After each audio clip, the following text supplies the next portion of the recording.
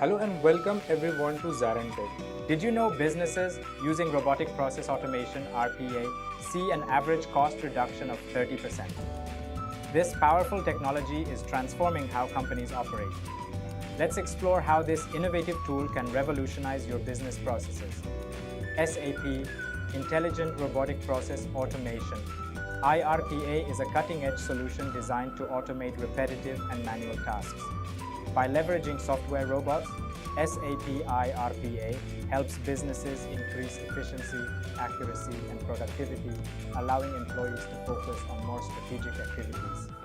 SAP iRPA boosts productivity by 25% and cuts errors by 35%. It also slashes processing times by 50%, enhancing efficiency. Understanding SAP iRPA is crucial for businesses aiming to stay competitive in today's fast-paced environment. Automating routine tasks not only reduces operational costs, but also minimizes human error, improves compliance, and enhances overall service quality. Mastering SAP iRPA can be a game changer for your career and your organization's success. This course will cover the fundamentals of SAP iRPA, including its core features, benefits, and practical applications. We'll also explore real-world case studies to see how SAP iRPA is being utilized across various industries. But before we begin, please subscribe to our YouTube channel and hit the bell icon to receive regular updates from us. Now let us take a look at the agenda. Agenda 1. Introducing SAP Intelligent RAP. 2. Introducing solutions and tools. 3. Onboarding and administration. 4. Desktop agent management. 5. Understanding Cloud Studio. Let's dive in. Introduction to RPA. What is RPA?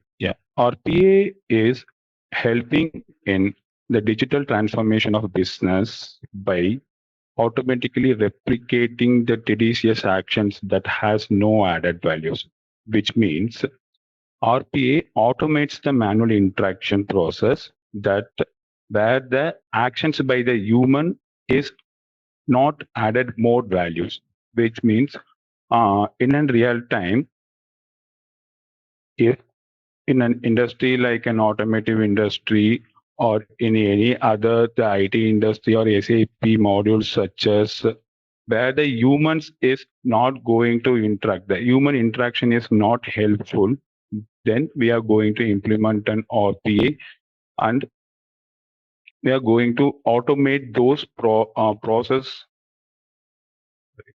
We are going to automate those process with an IRPA. For this best example, the real-time example is automating the HR process in SAP SuccessFactors. SAP SuccessFactors is nothing but an SAP HR module. So that we are going to see in details about how the automation is going to work on such scenarios, and the integrating SAP IRPA with companies portals like a leave application and the leave approval process and SAP S4 finance, SAP S4 HANA system for finance and account automation. These are all the automation scenarios that which we are going to look in this session. And coming to the RPA introduction, are you clear, guys, why we are going to implement the RPA and what is the process about the RPA and the definition of the RPA? RPA is a module which is separate.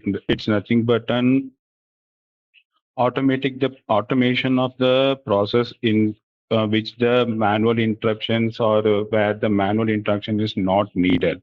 The IRPA is the intelligent robotic process automation, which it will conversion of the AI makes the interactions with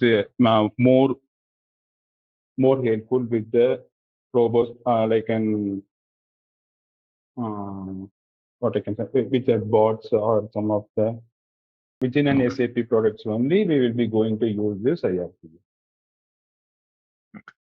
Actually, the IRPA is a complete automation suite where the software robots are designed to mimic the humans' replicating actions that has no added values. The main motive and the agenda of this IRP is it helps to reduce the human errors and save efforts and time. This is the main motive of this IRPA. Despite the SAP has implemented this service for an automation process.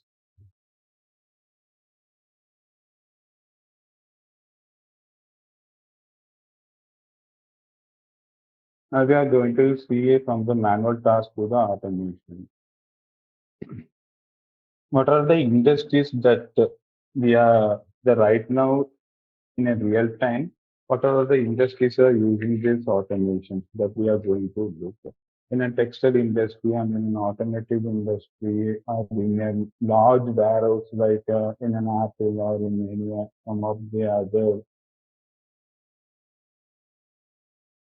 Yeah, now we are going to see about the manual task to an automation. What are all the manual tasks that we are going that the industries are automated in an some of the textile industries and the automotive industries and then the other warehouses, the large warehouses where the manual humans are going to do their work instead of that the robots or the bots are going to do their works. That's what in a large warehouse in a textile and automotive industry such as in a textile industry, uh, the process, the conversion of from the manual task to automation. Yeah, and we are going to see about what are all the industries that the automation is handled and how they are converting the manual task from an automation in a textile industry where the bots that are used for an automation and the characterized of the manual task in large warehouse also. Automation into robots or alternative humans from respective tasks, enhancing product efficiency. Information technology application developed independently without seamless integration and the increased application dependency. Users constantly switch between the applications, leading to manual effort and inefficiency. Actually, what the manual task and the automation task, what's the difference between the manual task as a more interaction to the some of the applications or some of the integration with the services, they have to traverse to multiple systems within the SAP or within the some of the modules. They have to collect more information, they have to gather the information and they have to put it in one such box. Like that, we are going to automate those processes from to gathering the data or gathering the some user information, and we are going to apply those things in a other box, which is in the destination box. This is the transformation from the manual task to the automation. Yeah. What are all the business values that we are going to get in this RPA from this automations? The main motive or the values that we are from the business sides is improve the operations. Introducing lot of automation tools that will helps to improve the production support process and the models, and it will be modelize the production supports, and it will remove the and it will mobilize the resource for high value task and allow the parallelization process. It will be more helpful the time as well as the efficiency of the cycle will be more reduced. From the reduced cycle time, from the business value perspective, the reduced cycle times improves overall process efficiency, cut over the execution time, generate immediate savings. Introduction of automation tools like CI/CD pipeline helps to implement the solution to production and faster to the market. Example, earlier we will be using the waterfall method. Now we are using the CI/CD pipeline to move the codes as well as the modules which we are developed in a project to the production. It will make the production faster to the market and increase compliance and service quality. What are the complaints that we can avoid and how the quality of the services can be improved by this? What are the complaints that we can avoid means we can reduce the human errors. Example, in an online medical submission form, earlier we will be online medical claim submission form. Earlier we will be filling all those forms as well as we will be submitting those forms. Once the form is submitted, it will be verified by a human or verified by some of the representatives in their company, and it will take more time for an approvals. Now they have if they have introduced the bots or the automation like an IRPA tool, they will be getting their forms and it will automatically collect the information from the forms which we have submitted. Then it will take a less amount of time to achieve or less amount of time to process the claim. Yeah. And the batch PO creation is one of the another example which we are using in an SAP module.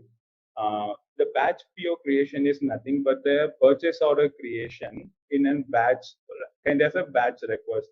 In SAP, while the purchase order creation process is done, the user will submit a the user will submit process or it will they will create a request continuously. How the purchase orders are created within a batch process, those things are automated, and these processes are the compliance, and it will improve the services and the qualities.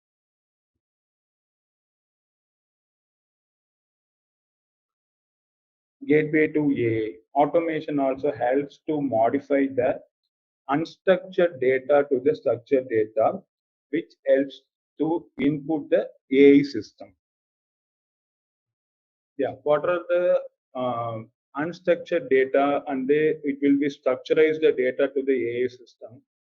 For an example, if we are going to create a purchase order that is run by an bots. Okay. If it's run by an bot, the data should be a structured format by which the system can be accepted. That's what. Yeah. That's what they will be convert those unstructured data to the structured data by how the actual service can or how the bots can identify or how it can understand, then it will create a purchase order by a batch in a system, then it will generate a sales order report.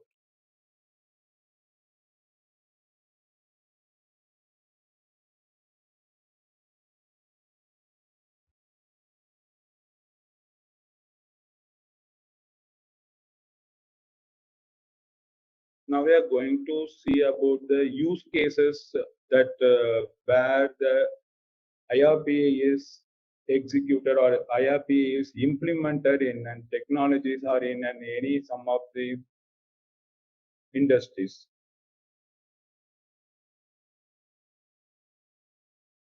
Now we can take a real-time example as a web scripting.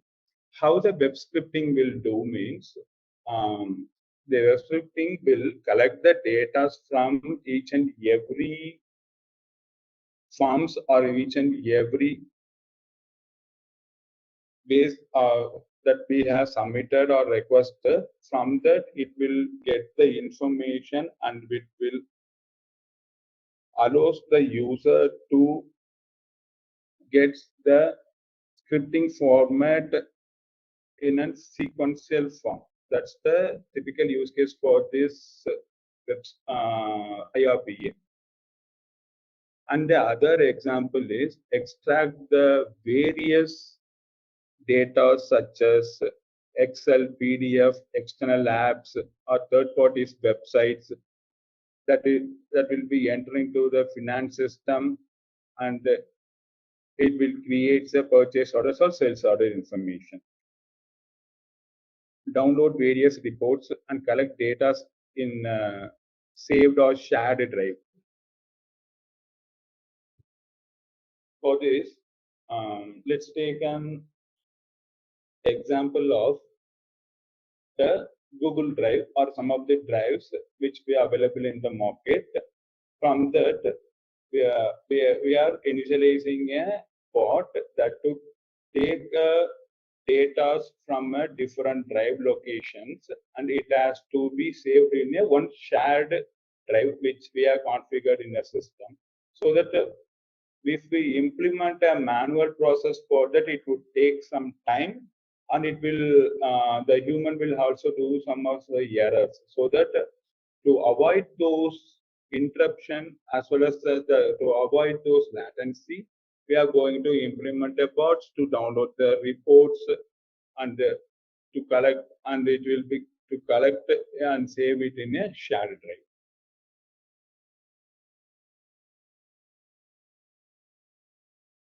Check ticket inbox in a shared service center and route to bots. The ticket inbox in a shared service center that will be routes from the bots for the from the SAP system, and it will be routes from the bots to the other system. Log into 15 SAP instances, collect purchase order request, and distribute to SSC systems. That's what earlier we have discussed about the purchase order.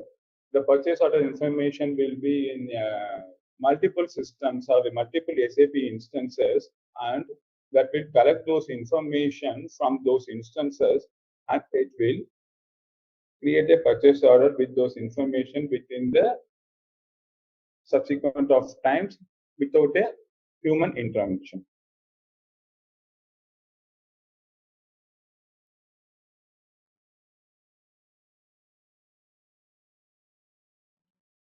Use case and typology. The tedious process which we are doing right now is the manual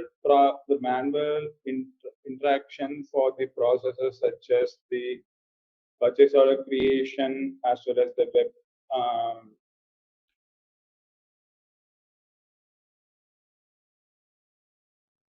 the online medical form submission, the PO creation, as well as the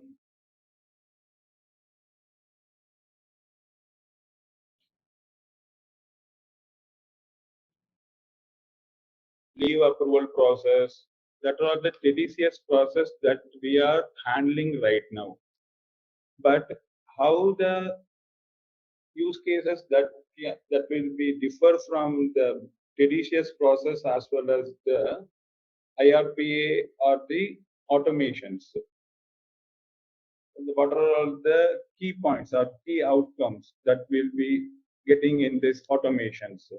First thing is we will be reducing the human errors, and it will save the efforts as well as the time for this when we implement the automations.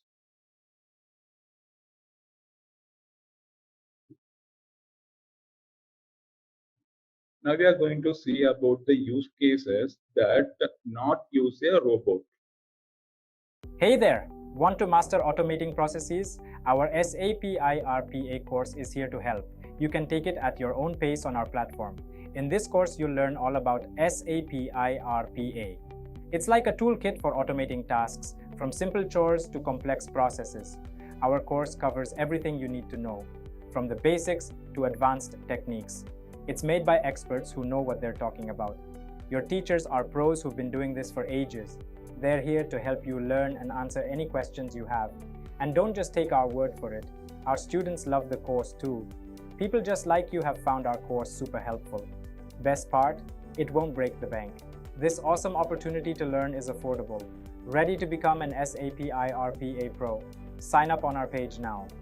For more info, check out ZaranTech's website. Here, what are the use case they have given? Actually, user fills out a form on an internal site from their local desktop. Support team gets the request.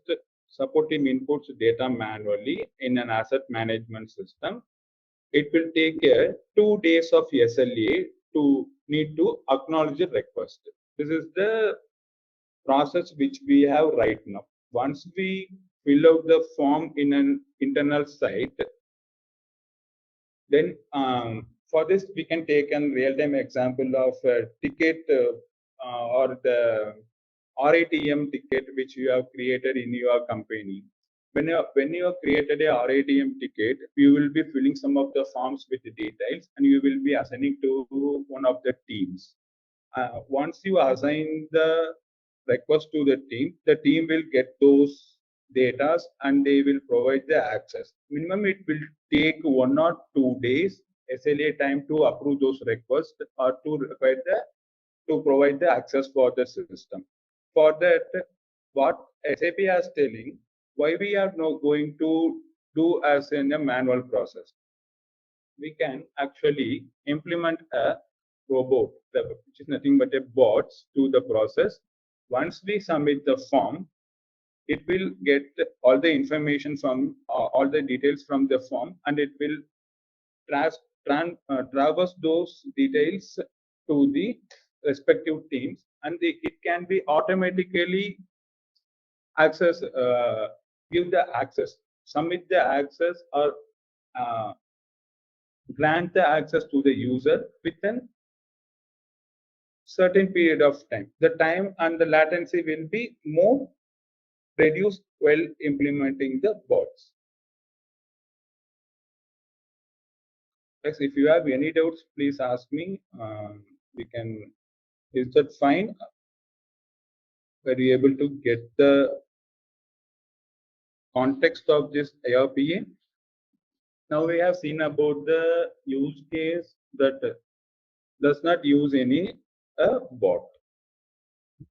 Okay. Now we are going to see the use case about where the bots has been implemented in a SAP system. User fills out the form in an internal system or from a local desktop site. Robot takes a charge of reading 100 plus forms and input from the inputs and collect the information from the and it will traverse to the destination system. The support team will follow the request.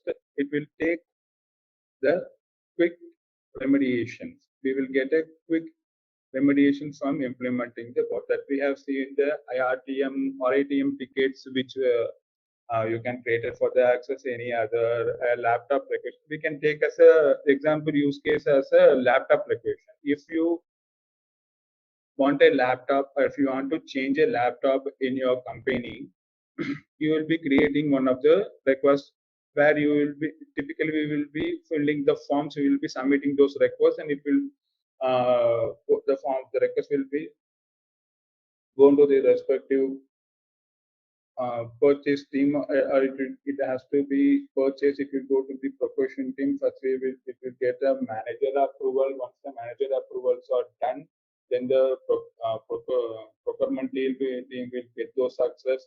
Then it has to be, go to the other teams and will get an approval. For that, we will be implementing a bot.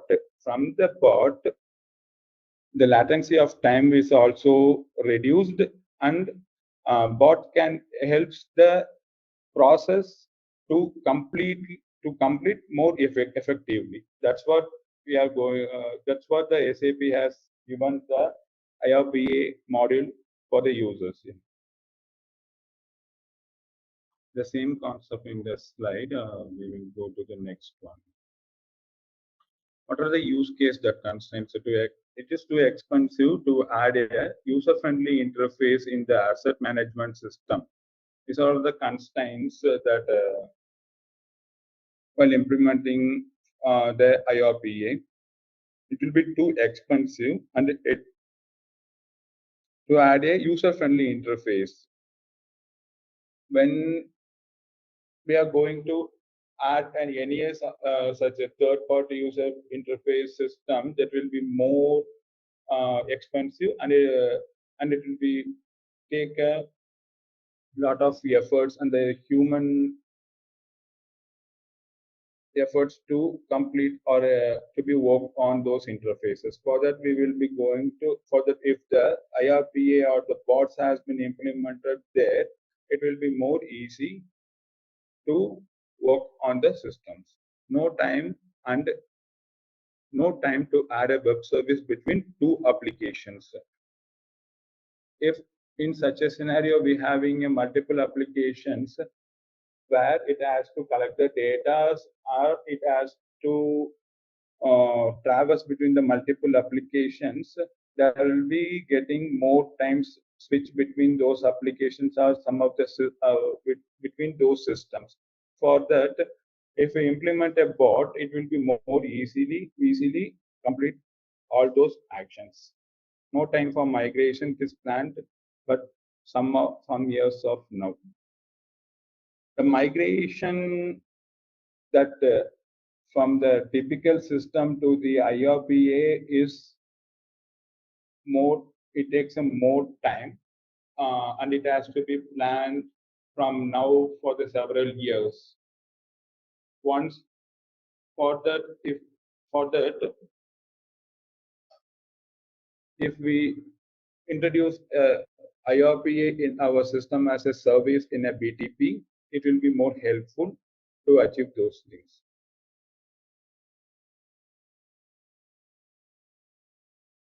Here we have a purchase order creation manual steps.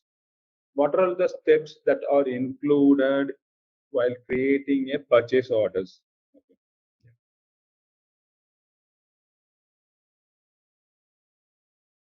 Typically, once the user request or once a user create a request from an portal or any of the front-end applications, user may create a request. We will be receive many purchase order in email every day. We need to identify and filter out them. Once the filter process is completed, we need to understand the information and extract the relevant data from the documents and store them in a task list.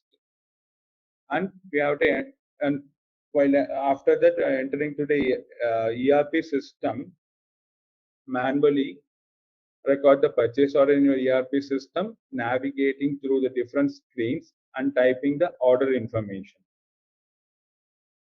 Repetitive order creation is a manual process. Repetitive order creation from the manual process caused to the error or prone tasks lead to the long queues and frustrated the employees and the customers as well. This means the once the purchase order is creating by the manual process, it will cause an repetitive errors as well as it will lead to long queues and it will take some time to implement those order creation. So that we will be automating the purchase order creation from the manual process to the automation.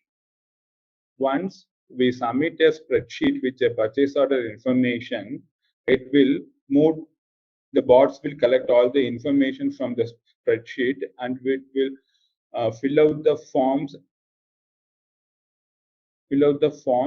in a system, then it will move to the SAP S/4HANA ERP system. It will create a purchase order subsequently with a repetitive task.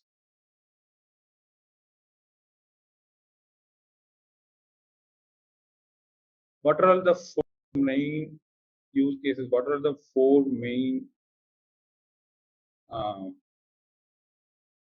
modules? Or what are all the four main points that we have to look into this IRPA? Manual and repetitive task is more. It's not more efficient. High, if we get into a high volume of data, it will be more hectic for the users. When we are traversing and we are switch between the multiple systems, that will also more hectic to the users and collect the information from the multiple systems. Workaround for native integration.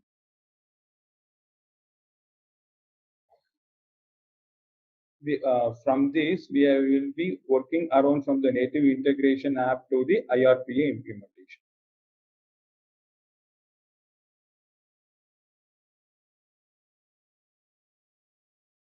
Key concepts of SAP Intelligent RPA: orchestration and monitoring.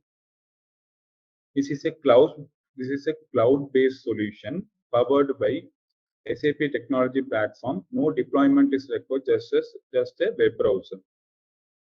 Project development for process automation. You deploy this component only on process automation developer workstation, executing the process automation. These are all the steps that will be involved while we're creating an automation process, and how the process is start and end. These are all the steps is involved. Before to that, first we will log into our SAP BTP business technology platform, and we will see how the services and the instances that can be added in our SAP BTP, and how the BPA business process automation lobbyist looks, so that we will be logging to our SAP global account.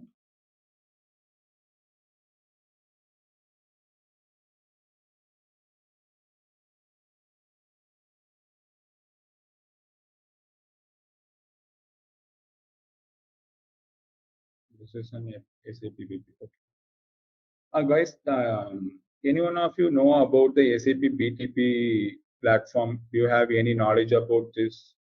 First, we will go through what is the SAP BTP and how the SAP BTP is structurized, how we can create a global account, and in a global account we have some of the sub accounts. From the sub account we will be having the most services and instances for each and every modules as a service. Then we will be moving to the build the process automation service. Okay, because why I am getting into this BTP platform and I'm going to this BPA means you should have a good knowledge in BTP, how the BTP landscape is designed. Then you will be getting more, or you will be getting more helpful to work on the BPA services. These both are tied up with the services as well as the instances that we have created, that we are going to create in a BPA project. Actually, the BTP landscape is designed with a three-tier architecture. The first tier is it's a global account. In a global account, we will be having a n number of entitlements. Entitlements is nothing but what are all the services available in a BTP. Those services will allocated as a units in an entitlements from the BTP landscape. We have to add those entitlements from the global account to the sub accounts. What are the sub accounts that we are going to create here? Okay. The entitlements we may not see in our system because it's an security restriction. The user has a restriction for this to add and delete the units for the entitlements. So we may not able to see here. We will be seeing in a trial account. Okay. And apart from this global account, we will be seeing the security options as well as the boosters. Boosters is nothing but, if you see, yeah.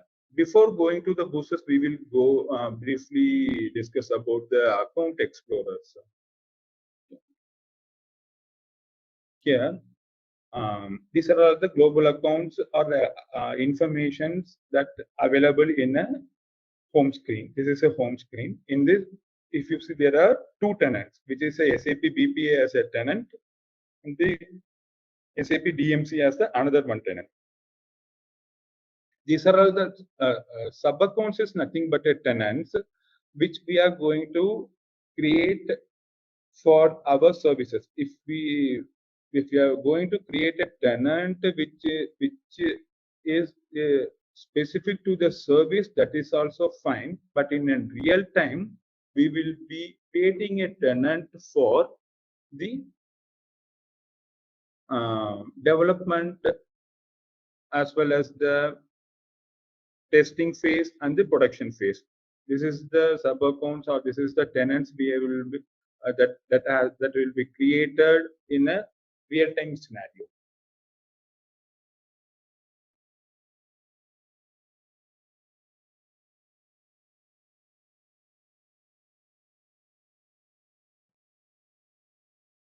Yeah, boosters. Boosters is nothing but a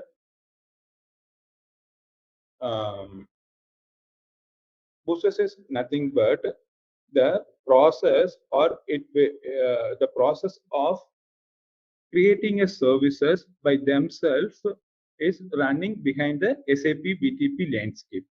How means, if we search for a BPA, build process automation, in this boosters, when we here we will be not getting this build process automation. Maybe SAP has removed those boosters from this. Yeah, set up extension suite, SAP build process automation free.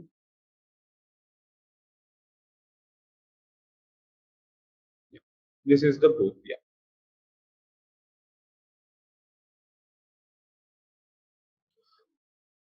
For our service, SAP BTP, for our build SAP BPA, the step-by-step process, the booster will automatically configure the entitlements and it defines the quotas for each and every entitlements, and it will create required roles for the users in a background, automatically enables the cloud foundry and creates a default space for this build process automation service.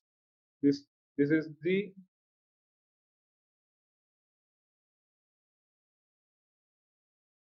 the background job that will run in a boosters.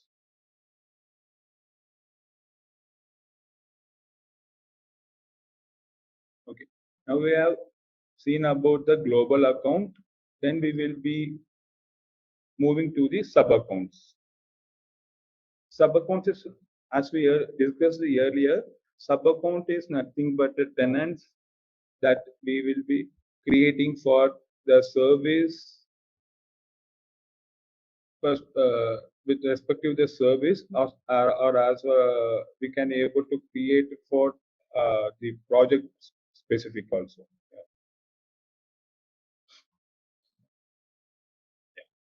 In a sub account, the overview of, we will see about the overview of the sub account. This is an overview. Here we have all the information about the sub accounts. Here the sub account has created for the SAP BPA, which has a general information like what are the subdomain, tenant IDs, sub account IDs, and the other server accesses that and what are the providers.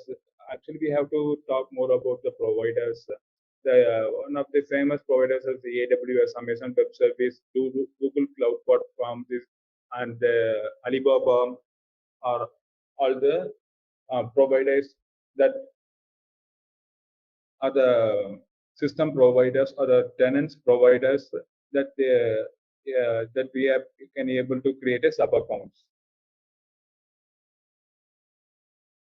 Here we are coming to a SAP Business Technology Platform. Cloud Foundry is an environment that has an multiple services within a sub account, and we will be allocating a space. From the space, we will be deploying our project or the applications which are developed in a BPA, business build process automation, and from that we will be accessing those deployed project via the Fiori Launchpad. These are all the entitlements that have allocated for the sub accounts, for the BPA sub accounts. You will be see all those information here. Next, we will be going to the services. What are the services that are available for this sub accounts? We will be getting those things in the service marketplace.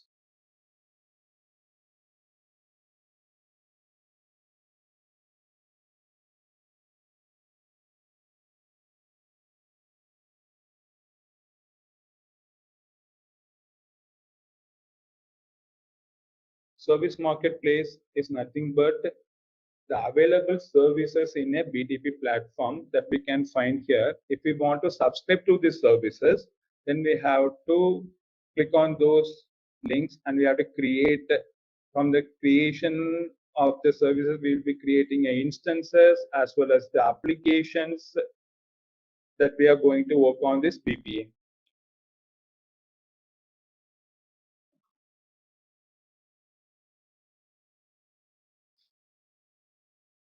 The creation services that can be looked in this instances and subscriptions tab.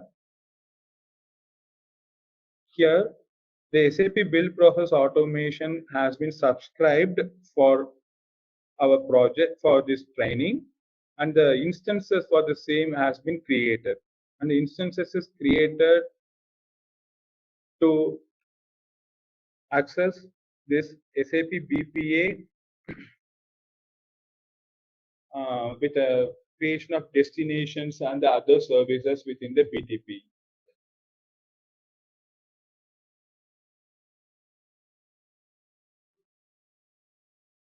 Next to the services, we have a Cloud Foundry. Here in Cloud Foundry, we have spaces.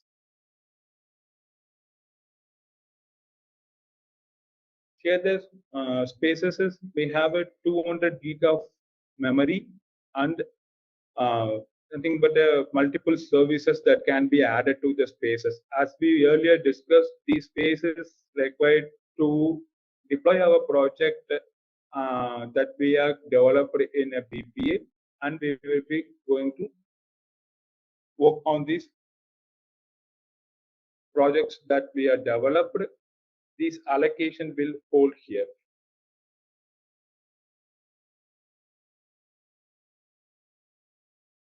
Spaces and quotas. Right now, the quotas are not created. That has to be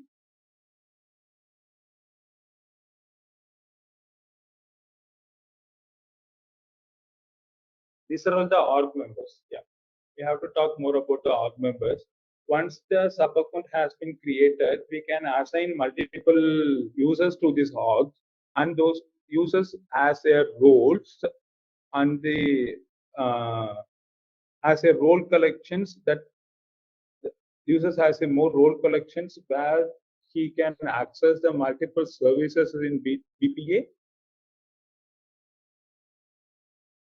And what are all the actions that can perform in this sub accounts.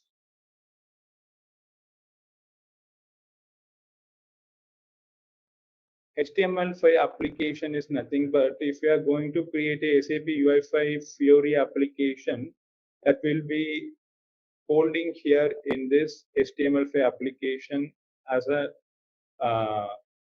central repository. Connectivity. Connectivity tab is nothing but the destinations and the destination plus and the cloud connectors.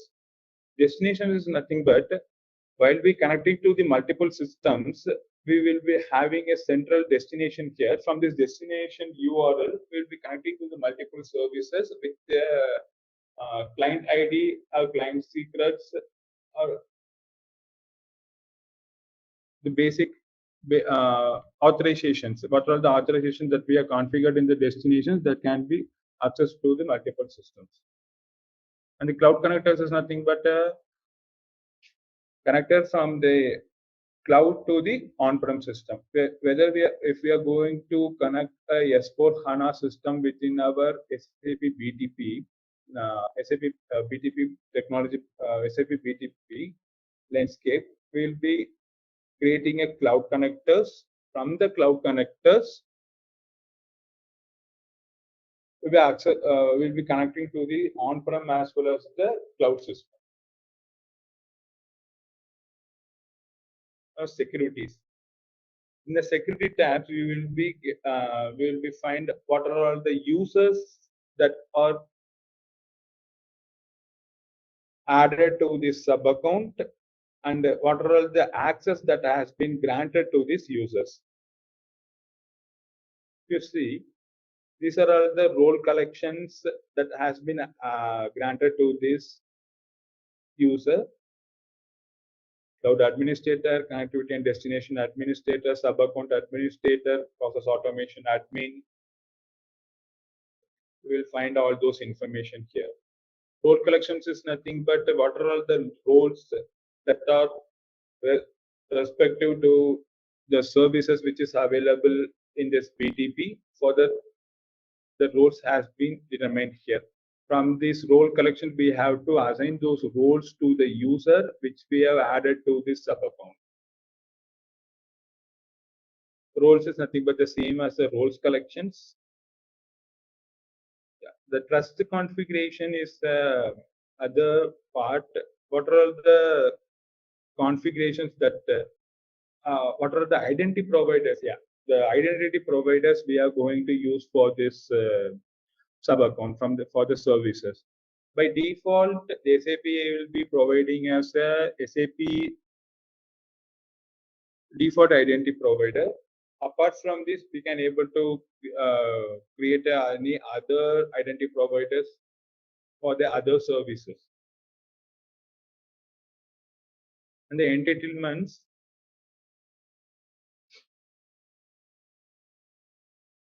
Entitlements is nothing but which we have spoken before. From the global account, what are the units are allocated there? Those entitlements will added here and added to the sub account quota, and we can able to search or we can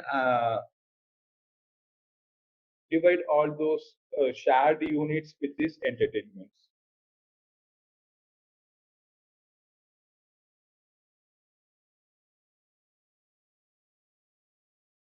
Yeah, this is the brief explanation about the sub accounts. Now we will be launching the SAP Build Process Automation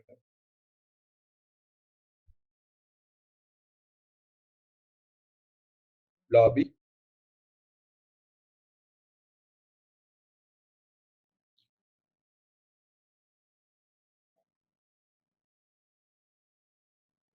Guys, this is the lobby that is meant for the SAP Build Process Automation. Here we can see the multiple tabs that have given in the left and in the center of the screen. We have a create and what are all the projects that has been created right now that we can see here. Apart from this, we have more options to add boards as well as monitor the boards.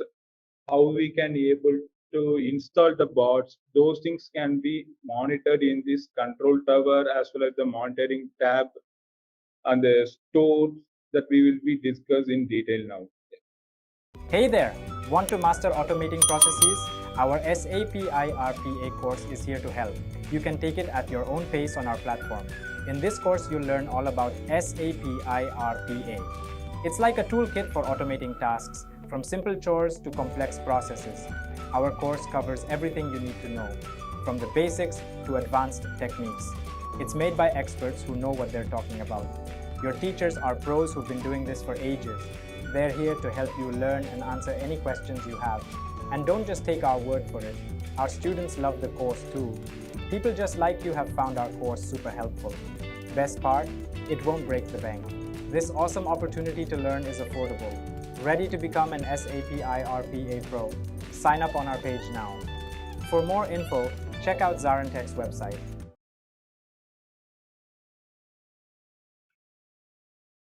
Here in the connectors action tab, if we create a project and if the project is run here, we will be able to see what are the actions that has been performed from the project, and those actions can be monitored here.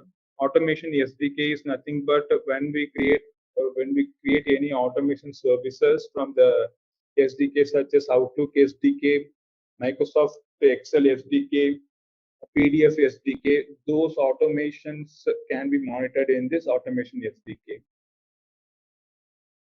And this store, SAP has given a pre-built projects. This is a pre-built project that you can use in your project. You can add these projects with your development scenarios to avoid more efficient in your work. Monitor tab. The monitor tab is nothing but once we start the process, once the workflow is running, then we can monitor the process with this monitor. Sorry for the session has been interrupted.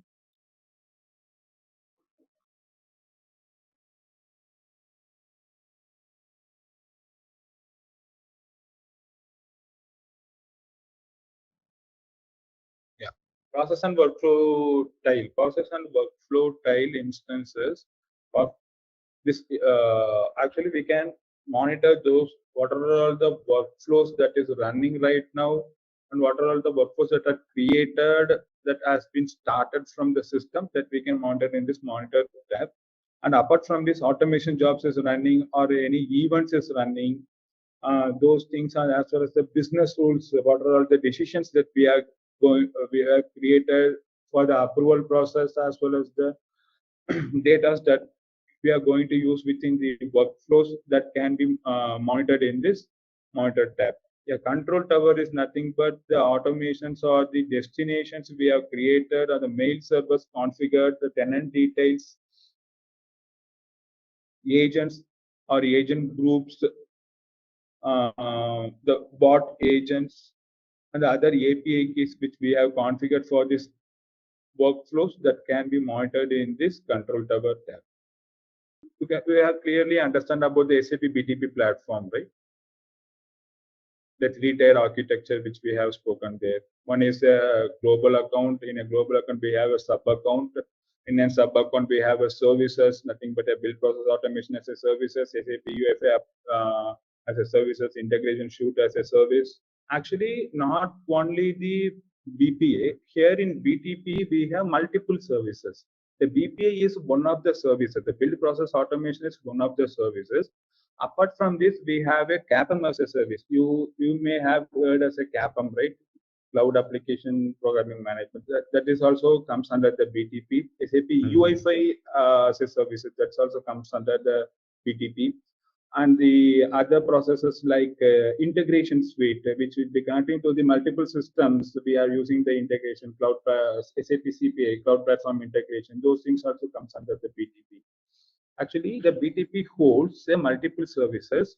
from the services, we will be accessing our BTP instances, and we are connecting to the systems. We will be executing our roles as you said, right? And we will be executing our BPAs as a services and the other modules like CAPM and the other things that can be all combined in the BTP platform. Actually, it's not the BTP cockpit is designed for all the BTP services. In this training, we are looking only for the IRPA. And now we have seen about the SAP BTP landscape, and we have traversed to the SAP Build Process Automation lobby.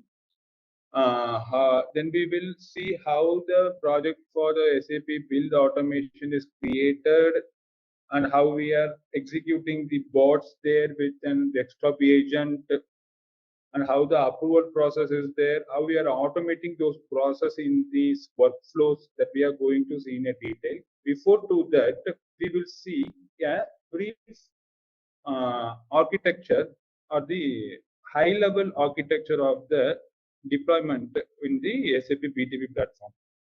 This is the box which we are going to deploy our SAP BPA, Build Process Automation projects in an SAP Business Technology platform. Okay. In an SAP Business Technology platform that we have discussed the spaces, right? In those spaces that within an allocated quotas, we are going to deploy our projects. And once the projects has been deployed, we can monitor those projects and we can execute those process, and orchestrations can be done those processes. And the project development is done in an SAP BPA lobby that we have seen now, the lobby screen, right? That has been done. The development of the project is done in a lobby. And what are all the cloud partners that was tied up with this SAP BTP platform is AWS, as well as the Azure, Microsoft Azure, SAP Google Cloud Platform. GCP is also tied up with as a cloud partners, and the Alibaba is also tied up with the cloud partners. Okay, once we create a sub account with those services, we can select which cloud partners to be served for us, and which where we are going to work on those services like a BPA in our BTP platform. Once these bots and the agents are installed, then we're going to execute those bots within a system, and we are going to monitor those bots. These are all the high level deployment into IRPA deployment process. We have came into the summary of the IRPA key assets. If you look at the slide, the functional coverage, attended and unattended use cases. Attended and unattended use cases in the sense, we can monitor that what are all the attended scenarios, what are the bots has been executed in those process that can be monitored as an attended scenario, and what are the bots that has not been executed, that is in the unattended scenario. Built with JavaScript plus extensible framework. Yeah, for some of the crucial scenarios, like when we are going to create an project like connecting with the multiple sub-process, or connecting with the SDKs, like an Excel SDK, Outlook SDK, or with a multiple SDKs, there is a minimal of JavaScript code is required. That we will see in this session. That's not a big task. And the several technologies with the flavors, leverages visual protocols, simple to verify complex projects. That's what we discussed, the purchase order creation. It's a crucial process. This can be simplified with this BPA. Maintenance and scalability. Maintenance is also a very crucial point in a project perspective. Once this workflow has been created and it's executed from the system, then we have to monitor those workflows, how it's running, and how the approvals, how the bots is executing. Those things can be maintained in the monitor tab, and the error and change direction graphical designs of this development debugger is also there. Remote diagnosis and analysis. Performance, low memory footprint, fast response time. Built-in SAP supports are SAP GUI, Windows, SAP S/4HANA, SAP UI5s. These are all the built-in support for this SAP BPA. Integration and deployment. Powered by SAP Build Process Automation.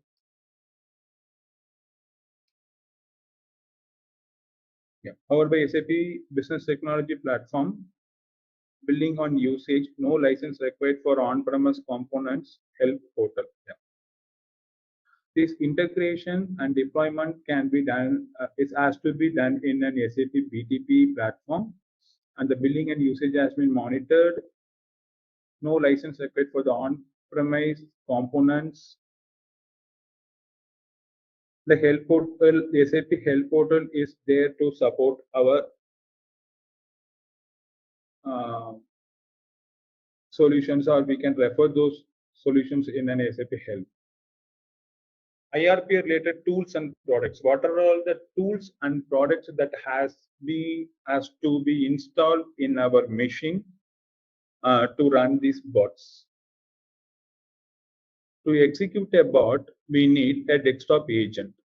That is a attended bot and unattended bot. Cloud Factory, Cloud Studio, monitor and assemble process automation, manage agent hierarchies, monitor the bots, project assemble, configure and distribute packages from the studio. These are all the we have as we already look into there. We have a pre-built project that we can use in our actual scenarios.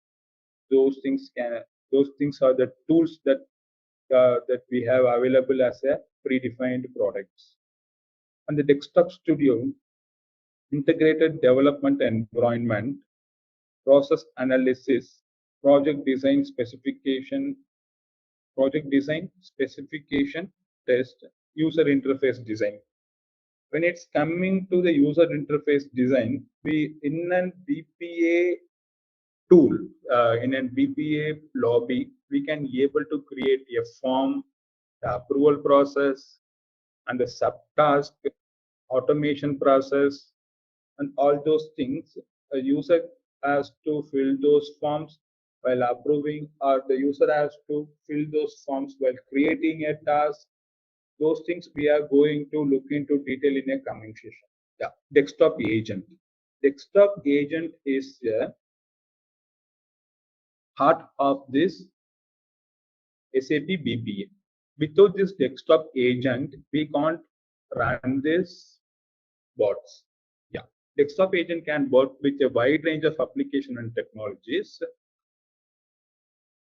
like web applications, custom application built with native window APIs, JavaScript applications, terminal applications, and so on. Technologies with access to dedicated applications such as Microsoft Office or SAP applications, any other SAP applications. The desktop agent that we are discussing here is nothing but a bot that is going to run in real time to achieve all our requirements. And these bots can be run in the web applications as well as the custom applications like native window APIs, Java-based applications also it can be run, terminal applications, and so on. We go to this solutions and tools that desktop agent and the digital assistant. Okay, Before going to the solution and tools, we will see how this desktop agent is configured in our RDP, and we will check that whether we have installed the desktop agent in our RDP or not. First, we have to see that the desktop agent is installed or not. Then we will move to these topics. Okay. All right, let's test your knowledge. Here's a question for you. What is the primary purpose of SAP iRPA? Option A, to manage human resources. Option B, to automate repetitive tasks and processes. Option C, to handle financial transactions.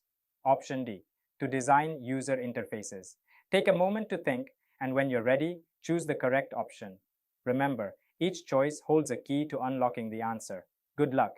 Type the correct answer in the comment section. Hey there! Want to master automating processes? Our SAP iRPA course is here to help. You can take it at your own pace on our platform. In this course, you'll learn all about SAP iRPA. It's like a toolkit for automating tasks, from simple chores to complex processes. Our course covers everything you need to know, from the basics to advanced techniques. It's made by experts who know what they're talking about. Your teachers are pros who've been doing this for ages. They're here to help you learn and answer any questions you have. And don't just take our word for it. Our students love the course too. People just like you have found our course super helpful. Best part, it won't break the bank. This awesome opportunity to learn is affordable. Ready to become an SAP iRPA Pro? Sign up on our page now. For more info, check out ZaranTech's website. Today we are going to cover the desktop agent management as well as the environments that has been given by a SAP in an build process automation. Let me quickly share my screen. We will start with the environments. Here we are going to see the topics of introducing solution and tools. In an solution and tools, when it's come to solution and tools, the desktop agent is a key which is going to run automation in a build process and it will be installed locally on a user's in desktop. It automates the projects that launch and runs an applications of various kinds. Basically, what's the desktop agent will do? It will run a process instead of a human intervention. It will run and automate the process by its own. That's why we have installed the desktop agent. Okay. Once we install the desktop agent, we have setup and the prerequisite that has to be completed in an process automation. What are the prerequisites that has to be completed? Earlier, if it's come to intelligent OPA, consider the concept of dev, test, prod by building the environments and the agents. But now SAP has changed. They have moved all of these prerequisites from environment to tenants. Now we are going to set up a tenant. Already we have set up the tenant as dev. Then later we will be setting the test and the production tenants. But in the environments, we have to set up our own environment. What are all the types of environment that we can able to set up that has been provided by as an option in an BPA, in a process automation? First, we will go through what is an environment and what are the two types of environments and what the environment will be accessible and how the artifacts that we can able to add in an environment. Yeah. The environment is nothing but a functional area in which you can deploy your build automation projects. You can use the environment to control how to deploy and execute the projects, and the deployed is more than one environment and different project versions. By creating a shared environment, you can increase the security of deployed projects and corresponding artifacts and resources by limiting the access and managing project members. Actually, what it's that once we build an environment with and shared, it will be more helpful with the security perspective of the deployed projects. As well, we can able to share our environment, the deployed projects among our team. But it's come to a public environment. There are two types of environments: one is shared as well as the public. Okay, the shared, but by default, when you create a sub account, when you create a global account, when you create a sub account, you will be getting a public environment as by default. We will log into a system and we will look into detail. Before that, we will cover these topics as well first. What is the concept of public environment? A public environment contains all of the testing, all of the existing projects that are already deployed in SAP Build Process Automation. In that environment corresponds to the settings already made of these projects, and the access to the public environment is protected at the tenant level, so every users who access the tenant can able to access the public environment. But actually, the public environment is not specifically as security constraints. If we create a shared environment, that will be more helpful with the security constraints. That's the major difference between the public as well as the shared environment. Apart from this, we have more options in a public and the shared environments. Once we deployed a project to a shared environment, there are some differences. I will show it in your table that you can able to understand easily.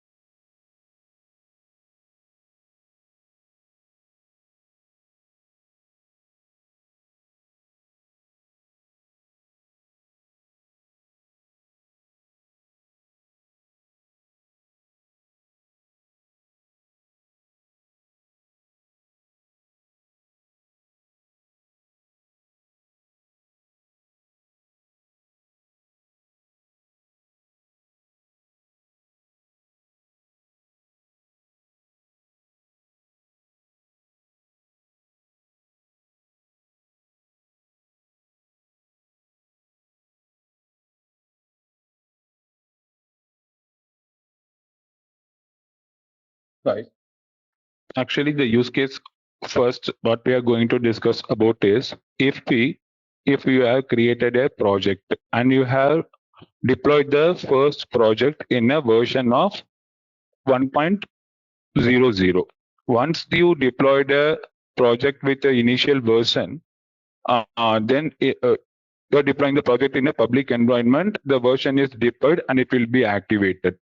And in a shared environment is also the same.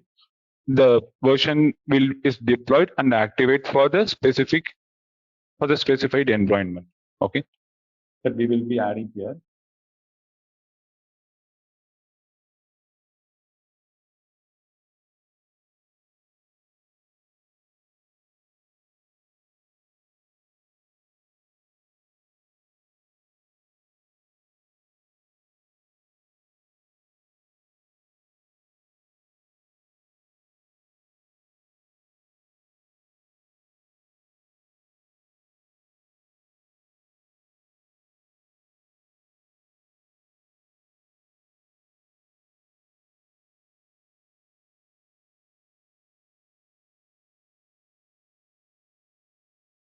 And in a second use case, we are going to see if you are going to deploy your second project with a version of 1.0.1. You have updated the version as 1.0.1, and you are going to deploy the project in a public environment. Once you deploy the project in a public environment, the version is deployed and it's active. Version 1.0.0 will remains deployed. All triggers are associated to the latest version, which is nothing but which means 1.0. 0.1. But in a shared environment, the version is deployed and it with an latest version of 1.0.1, the version is deployed and active for the specified environment, and the version 1.0.0 is no longer active. That's a major difference between this public as well as the shared environment.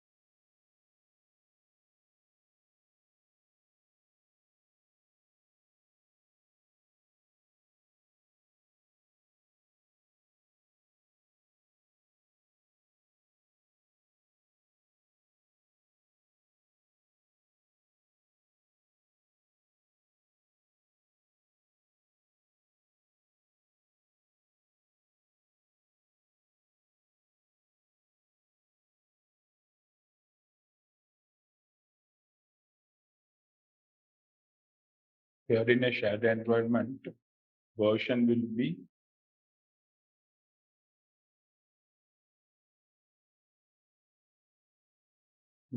deployed and active for the specified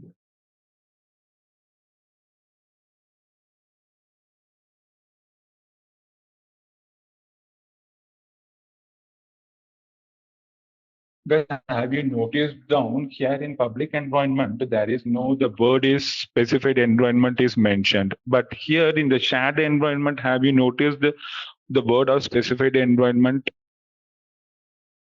What's the difference between the public environment and the shared environment that we have seen? But the specified environment, in a shared environment, why this specified environment is mentioned as well? We can able to create a multiple shared environments which is specific to the project related. For an example, if we are going to automate a process for the purchase order creation, then you can able to create a shared environment for specific to the purchase order automation. If you are going to create a automation, or if you are going to create a workflow instances for the sales order creation or the Outlook SDK automation or Outlook Excel automation or PDF automation, then you can able to create a shared environment for specific to that process. That's what it's mentioned as specified environment.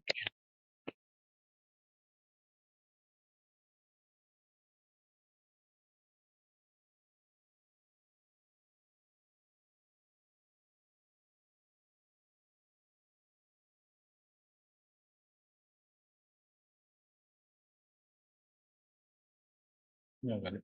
These are all the differences between the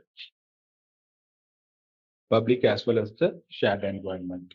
But as you know that we are going to see a real-time scenarios for the build process automations, which it contains a multiple artifacts such as triggers, workflow definitions, API keys, automations, and the agents that will trigger the automation. All those things we are going to do in a real time.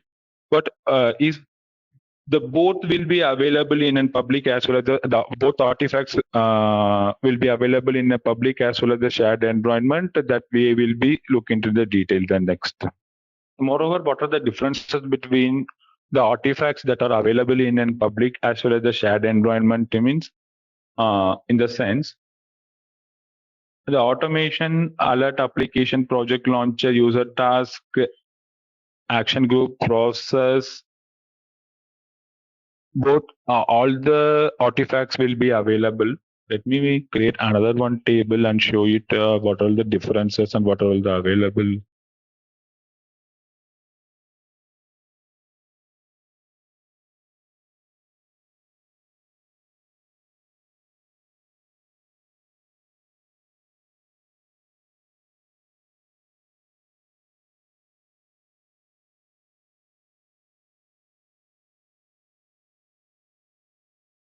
Guys, do you know what is the artifacts? I'm mentioning here the artifacts. Do you know what is the artifacts and which I'm referring to? Let's log into the system. I will show you what are the artifacts first. Then I will make a difference for those.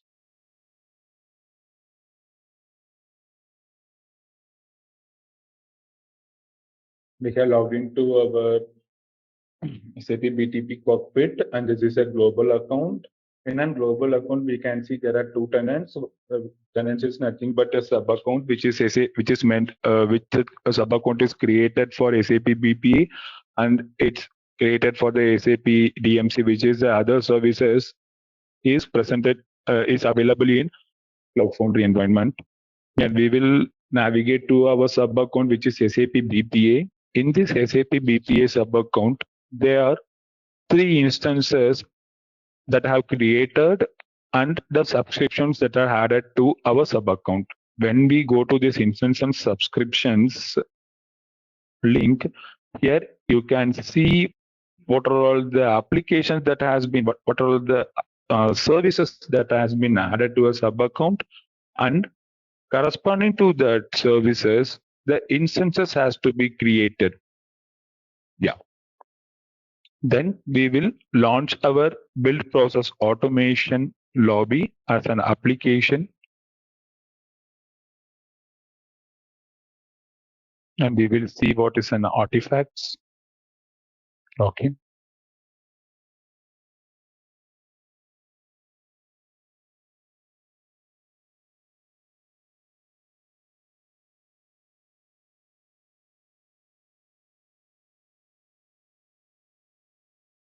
Here, once you create a project is nothing but I have created a project BPA underscore session 1.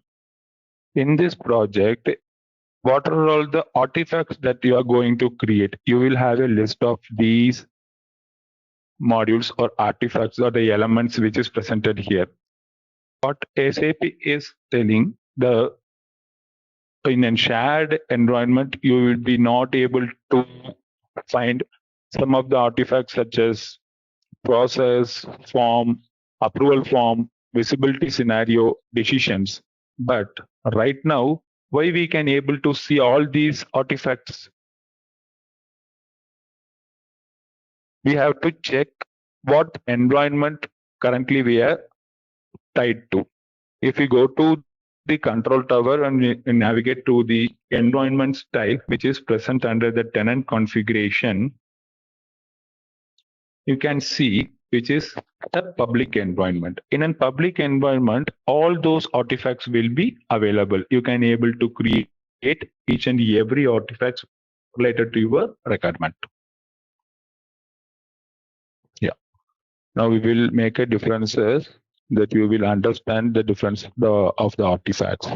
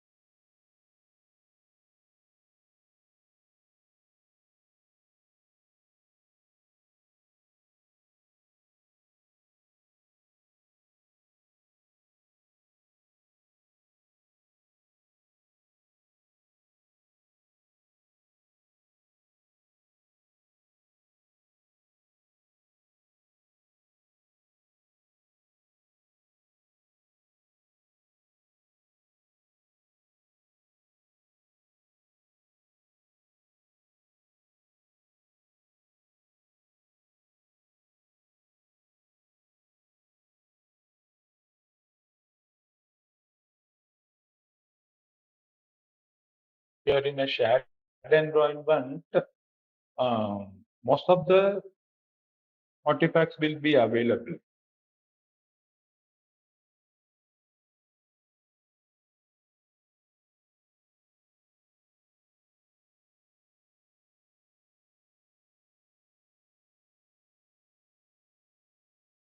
When it's come to process, it won't available. And here the shared environment, what are all the artifacts that is not available, the process forms, approval forms, visibility scenarios, decisions. These 5 artifacts that won't be available in a shared environment. That I will make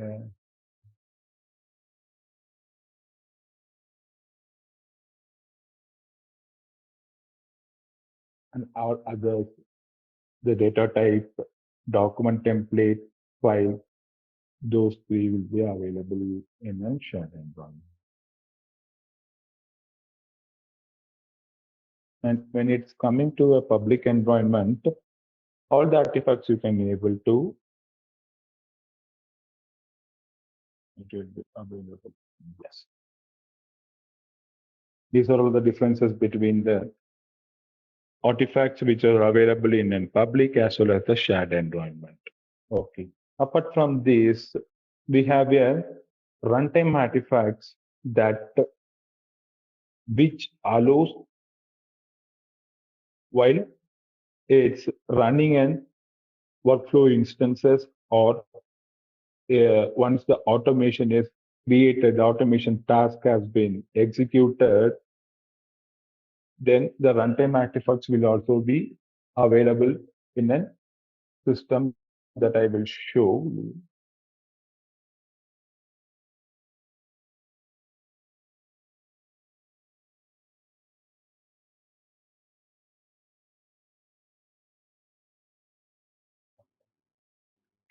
If we don't have the process, then we will be able to.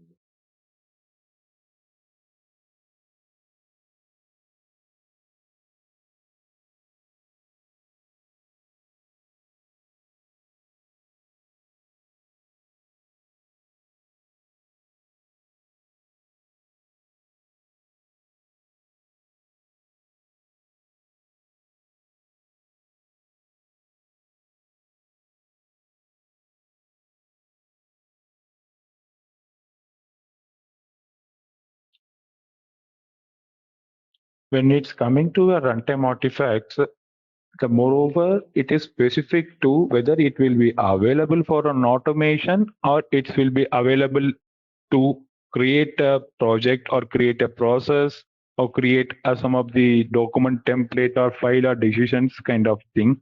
Now, in a shared environment, most of the runtime artifacts will be available like a schedule trigger, API trigger, attended trigger, alert handlers, agents, environment variables, APIs, workflow definitions, deployed forms, approval forms, visibility scenarios, decisions, destination shallow list, those kinds of an artifacts, the runtime artifacts will be available in a shared environment for, and it will be available for the automation as well. But in a public environment, most of the artifacts will be available, but it won't able to access for the automation process that we will see in a real time while creating a process. But these are all the major differences, and we will be using these artifacts. The artifacts list which I have shown you here, right? Those list is the main major important that you have to look into that for the different types of the environments. And apart from this, once the environment is set up and we have created a shared environment or the public environment, then we have to go through the agent management, which is nothing but a desktop agent management. We'll go through the slide.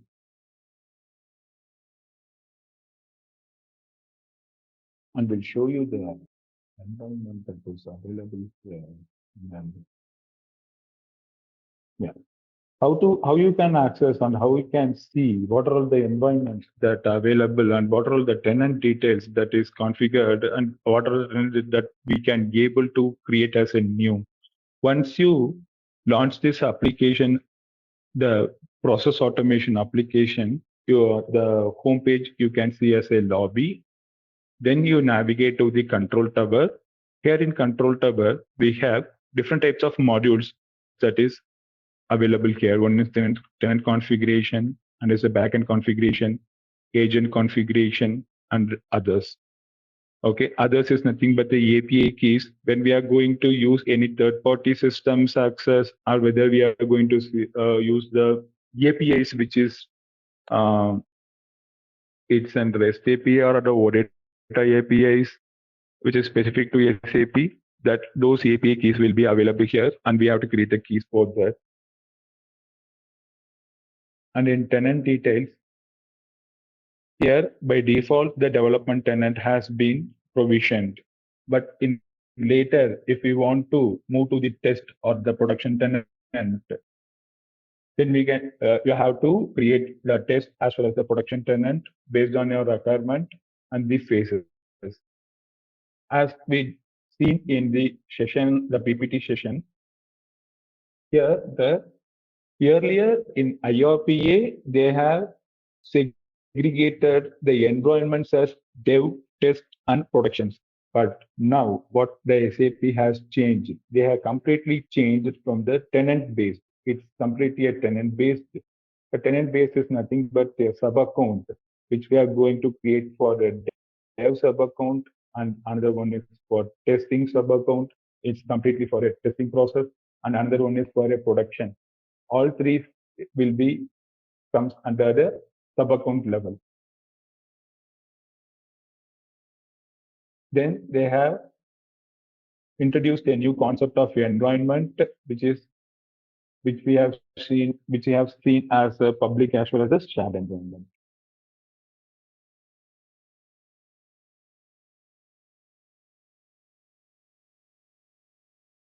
As I have shown you before, now we have defaulted as a public environment. When you click on this, you can able to see all these functionalities. What are the functionalities? Here, the project that we have not deployed. That's why we are seeing here there is no project deployed, and the triggers. What are the triggers that has been? Sorry, it has been logged out. Yeah. We have not initiated any triggers, so that it won't show any triggers as well here. Yeah. If you see in a table, the item is 0. Yeah, attended triggers. We have not initiated any bot also here, so that you can you could not able to see any attended triggers. Any agent management also, there we have not added any agents to a specific groups, or we have not created any artifacts or the attributes for the agents that we will be doing in the next level. The alert handlers, we can able to set an alert by selecting a specific agent. Once the agent is inactive, or in it's an unattended or it's an attended mode, we can able to set that we can be able to set as to give us an alert. This is specific to alert handlers. The variables, if the variables we are going to use throughout the project, that we can able to set it here, that that we can access throughout the project. And the API case is nothing but where we are going to access the third-party system as well as the SAP system. The API keys will be added here, and we can see what are the API keys that has been added. Yeah, these are all the basic concepts, and you have to know about the environments and what are the difference between the public as well as the shared environment. If you see here, the public environment can access by the all registered user of this tenant. Right now, we have 7 registered users in this tenant, so that all the users can able to access this public environment. When we create a shared environment, it's specific to our project or it's specific to our requirement. Then there is security restrictions. We can able to control which user can access the environment and who can deploy the project there, and what are all the actions that has been taken from the shared environment. Guys, till this environment topic is clear for you, do you have any questions? Please ask me, because we will be going to move to the next topic, agent management now.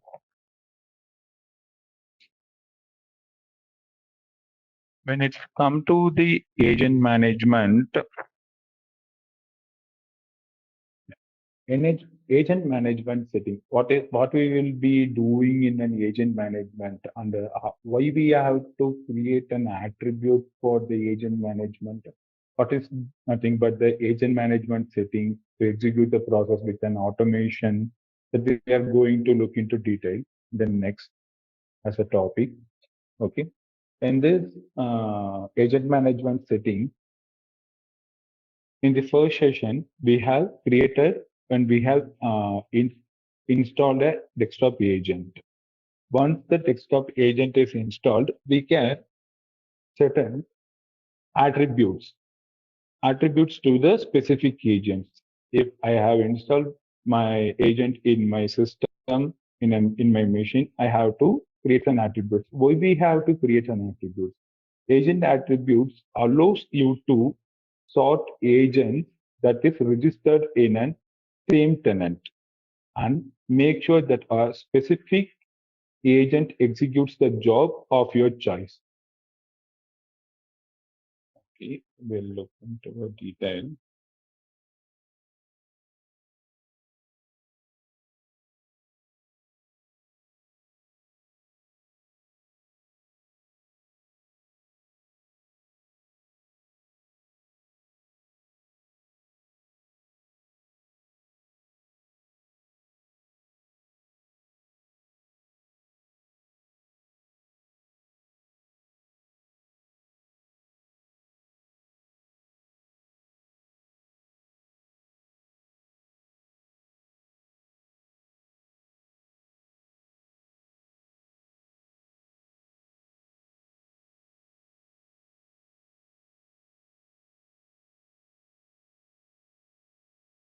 Agent attribute allows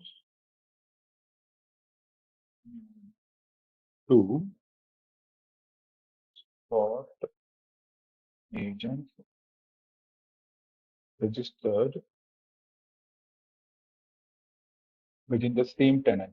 Here, the same tenant which we are referring to, the tenant is, we have seen there are the three types of tenants, the three types of subaccounts we are going to create as a development, test, and the production. In a development tenant, if consider there are 100 agents that has been registered, that means hundreds of agent that has been installed in a machine, then we'll be not able to find your agents, and you can't specific those agent and execute the job of your choice, so that to not get confused more on those finding the agent as well as to executing the job for our choice, we are going to create an attributes for our agents. Yeah.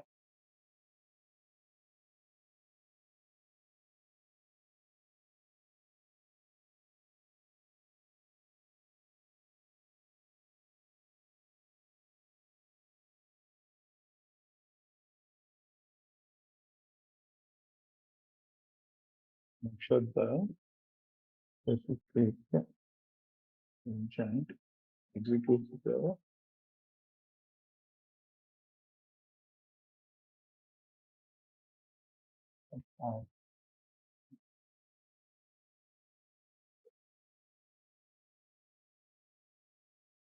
What are all the steps that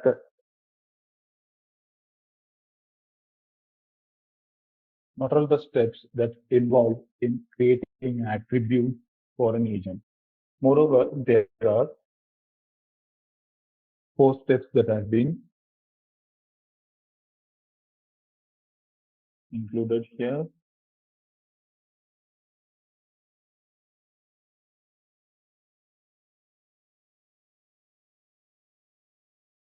First, we are going to create a shared environment. In a shared environment, we are going to create an attribute for our agent.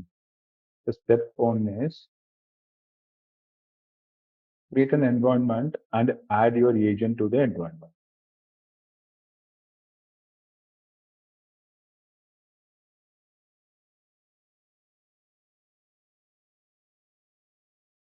And the step 2 is, moreover, create an agent attribute in the tenant.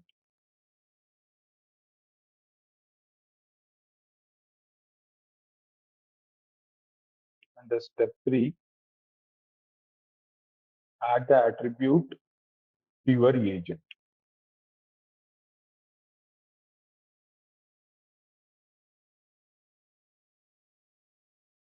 Step 4, add the created attribute to your project.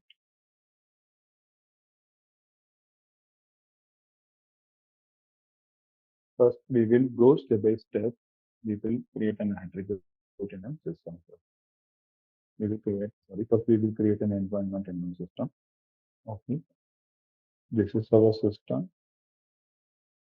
And in control tower, when we navigate to the environment tab or environment type, here you can see the option to create an environment.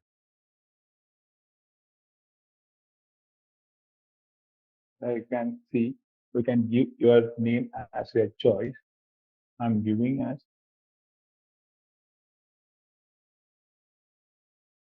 Hey there! Want to master automating processes? Our SAP iRPA course is here to help. You can take it at your own pace on our platform.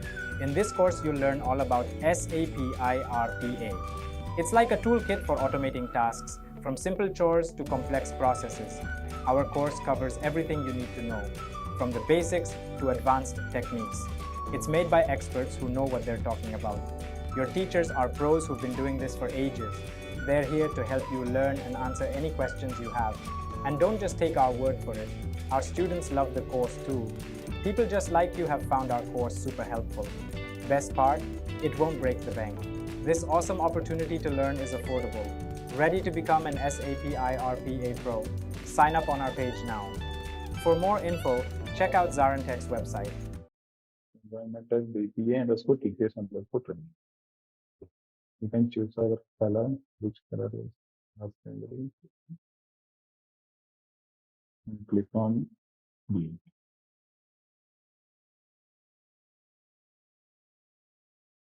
Once you create an environment here, you can able to see that environment is created in a system.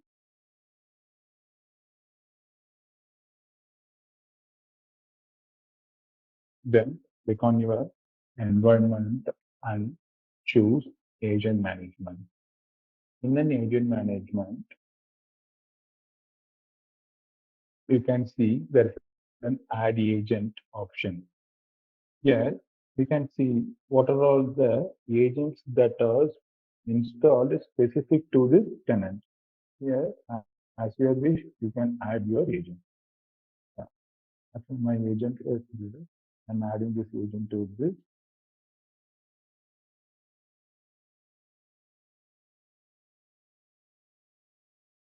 environment.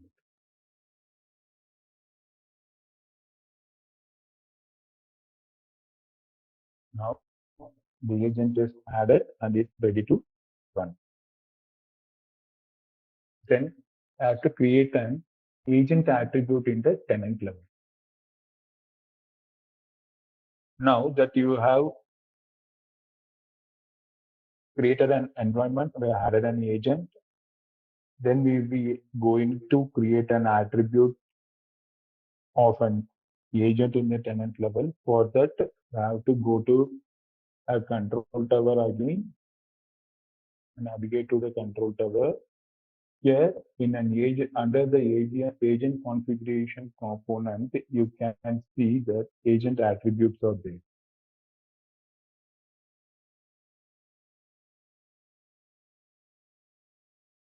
Once you navigate to this agent attribute, you can see the create attribute button is there.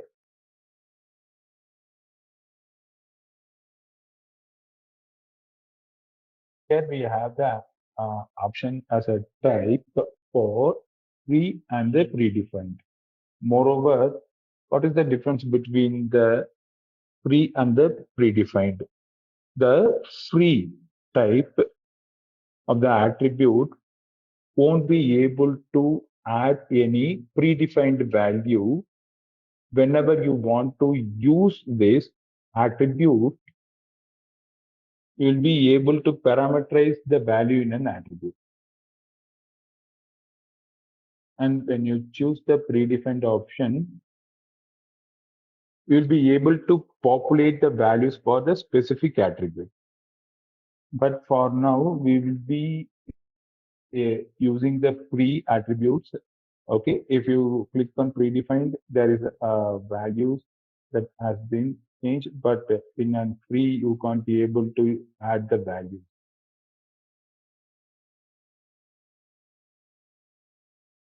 The major difference is nothing but the values there we are going to use in a real time. We will be using our employee ID in our values to specify, or we can identify easily the attributes that we have created. It's moreover identification key or a flag that are going to use here. If you want to give us a predefined.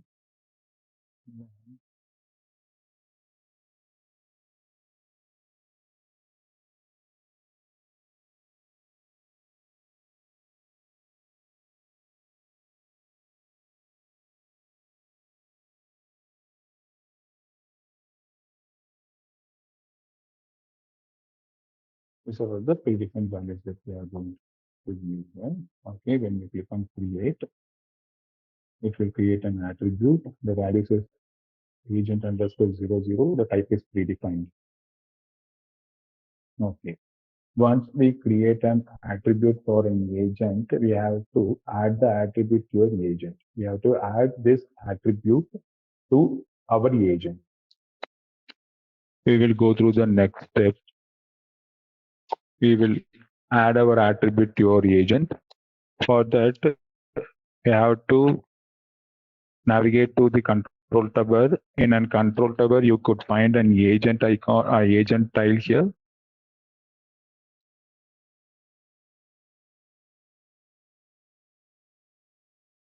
In an agent tile, search for your agent, which is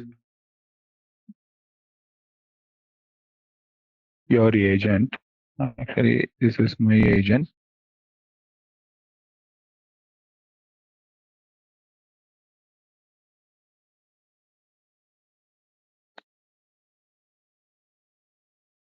But before we assigning the attribute to our agent, we have to check, we have to verify that whether the agent is, whether our agent is idle or ready, and it's connected and connected in an unattended mode. How we can check that? Yeah, we have to log in to our RDP system. Then we have to check that whether our agent is idle or ready and it's connected, or it's attended or in unattended mode. Let me quickly log into my RDP. Yeah, once you log in to your RDP system, you can see there is a shortcut icon of desktop agent. When you click on the shortcut icon, or you can navigate from the sys tray also. In a sys tray, you can able to find the shortcuts here. Yeah. Once you open this desktop agent, then navigate to the setting. Oh, sorry for that. navigate to the setting and you can check the mode. Right now, my agent is in attended mode. Okay, but once this agent is attended, sorry, first we have to check whether the agent is ideal or not. Yeah, now the agent is ideal, and we will check in our SAP Process Automation lobby under the agent whether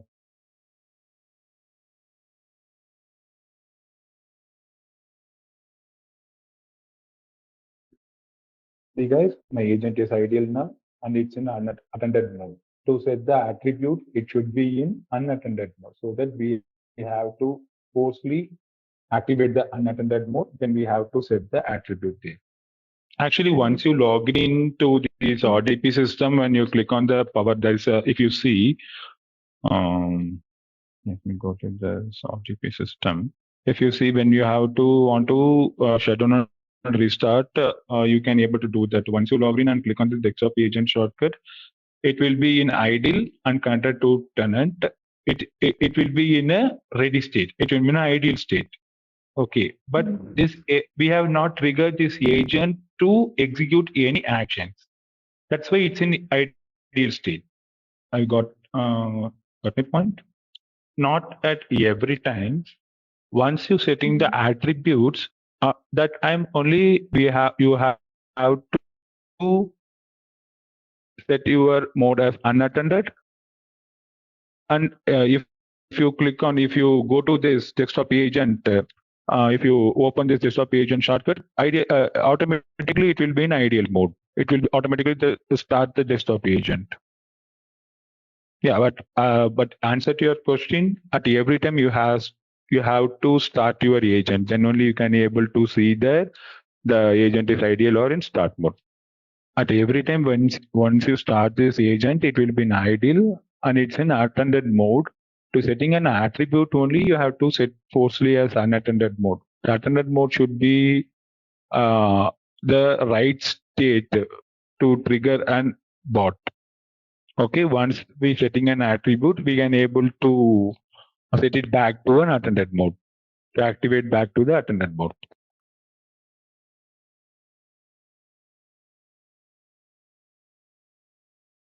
Now I'm setting my bot to unattended mode. If you see, this is active. Once you don't want to set it to the unattended mode, you can able to pause this and you can activate this, activate back to an attended mode. But the ideal and the right state or right mode to execute the bot is ideal and attended mode is the right mode. These are the prerequisites that you have to follow before you creating or before you executing the bot, the attributes and the environment creation, all those things. That's why I'm explaining in the beginning. Once you be moving into the real-time scenarios, so creating an workflow instance and creating an automation process, we will be using those attributes from our agents while triggering an automation process. You can able to understand, right, guys? Yeah. Once you are set to the attended mode, you can have to click on these three dots, then click on this manage attributes. Here you will find the attributes which you have created and select that attributes in an attribute drop down and select the values which you have given there. These are the values that you have given there. You can select it here. If you want to add more attributes or the values, you can add it here for your agent. And I click on confirm.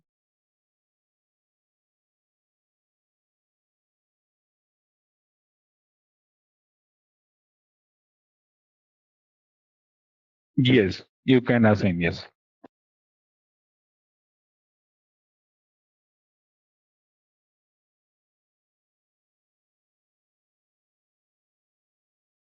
Now we have assigned those attributes to our agent, and in a fourth step,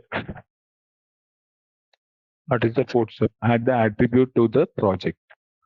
how we can able to add the attribute to a project that we will see now. Actually, that's the identification or that the values that we have added here is nothing but the identification of the key or flag that is to identify the bot as well as the uh, values that we can able to create in our project as a predefined values or the identification flag that we can use as identification flag as well. Here I have added the values as agent underscore 00. But once you create or once you are going to trigger this agent with some of the predefined values, then you can add a more specific values to them.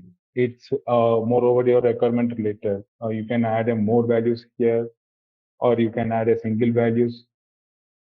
Then we will go to the fourth step. Here I have created a project as BP underscore session 1. Right now we have added the attributes in a tenant level, and we have added the attributes to, and we have added that attribute to our bots, which is nothing but an agent. Now we have to assign those attributes in our project. Then only we can be able to use those values as well as the agent that is matching here. For that, to assign the attributes to the project level, click on setting, define the agent, click on the attributes and select the attribute. Here in values, you can find the agent underscore 00. If you want to add more attributes also, you can able to add it. But not an, there is no restrictions. But in a real time, if you are going to perform any automation process, in an automation process, you have to mention some of the predefined context or some of the predefined values that you have to perform here. You can add as an attribute here, then you can use those values there. Click on the apply changes. And here in the project settings, I have made this. You can see all the information that what are all the information that we are available, what are all the agents that has been configured and the agent versions. Those things we have to map it here. Then only we will be able to run our agent for the automation. That we will do it later once we go to the automation process. Yeah. Now we have added the attributes to our process. Next, we will be looking. Yeah. Now we have covered the environments as well as the agent management. In an agent management, there is a one topic that we can able to create a group for the agents. Why we have to create a group for the agent? If we are going to run a specific task for some of the scenarios like sales order creation or some of the scenarios, the group of agents that has to be involved there, or you can run an automation task with a group of agents. So for those perspectives, we can able to create a agent group. But the agent group,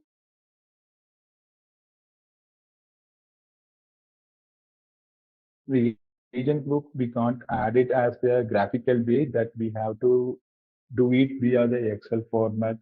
There is a predefined Excel format to create an agent group. If you see when I click on this create agent, it asks us to upload a CSV file. That we will do it later. If we want a agent group, then we will do it later. Or if it's we are going to run an automation with a single agent, we can use the individual agent to run the automation. Because I have to explain all the topics which is respected to the agent, so that I'm trying to cover all the topics what is available in this process automation. Here, I'm coming to the next solution and tool concept. Here, these are some predefined packages that we can import and we can use for the deployment. Now, before going to this, do you have any question in the previous topic, guys? With the environment and the agent management? I'm assuming there is no question. I'm moving to the next topic. Cloud, Cloud Foundry, Cloud Factory package and import. Cloud Factory package, import and deployment. Okay. What is a Cloud Factory package import? Where you can find those pre-built, the out-of-box projects that you can use it in your project and you can be able to add those projects as a version and you can release those projects and you can deploy it as your need. Where you can find this and what are all the available options for that. The package and the deployment tabs that are activate that you can see frequently at the beginning of your project. For that, we'll go to the lobby. Right now, SAP has changed those structures.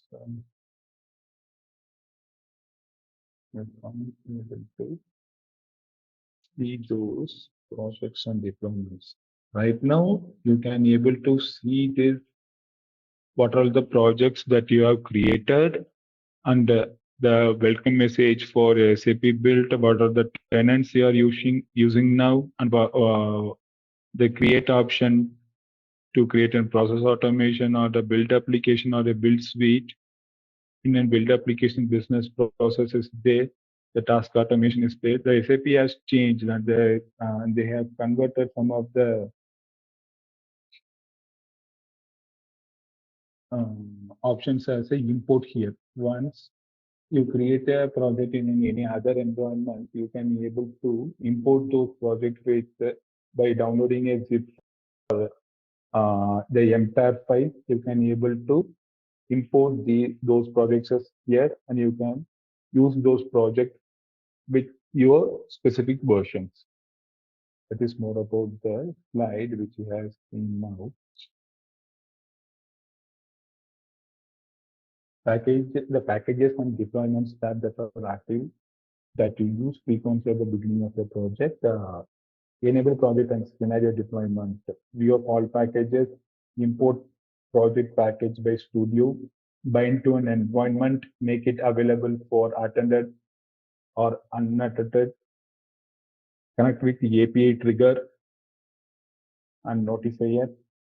Tailored schedule planner from minutes to months. Yeah, we will be covering the packages, what are all the available packages in the store that we can able to import to our lobby and bind to those projects to our environment that we will see in an upcoming sessions and make it attended and of a bot and unattended of a bot that we have covered earlier. Connect with an API trigger. What is the API trigger? Consider there is one use case. There is a persona that you have to trigger a workflow instance at a third-party system. Consider there is a third-party system that has been triggered, that API has been triggered at first. Then you have to go to the subsequent conditions or subsequent forms that you are going to perform, and there is some approval forms and there is some decisions who are going to approve those forms. Later, you are going to add some of the files to the form. Once those files has been successfully uploaded, then you are going to trigger an email. Once the approve or reject email has been triggered by an automation process, by an agent, then the workflow instance, the workflow process will came to an end. The initial point which you have triggered the API as a third-party system, right? That's an API trigger. We will look those API triggers in an upcoming session. First, we will create a simple approval process or a simple form to fill and then approve through the form. Then we will go the purchase order creation with the export system, and the API triggers. We will cover all the scenarios in the upcoming classes. What is monitor and dashboards? Yeah, monitor and dashboards is nothing but once you trigger an workflow instance, which is respect to your process or the project, you can monitor all those failed instances, what are all the jobs that has been failed, what are the ongoing jobs, what are the agents that has been triggered. You can get a history of the executed job as a successful, cancelled, and failed, and you can filter out the jobs based on the days, weeks, and months, and you can troubleshoot the agent if needed by adding a debugger to this. That's the monitor tab is completely customized. Will show you where this monitor tab will be available. Here, in the left side, you can see the monitoring. Once the process and workflow instances is started, when you click and navigate to this process and workflow instances, you will see what are all the available processes or what are all the running processes here. Here the items and the everything will be there. That these processes are run, you can see here. We'll move on to the topic as is given here. It's nothing but the SAP Cloud Factory SAP Intelligent RPA Store.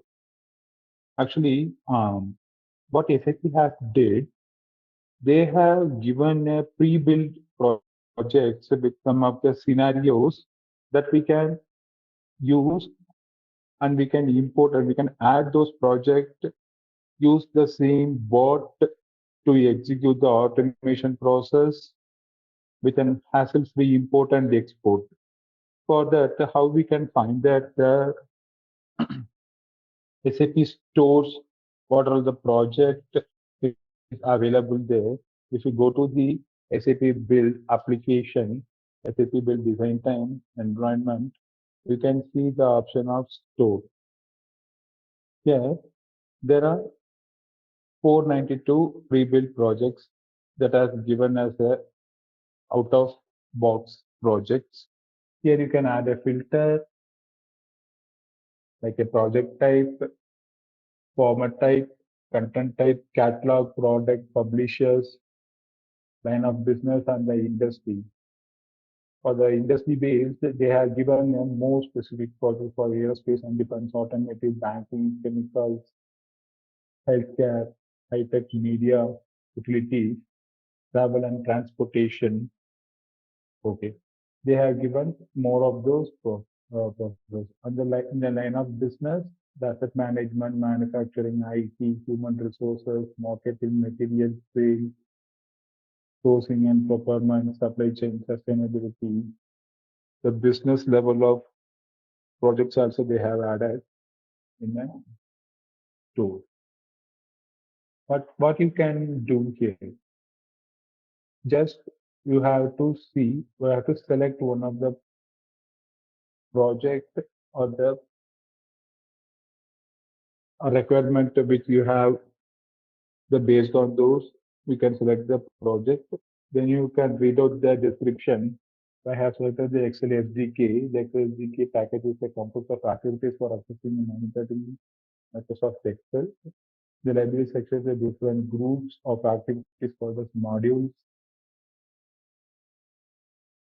Here they have used the MS Excel instances. The workbook module contains activities allowing you to work MS Excel. The worksheet is there.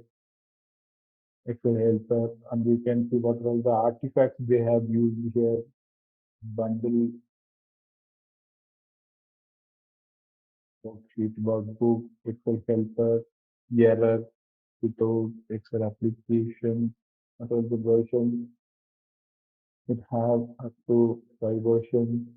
You can able to get this the direct versions if you want 1.48.34. You can get the direct version. What are the dependencies? Core SDK. What is core SDK? The core SDK package contains main methods and the functions that you use to build and run our automation. These are all the dependencies for this Excel SDK process or project.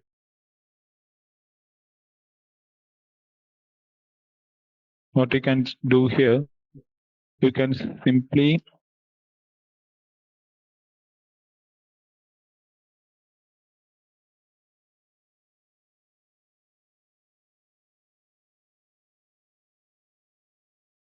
click on add.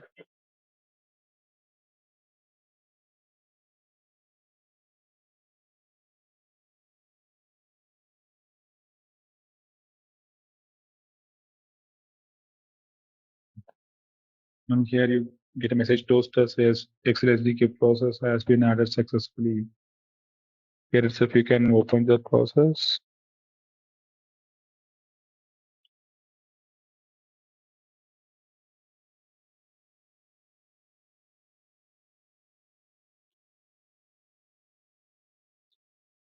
See, once you add the project to your tenant, then it will be changed to a version as released. Directly, it will change to version as released. If we want to do any changes here, or you have to do some of the changes that you can't able to do, you can accommodate those changes. That's what the pain point which you can use the out of box projects. You can't adjust the scenarios. You can't add any artifacts. That cannot be done here. Directly have to deploy the project and you can run the process. Once the process is released, you can't do anything.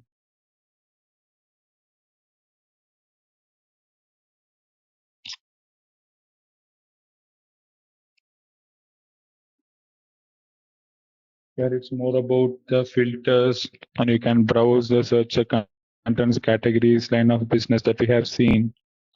Get a look of the content provider summary, short form descriptions, what's new, and content details. If integration store lab includes the retrieves the content in your tenant, use as is, download the project and its filters include. But it says here, use as is or modify the project to fit your needs. But here, if you see here, yeah,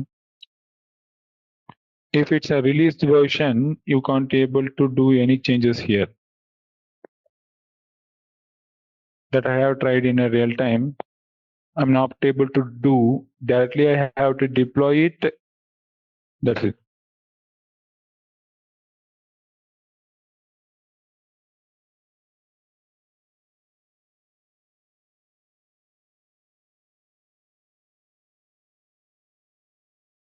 Hey there!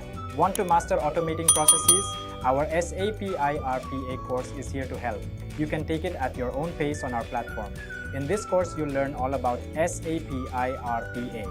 It's like a toolkit for automating tasks, from simple chores to complex processes. Our course covers everything you need to know, from the basics to advanced techniques.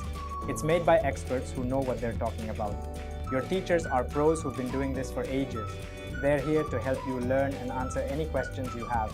And don't just take our word for it. Our students love the course too. People just like you have found our course super helpful. Best part, it won't break the bank. This awesome opportunity to learn is affordable. Ready to become an SAP iRPA Pro? Sign up on our page now. For more info, check out ZaranTech's website. Then the next topic is Cloud Studio overview. You can import the following projects extracted from the Desktop Studio as packages, all desktop packages.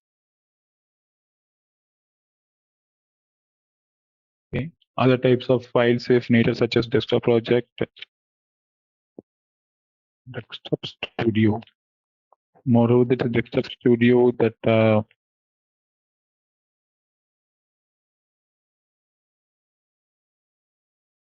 you can create process data types, managing structures, user task, enabling the running workflow inboxes. We will see the inboxes of the task which is getting in a real time once we build a process.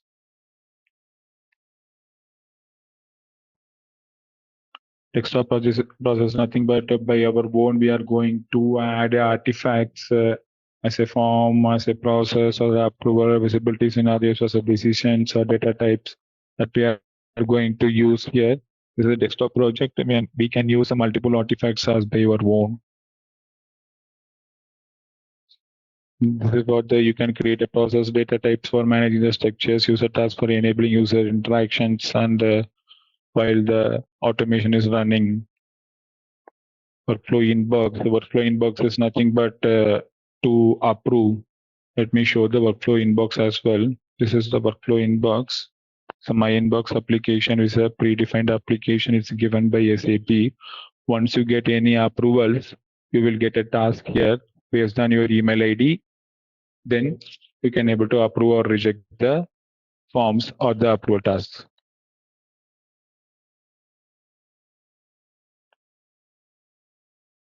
RPA new generation, SAP Intelligent RPA Cloud Studio. Yeah, actually, the SAP Intelligent RPA Cloud Studio is completely browser-based, web-based authoring under specific and development application capture editor, automation designer, test and validation in an online tester or debugger. It's a completely browser-based tool that we are going to use in an RPA, which is nothing but a build process automation BPA. And the Windows-based the agent that we can add as a browser extension also. The agent which we have installed in our local machine in an RDP that we can add as a browser extension to our browser, Chrome browsers.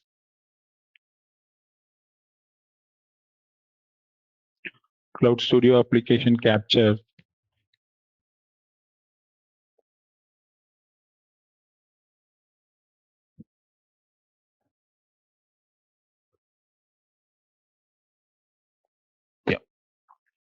Guys, we have another option in an RPA in a or in a BPA and Cloud Studio. You can capture the application. You can record it, the Windows-based application, and you can add it to the automation process. What are the captured screen? Based on those screen capture, the automation will run, and once those matches, if the bots will find the matches between those applications, it will perform a success actions which we have defined in an automation. Yeah, we have an option for the capture that of the Windows-based application, the SAP application, or web-based applications. Capture applications and the screens can be used together in the automation.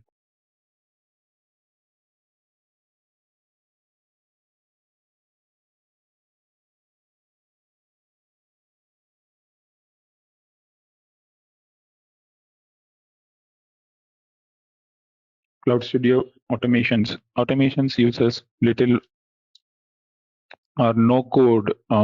Moreover, we won't be using any code because SAP, the main motive of SAP is to build this BPA is low code and no code tool.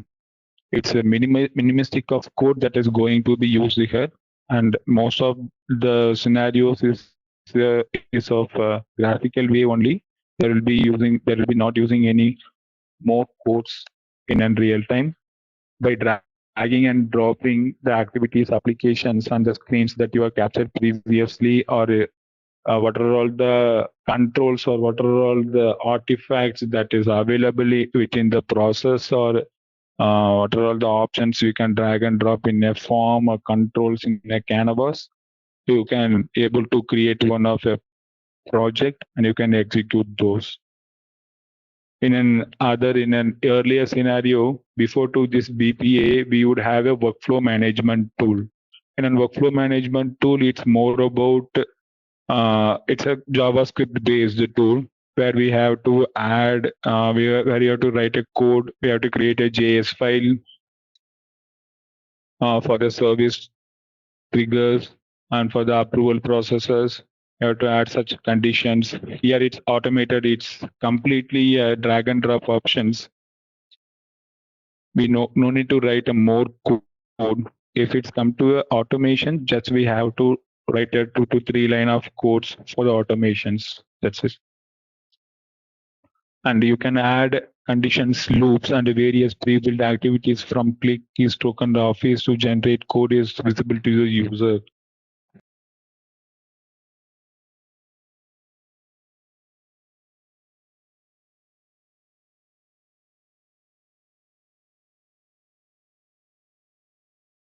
Cloud Studio scripting and testing. SAP Intelligent RPA Cloud Studio now uses Node.js based JavaScript as a framework. Yeah, the complete application is built on Node.js based JavaScript as a framework. It's such as a breakpoint syntax. We can able to add a breakpoint if there is any error and available for the users to navigate the errors easily. But the pain point in an workflow management tool that earlier we could not able to add any breakpoint. There is only a monitor tab. In a monitor tab, we can see in which processes it is failed. We could not able to add any breakpoints. So that SAP has evolved his tool by adding this Node.js based JavaScript as a framework. Moreover, this application is designed within an UFI framework concept, which it's another separate module, SAP UFI. It's a front-end tool, a front-end application tool. They are using the SAP has used that module to build this tool.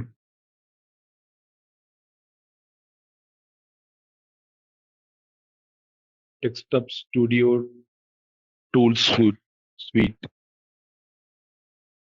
SAP Intelligent RPA Desktop Studio Suite is a suite of tools in an integrated development environment. IDE focusing on process automation development. The IDE process and all earlier we have in IRPA, which is it's the SAP the IDE that has been removed. For that they have introduced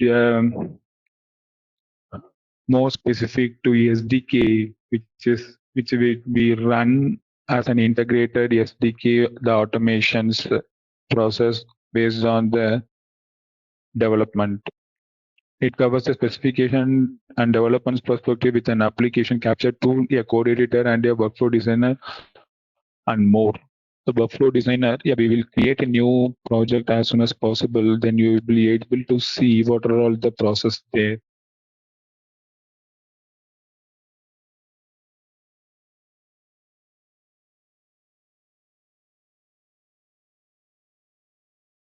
Desktop Studio application capture. Application capture, you can declare and identify all UI elements on your applications.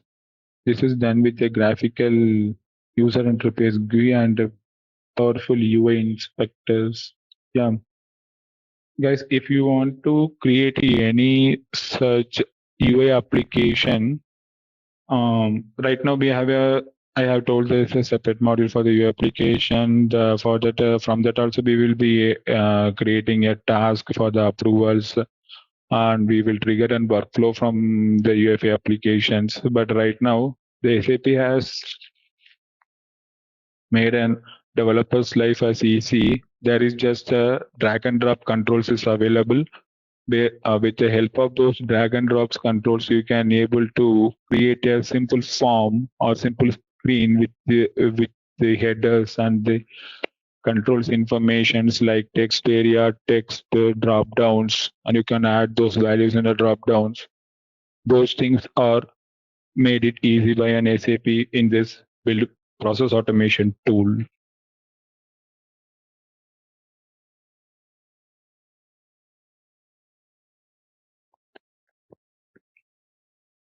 Desktop Studio application capture for SAP technologies. Application capture supports the SAP GUI for Windows. We have updated our WebDriver for SAP UI5, which is used by SAP S/4HANA and many other applications now. Application capture that we have discussed the application capture based on the capturing the application the bots will run. It will run a success or rejection scenarios. They have introduced for the SAP GUI Windows also, and they have update their driver, a web driver for the SAP UI5 as well, which is used by the SAP, which is used as a backend as SAP S/4HANA and many other applications. From SAP GUI to SAP S/4HANA, decided dedicated connector for SAP GUI for Windows, dedicated connector of SAP S/4HANA and SAP UI5 wait-ready method, better support when SAP UI5 based applications are running in the background. Custom type. Okay. What it's more about the concept of with once we designed and workflow instances, or once we trigger and once we created an automation process, we should add a trigger point. Someone has to trigger this, correct? Whether you can able to trigger by your own by an APIs which you have given as a select trigger or a submit form or the other option which is available, or you can trigger the workflow instances directly from an SAP UFA application with the help of workflow definition ID. How to get a definition ID? There is the APIs for the workflow for the workflow instances. With those REST APIs, you will be able to get those workflow definition ID. From the workflow definition ID, you will trigger this workflow design time that you workflow project that we will look in detail in the upcoming sessions. These are the theory parts.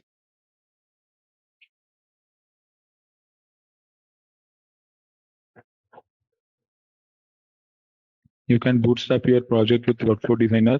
Using Workflow Designer, you identify the key of workflows. You can even use it for a quick specification or to document a business process you would like to automate. Bootstrap your project with Workflow Designer.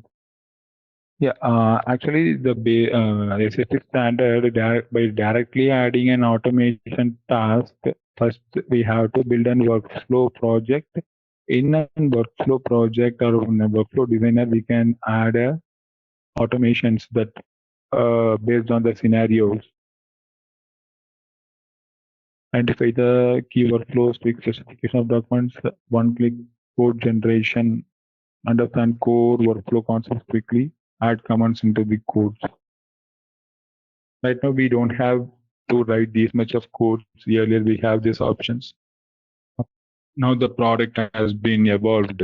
There is we have right now the low code and no code too, so that we don't need to write these much of codes. Managing the scripts generated from Workflow Designer or the scripts you have created easily. The scripts task. Earlier, we have a script task and the mail task and the service task in our workflow management, and they have implemented in RPA as well. Right now, we don't have those tasks. It has been removed in this tool. Okay, we go through. That is quite boring and go through this. We will create a quick project and we'll show you how to create a workflow instances. Earlier, I have created this DPA session 1. I will use this same project.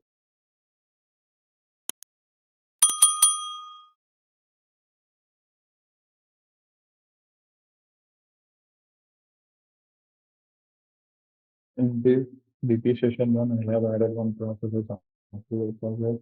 We'll delete this. First, we'll go through the process, the actual process.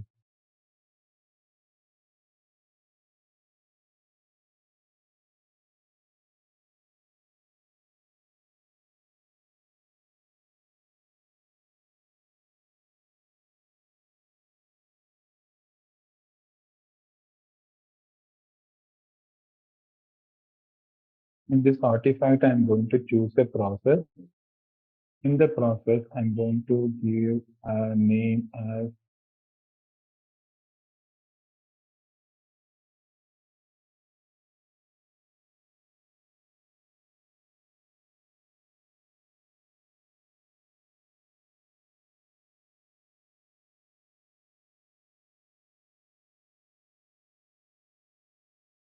once we create a process, we open, we can see what is the trigger point you are going to add here. Or if you are going to add a trigger point later, then you can add these options as a form or approval controls and events. In the controls and events, you have your conditions and the branches. Like this is nothing but a workflow instance, workflow design time tool. You can add an automation, you can add an action. There is no action yet. Email trigger, subprocesses. Subprocesses nothing but within one process you can when you can want to travel for such of the conditions. Let's see one of the scenario where you can use the subprocesses. In the main process, there are n number of backend updates or the transaction data updates has to be happen. So that in the main process, by adding APIs and updating to the backend or the interim database like HANA Cloud, you can add a subprocess in between those, and you can navigate once those forms are built, once those instances are successfully completed, then those updates has to be happen in a subprocess. For that, we will be using this subprocess in a real time. And in a decision is nothing but a decision table. And we have discussed this about yesterday. There is a decision table with if and else condition. What is if and else condition? If you are given a condition, if employee 1 has a salary of more than 20,000 per annum or 20,000 per month, is going to is eligible to apply a credit card. This is the one scenario. If you give the if condition as a employee 1, the salary as a second attribute, and the values as yes, by checking the condition in the decision table, you can able to get the direct output from the decision table of that particular row, and you can use it in your workflow instances that we will see in later. Okay. Yes. First, I will add it trigger as a submit form.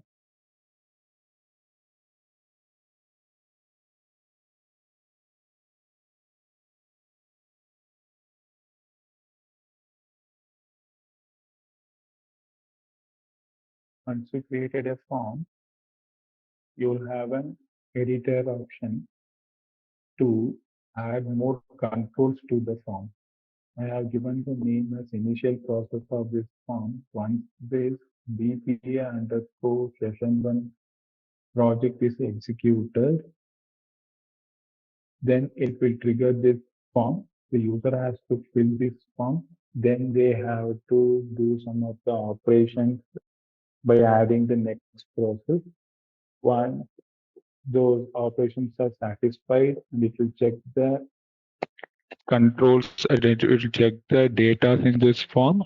Based on those data, it will go for an approval or it will reject the form. I'm adding and shading here.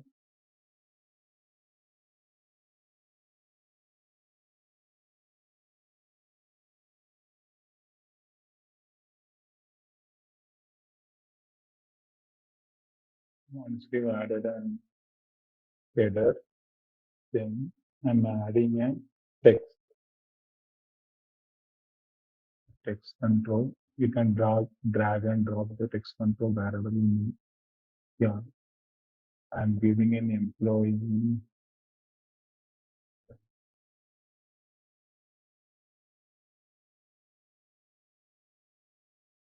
Name.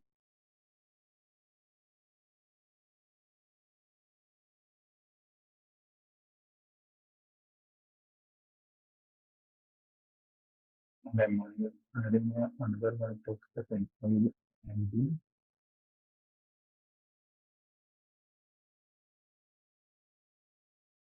And the department of the employee.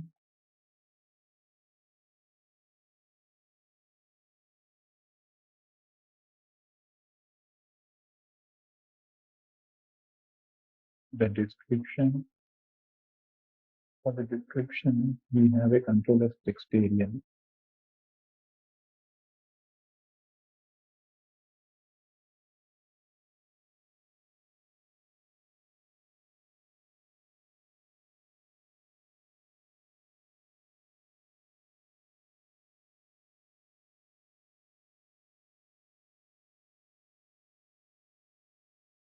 Hours required.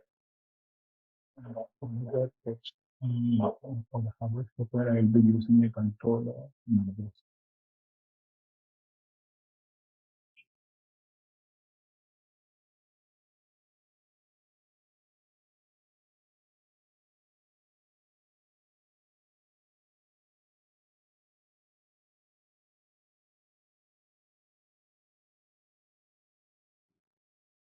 Additional cost for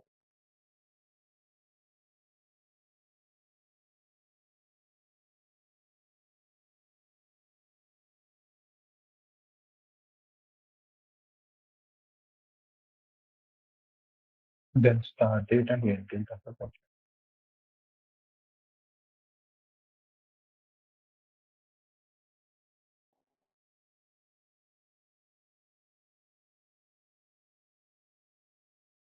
Okay, now we have added one simple form which is our request of the employee details, employee name, employee ID, department description, hours required, cost required, started and end date. If you see here, within the initial process, before to that, here the star icon, asterisk symbol is there, right? Why? Because of this asterisk symbol is there. Right now we are in an editing mode. You see the project is in editable mode and it's not saved. Other user won't be available to edit this artifact when you are editing it. So that once we added some of the controls, frequently you can have to save the process. Okay. Later you can make a edit. You can add some of these character limits in an employee or in input validations. You can do it, but once you create this, please save it because the session will be timeout and the forms will not be. If it not be saved, you can't able to retry those forms. The session timeout maybe it can be happens at any time. So if there is no active session, so there is no active of this project, means the session timeout will be happening. Yeah, we have added a text control for employee name. Yeah. Is there any also? We have added a text control for the employee name. If you see, there are some of the character limits. If you are to set the character limit minimum as 5 and the maximum as what are the numbers which you can have, you can set the character limit because the UEFI standards which we are creating and form with the UEFI, the SAP UEFI standards, it has some of the character limits and the input validations for the input controls. You can choose the validation type as letters, if you type apart from these regular expressions, only the letters, if I type 1 as a number, it will give the error as invalid value. And according to that, you can choose those validation types, alphanumeric, or you can add a custom validations also here.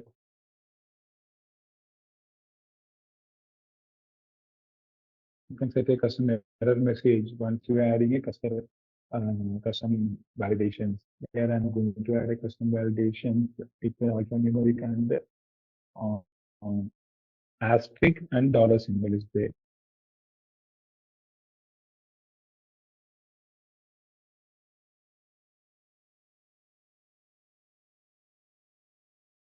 So I try to add an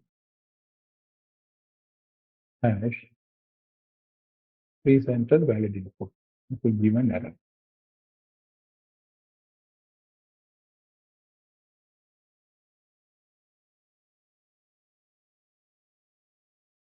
Okay. We have seen the character limit and input validation.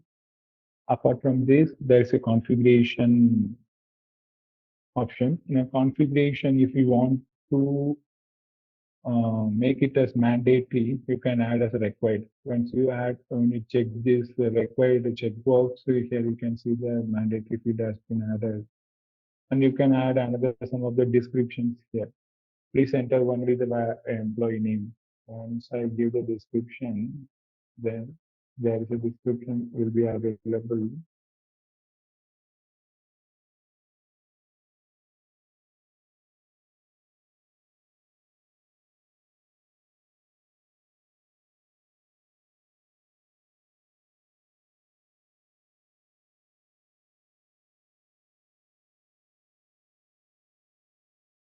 When you forward to this description, please enter employee name. You can be able to remove the description as well. Okay, MA and setting the employee ID as mandatory, department as mandatory, field description is not required, others as mandatory, required and mandatory. Okay. I created a form.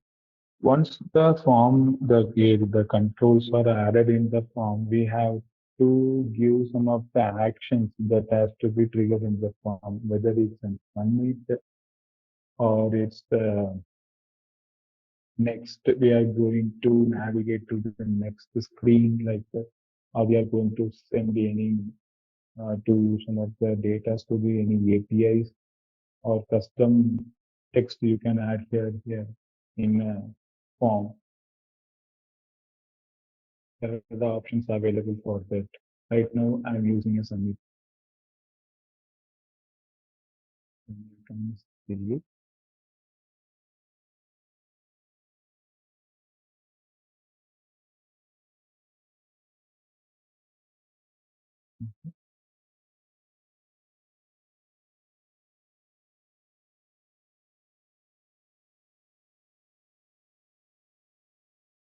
Yeah. Once this initial process form is completed, then we will add the form is created within UI controls. After that, we will add some process controls and approval forms with the conditions.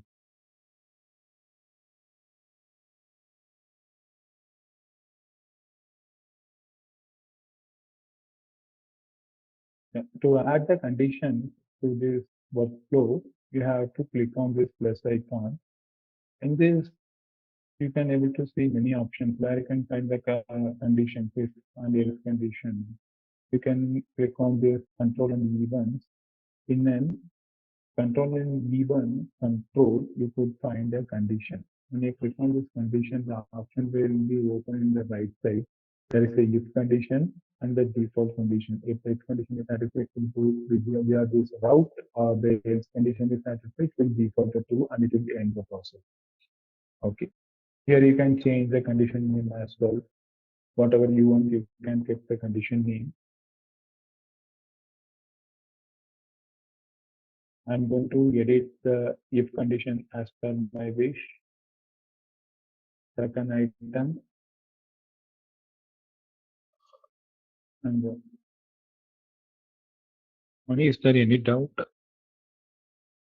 Here I'm going to add a department is equals to.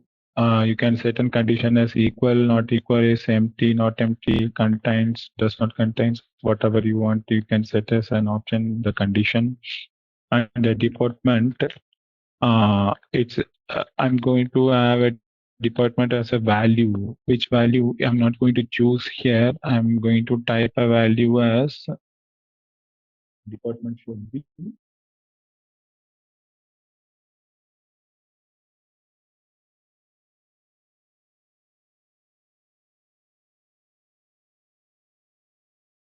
HR department.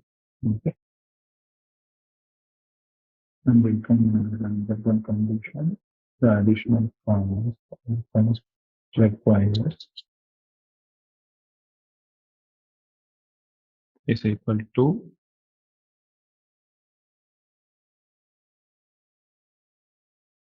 200. Yeah. And I'll apply the changes. Once I apply the changes, the if condition will be added here. And you can see the condition is defined. You can see what all the conditions is we have given. Value of the department is equal to HR and the value of the cost required is equal to 200. We have given those two conditions.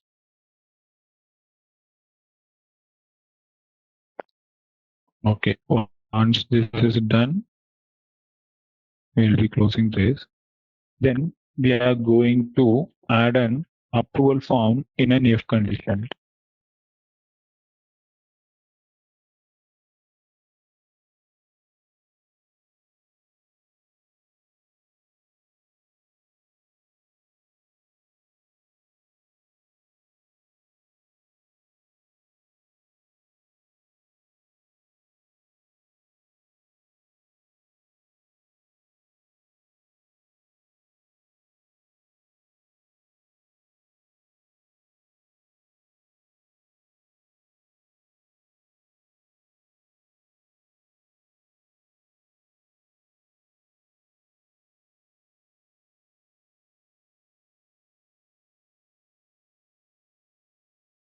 If you see, once I add this approval form, there is multiple routes. If the condition is satisfied with the approval form, it will go via approve route and it will end to this process. Here it has been rejected. It will go via this route and it will go to the end of the process. We will align this.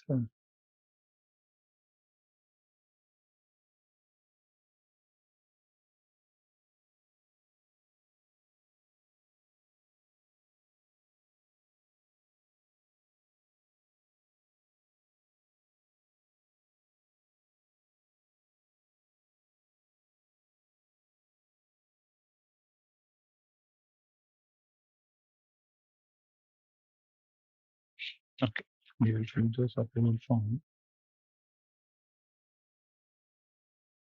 We will fill those subject details later. Right now, we will fill the forms.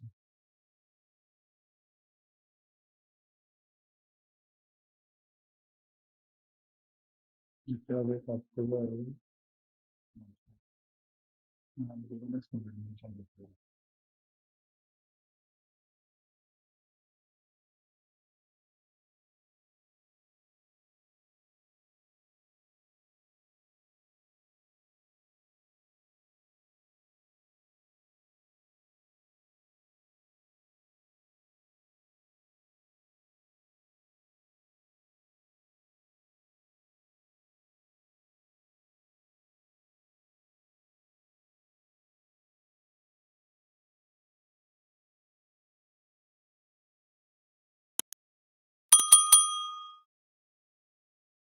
Okay, here I'm giving the heading.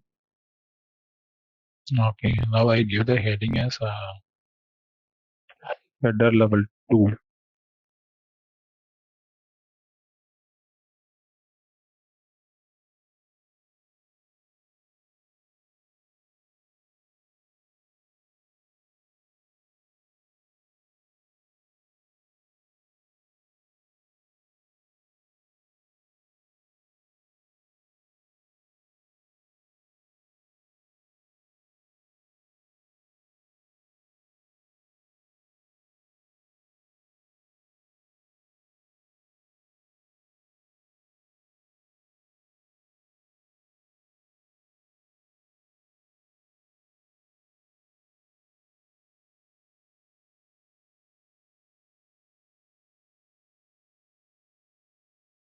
Employee ID.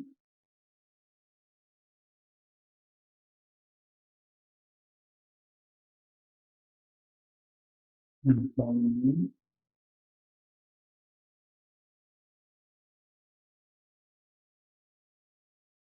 Department. And the command. Actual comments.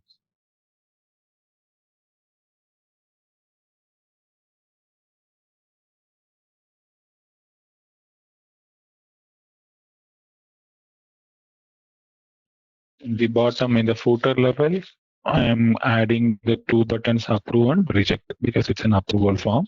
I'm adding 2 buttons. Here, I'm going to make the employee ID control as this field as required. Once it's not a required, it should be a read only. Employee name is also read only.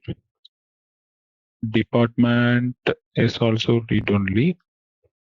Here the commands, it has to be required, and the minimum commands is of 10 5 characters. Maximum here it's 1700 characters. Okay. Then I click on save.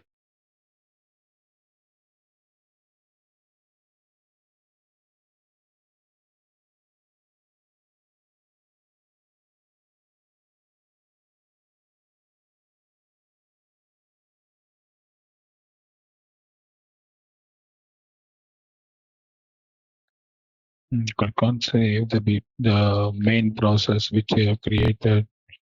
Yeah. Currently, if you see here the approval form is showing as an error right now. Why it's showing an error? Because we have not filled some of the details in an approval form. These are all the header level of information and the priority description and who has to get this approval and whether we have declaring any groups for the approval. Those things we have to give here, and there is a due date or not. Once the due date is completed, you can set as a time as well. Once the time is completed, this form will be auto approved or reject. We can set it there. Those options are there. But we will discuss those options and we will continue with the form for tomorrow. Right now, what are the topics that we have covered today? It's moreover the module 1 that it's completed. It's full of a theory, but I'm not favorite of theory. My way of training is to work as a real time and show more scenarios that I will be prefer. Yeah, the future scope. SAP Intelligent RPA related tools and products at the time of developing this course. Okay, what are the future scope that they have going to add in the tool? They have mentioned here, but those feature scopes are added because the IRPA tool has been released in 2021 and the later patches has released in 2022. After that, SAP has changed the name as to build process automation. From the build process automation, at every quarter, the 3 months, they are releasing a new functionalities in this tool. Now this product is as much as evolved, and the number of customers are using these products, so that the products are for the BPA is completely evolved as a much functionality compared to this IRPA.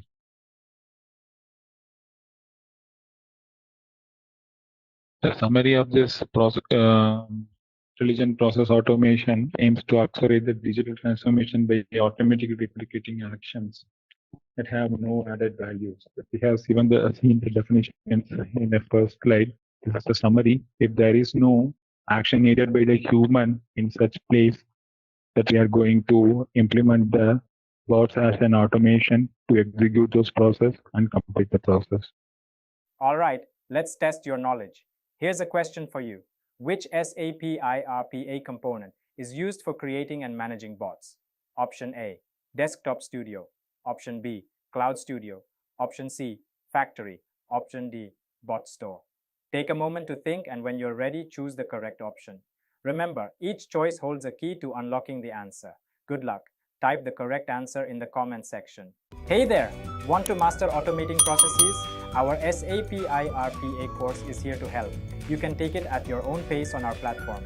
In this course, you'll learn all about SAP iRPA. It's like a toolkit for automating tasks, from simple chores to complex processes.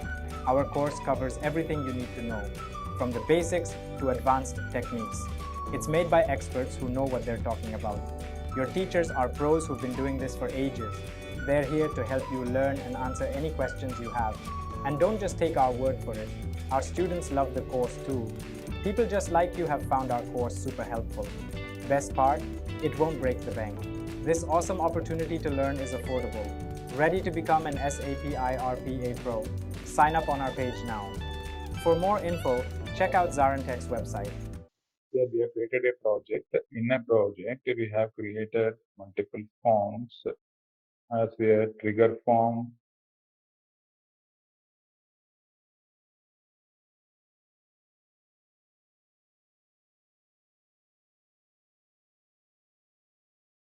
in a project we have chosen the artifacts of process. From the inner process, we have created an initial form as a trigger form, and the initial processes manager approval form, and we have added the conditions for the approval.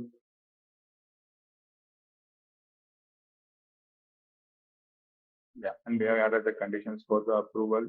Once the forms is approved, then it will go to the end. Yeah, for that, in an approval form, we have left from here, but we have to add the subjects. What are the subjects that has to be displayed in an approval form in the title of the form? Next to that, what is the priority? Whether it's medium or high, or it's very high or low, we can choose the priority in this, and the recipients who has to receive this form for an approval, that we have to choose here. But in a real time, when you have a scenario to create a sales order management or purchase order management or any approval request or some of the requests that you have to create a form. But in real time, how you add users in real time? Just like that, you can configure the email address, or just like that, you can select the process the standby users that you have created. Yeah, that you can't do in real time. You have to first onboard the users to the SAP BTP cockpit. In a landscape, we have a user section. Here, you have to add a user. What are all the users you are going to use for the BPA approvals, or who is going to trigger all those actions that has to be done here, and you have to provide an corresponding roles to the user. If you see right now, we are in the SAP build process automation training so that we, if you see, there are the destination administrator access, cloud connector administration administrator access, connectivity and destination administrator access, process automation admin, process automation developer.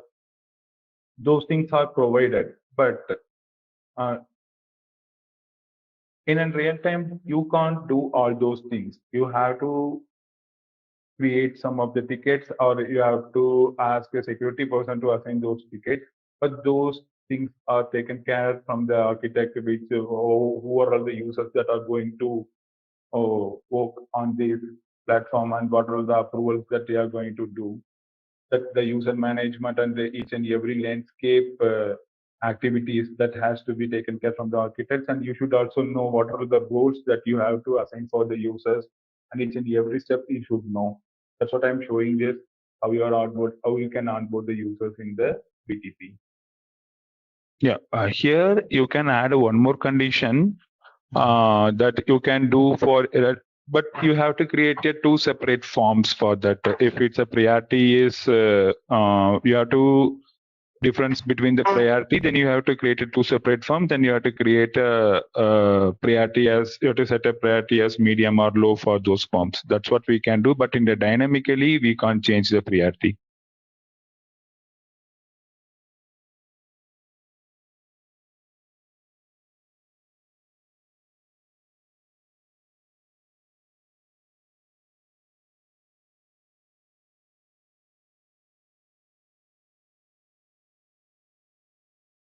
And text as employee request approval for the employee ID. Dynamically, it will take the employee ID. Later that I have set up the priority as medium. And in user, right now, I'm going to assign the task to B, so that I am going to create a user as process standby. When it's a process standby user, the task will come to me.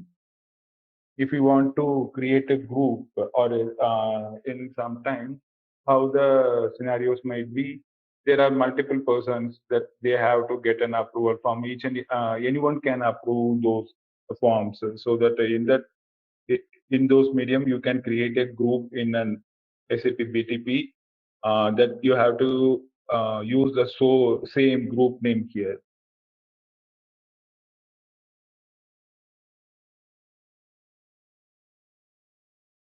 And I have set the due date as, initially the new due date will be no, and later to that we have option of static duration. In the static duration we have days, hours, minutes, like this. And the dynamic duration, you have set it, you can set a number or the days that you as you want, and the reference date.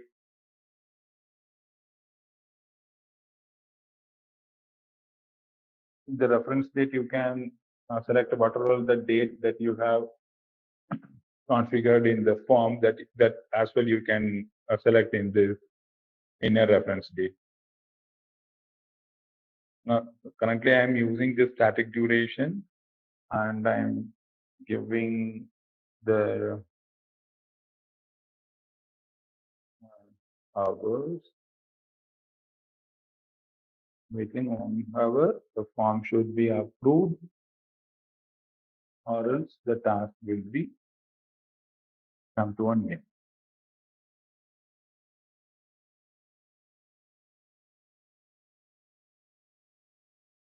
Now we will save this. The approval form is completed.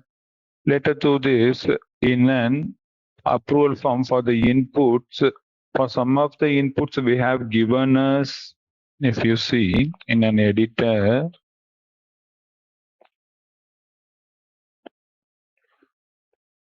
it's an pre-populated fields. Pre-populated fields in the sense we are not going to enter any data. The manager approval will not, the manager will not give any data.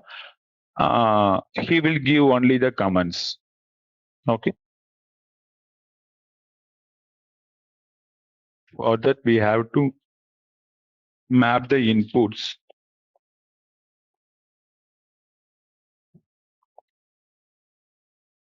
that you can map the inputs. Once you select this approval form, you could find the inputs. What are the inputs you are given for this form? Then you have to map the employee name from the initial process form and the employee ID and the department. Okay. Then we are Saving this form. Once it's saved, yeah. Now we are good to go. As you see the flow, this is the flow. Then once all the design times are completed, then you can release the project with the version. Currently, I'm releasing with 1.0.0.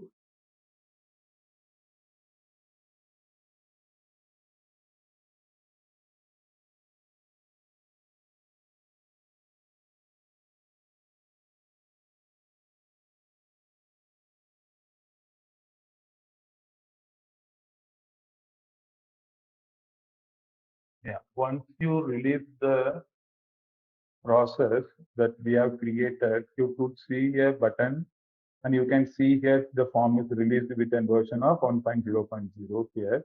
And you can see a option to deploy this. Okay. Now we are going to deploy this. We are going to deploy it in, right now I'm going to deploy it in a public because we have not configured any users in this BPA TCS training environment that we have created. Right now I'm deploying it in a public environment. Later that we will be using those TCS training environment while adding all the users to that.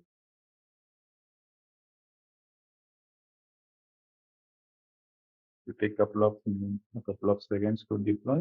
Yeah. Once it's deployed, you can see the version as well as the deployed confirmation and it is active. Okay.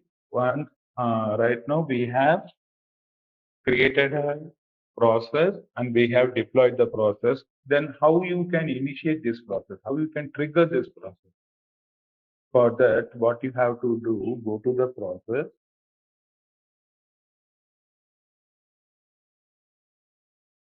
click on this trigger, the initial trigger.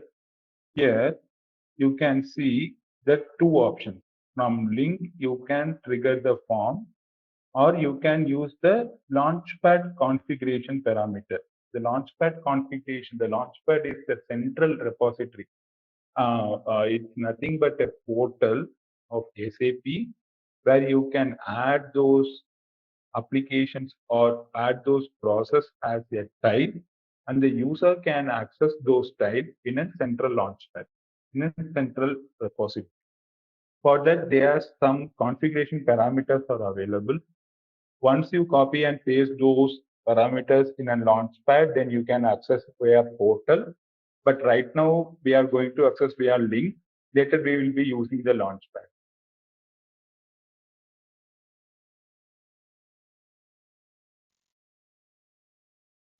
Once you execute this link, you will get the request form first.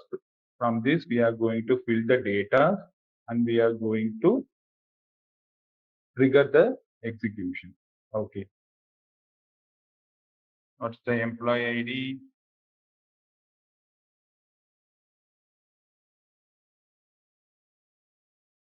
I give the employee, sorry, it's an employee name.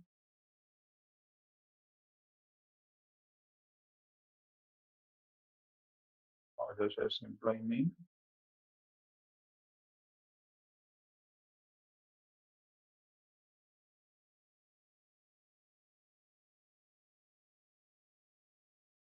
HR. Why I have given the HR? Because in the condition we have added. First, we will see the happy flow. Later, we will see the rejection. All those things. Let's check what the condition is given here in the if condition. Department is HR and the cost is equal to 200.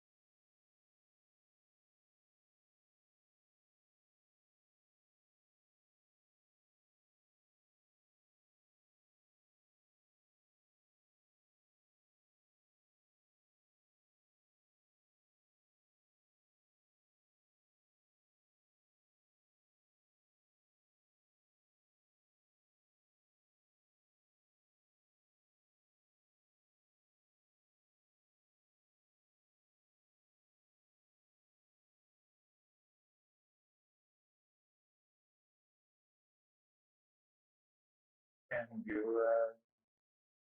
it's around 20 hours because it's a number. Once required is 200. Let's turn date and English.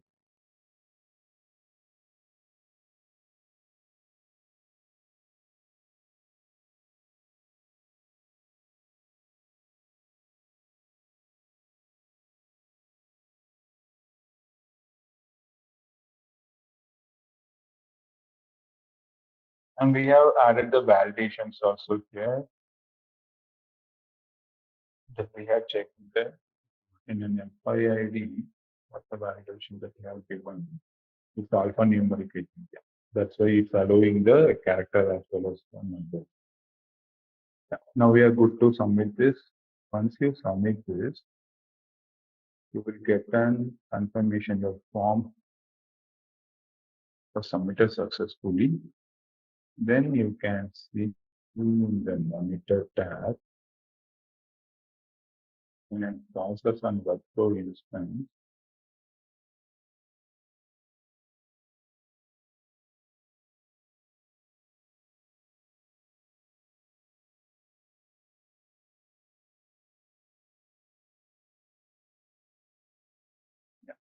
Right now, this process has been triggered. If you click on this, you will see the detailed view of this. See who has started. You will see all the information here. Server plus ZaranTech, I have started this and it's reached the condition. First, it has been started with the trigger form. It's reached the condition.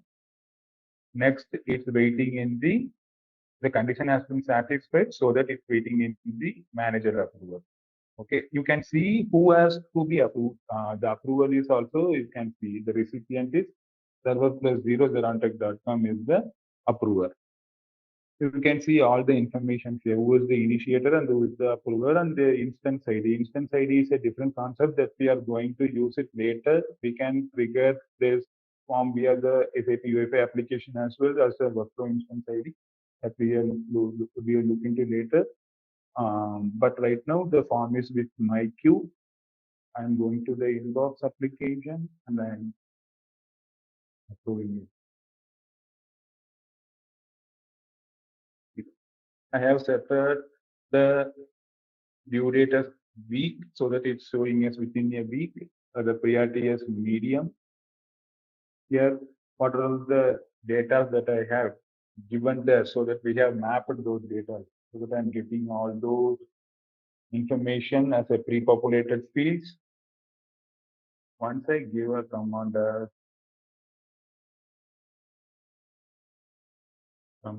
approve, then you can see approve or reject or show log. You can see what are the logs that what are the logs based on this form, who has the form right now. If you click on claim, the task will be reserved for you. That means if you are using the groups for an approval, means the particular person has to approve. They are willing to approve the form from their own, means they can claim the task. The task will be reserved with their email. Then you will see that the task has been reserved there.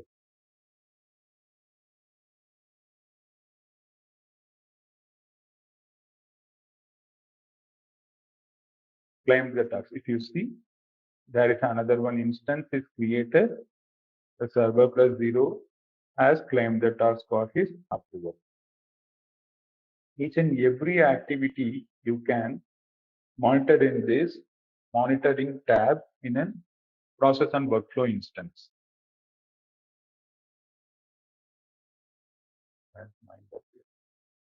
Okay, I'm releasing this task and I'm approving it.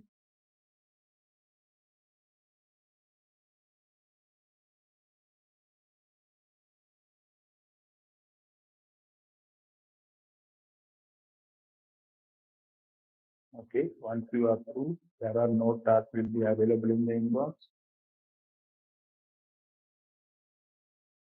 Here, now I have approved the task. Server plus 0 has released, and then I have server plus 0 has completed the task, and the instance completed successfully. Then you get the header message as completed. These are all the start event from an approval form. What are all the data that we have given in the form?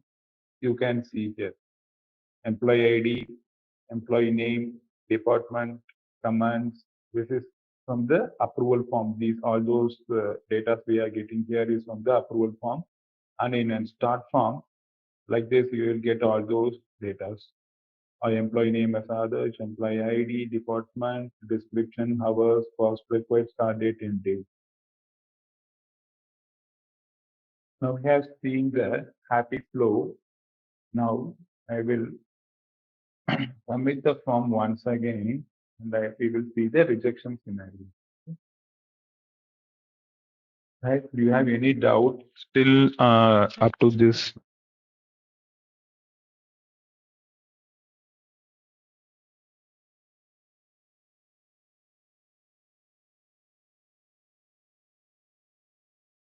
how to submit the form again? You have to copy this link. Execute again in the browser.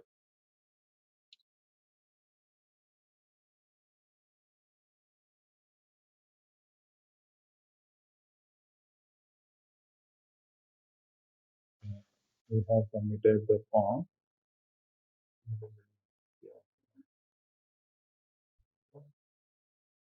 Employee ID and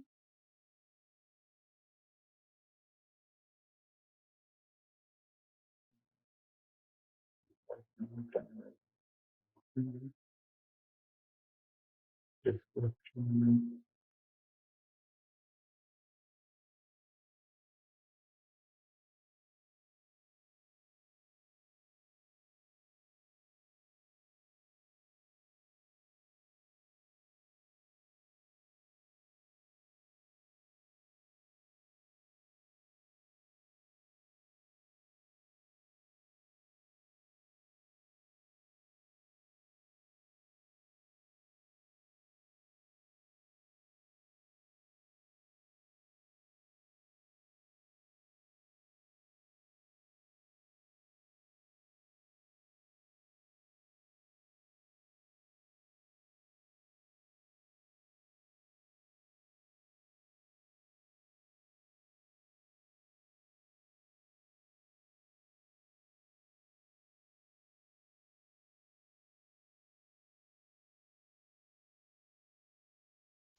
Let's submit the form now.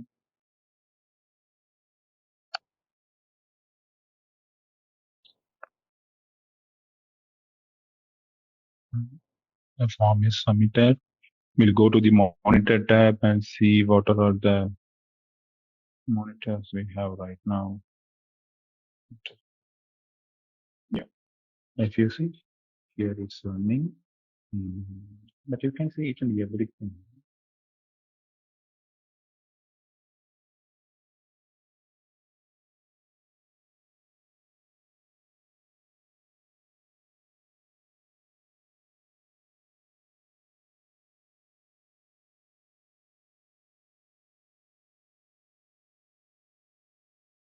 Yeah, if you clear the status, the filters, you can see what are all the triggers that you have made. You can see each and everything completed, running, error, everything you can see here. That's the whole idea to have the monitor tab here. Right now I have initiated the process and it's reached the condition. The task is with me. Okay, let me go to my inbox and I click on request. Yeah. Here I got a task. I'm giving a comment of register.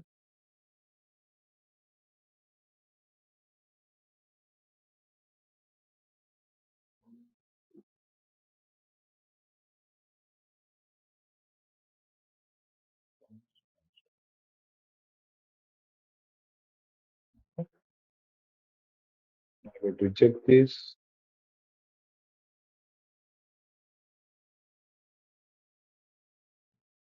go to the monitor tab.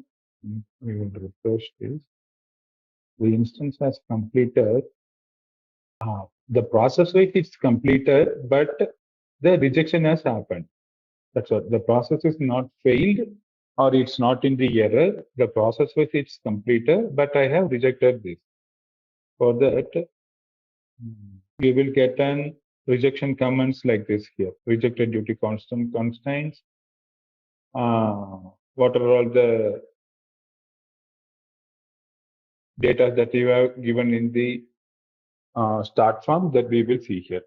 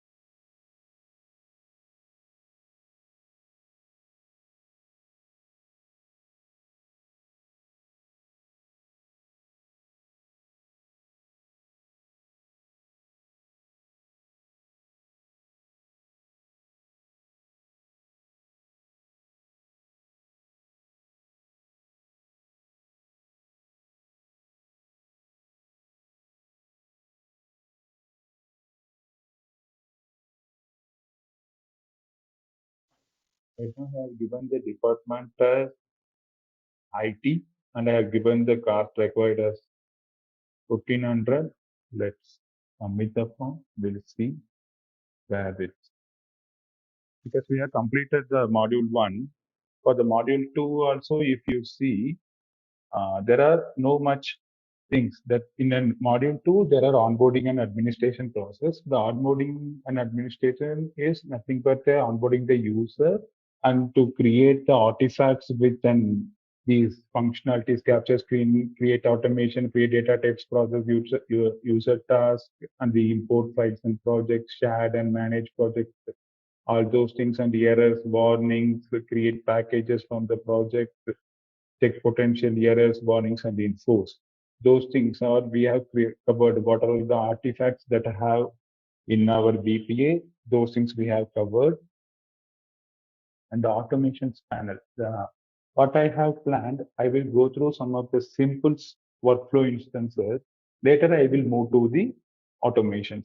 Then it will be more easier for you how to create a workflow instance and you will adapt with those functionalities so that I have left the automations for right now and the screen capturing as well. Screen capturing needs some of the dependencies from how we are going to capture the screen and which UI we are going to refer to this, that we have to set up some of the dependencies that we will see it later. Apart from this, these are the screen capturings, application previews. Apart from this, that we have created process. In the process, we have added a condition, and in a condition, can any of you share your screen? I will guide you, and you can create it. That you will also have a catch hold of how to create a workflow instance. Here, this is a global account. You can see the two tenants are there in a sub accounts in the direction. There are directories and sub accounts are there, right? In this, you click on SAP-BPA in the bottom. In the bottom of the main page, yes. Yeah.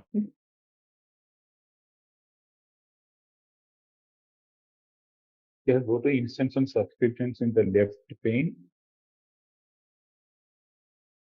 Okay. And you can see the application as SAP Build Process Automation. Next to that text, you have one box to launch that, right? No.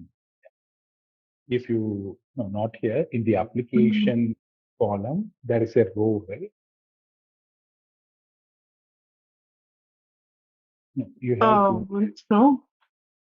Actually, in the main page, under the application, you couldn't find it? No, in the main page, not in the left side, in the main page. This one. This one, next to the, there is a SAP Build Process Automation rules there, right? Yeah, don't click on that. There is a launch button. Within a box, there is a arrow mark, right? Sometimes it will go to the, it will won't launch the application. The box that they are given is the right way to click it. You can increase the width of the column as well. If you, there is, next to that, you can see there is a. This one. Yes, correct. That's the ideal way to launch the application.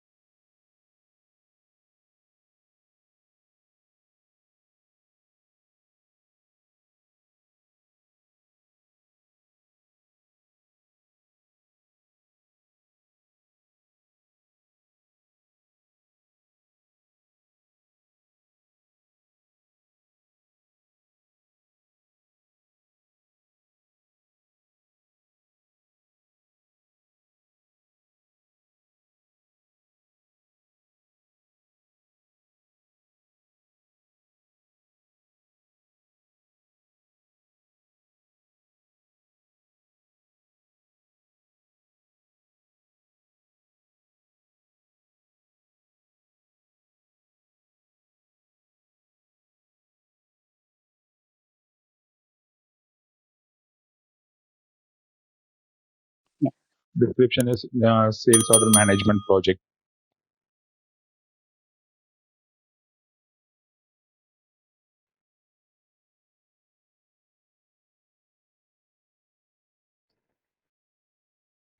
In a project name, also better to okay, created it. Okay, no problem.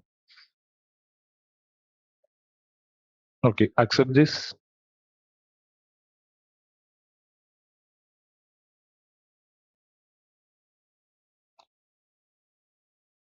Okay, click on cancel. We will come to later this process. Yeah. So you were saying something about the project. No. Actually, what I asked you to the project name, I asked you to give some spaces between sales order and management. It's fine, no problem. Yeah. No problem. Yeah. Here, once this is the overview page of the project which we have created right now. You can see what are all the artifacts that we are going to add here. You will see the artifacts tab, and what are the triggers that we have made. You can see those triggers. Yeah. Once what are the dependencies that we are going to add in? Let's have an example of the use case. We are going to automate an Outlook SDK. Okay, then we have to add the dependencies of Outlook SDK in and settings. Then you could see the dependencies there that we will do in the upcoming sessions. That I will show how to automate the Outlook, how to add the dependencies of those SDKs and all. Okay. Now we will create a simple process. We can create. You could see once we click on create, you could see all the artifacts which is available with this process. Yes. Here, you just give a name as ordering process, ordering space process.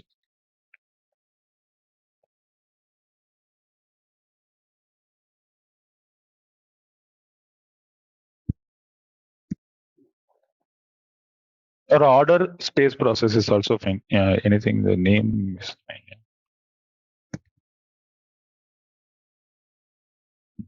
Okay. Okay. Click on create. Identifiers is okay. It will take automatically the name which we are given in the project. Yeah. Okay. This is a quick view for you how to use this layout. The guidance. You can close this. Right now we have created a process and we have a trigger here. Now we are going to create a form. Okay. You can click on add a trigger. Once you click on this, submit form. Then submit form, scroll a little bit down. There is a scroll option or not? Yes. Choose a blank form. Okay. In this form, you can give the name as order processing form.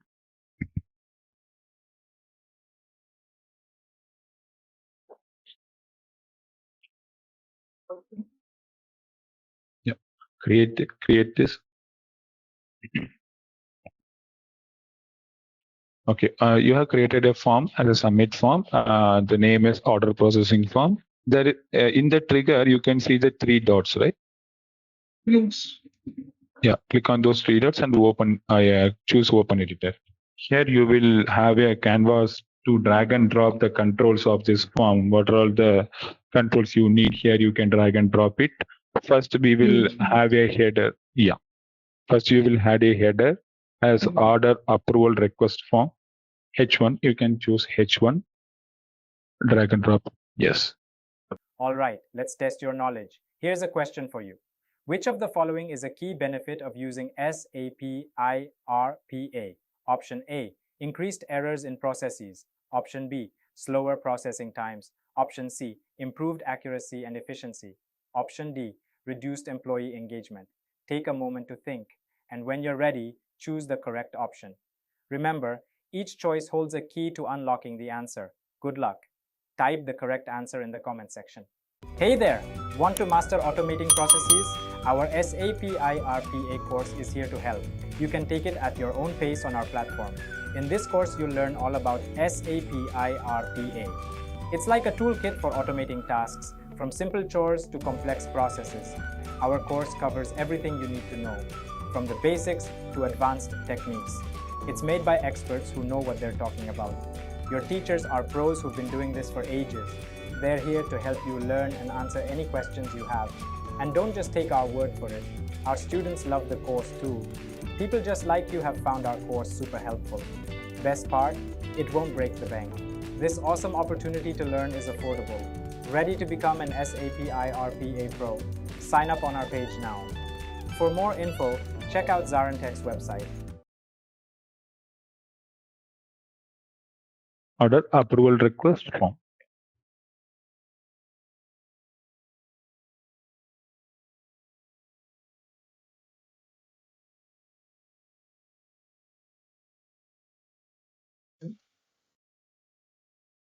Next, we will have some of the second descriptions. Okay, not a text.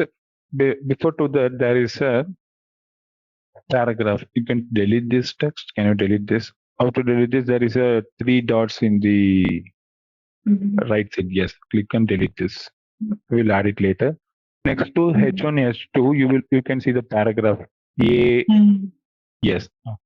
Drag and drop it here. Okay.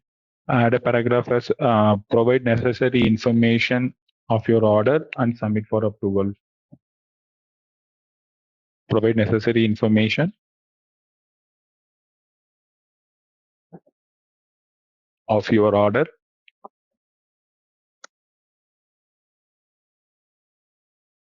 and submit for approval.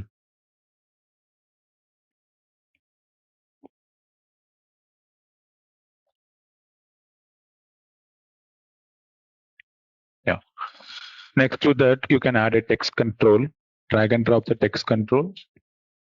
Yeah. Here you can give the name as customer name. No. Double click on the new text, not the label. That's yes. Yes. Yeah. What? Customer name.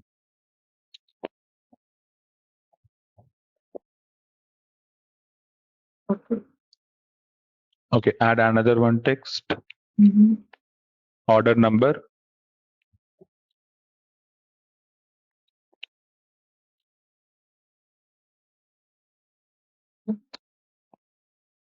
Okay. Add another one number, not a text. It should be a number because it's an order amount we are going to use. Yeah. Delete this. If you scroll the left side, you can see the hash symbol. Yes, The hash symbol is the number. Yeah. What is the name? This is an order amount.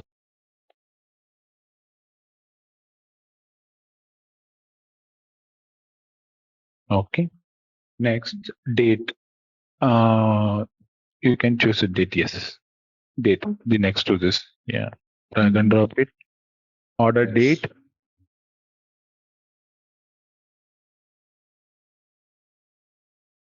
Next, add another one text. Shipping country. Shipping country. The label is shipping country. Yeah. Shipping country. Yeah.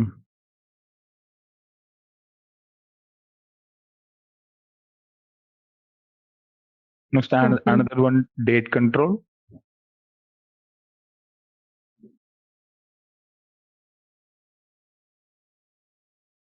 Yeah. This is expected delivery date.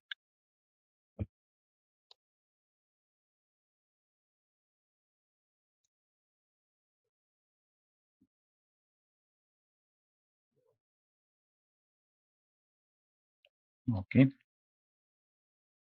Can you scroll to the top? Yeah. In the bottom, keep the button as submit. If you want to change to the any one of the text, not in the right side, if you see next to this, there is a submit button which is not highlighted. Okay. In this, yeah, there is a setting option, right? If you click on those settings,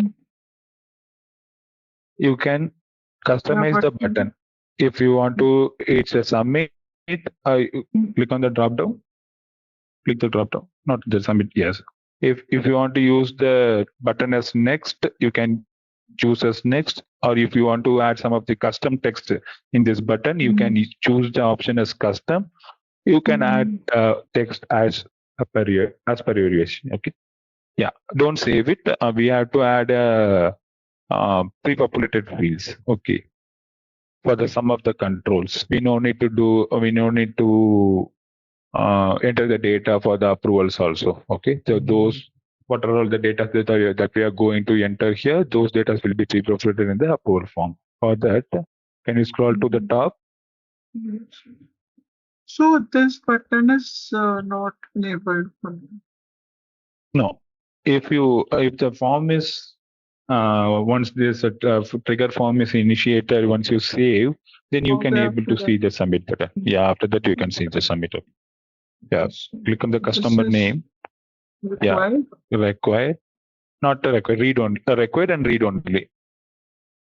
Oh, okay. Yeah. Oh, sorry. After that, we have to give in the submit form. Yeah, sorry for that. You can give us required here. Mhm. Yeah. Okay. Order number is also required. Order amount is also required.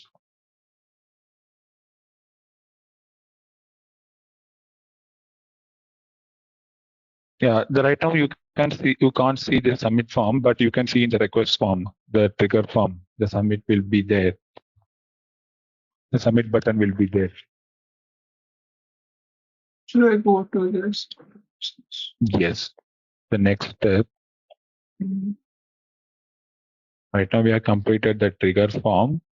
We are going to add an approval form now. Okay. For that, you can click on this plus icon. Next to this trigger form, you have a plus icon in the bottom right. Mhm. Yes.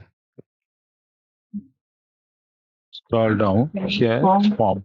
Not a form, approval form. Yes. What's the difference between the form and approval form means if you create a blank form, you could not find those recipients and the due date, those kind of functionalities you could not find that. So that we are specific to use the approval form there. Mhm. Okay, if you click on the plus button, plus icon, if you choose a form, And click the form. yes, click on form. Okay, give a blank form. Mhm. Okay, you can give us approval form. Just you can name for now. Later we are going to delete. I'm going to show you the difference between the Okay. normal Okay. form and the approval form. Okay, yeah, Mhm. just click on create. If you see, once you add this form, you could not. Can you scroll down in the right side of the? Mhm. Yeah. Yeah. Here it's an approval form or it's a normal form only, right? Okay, SAP has added this also option in the form. Also, we could get this. Got it. Okay. Yeah, but before when I used to once you click on that approval form, then only you can able to see that recipient's due date and everything. Now they have added the condition, they added the functionalities in the normal form as well. Okay. But what's the difference between approval form Now, and normal form? now can we click for the approval Yeah, so Yes, my yes. question is, what is the difference between approval and normal form?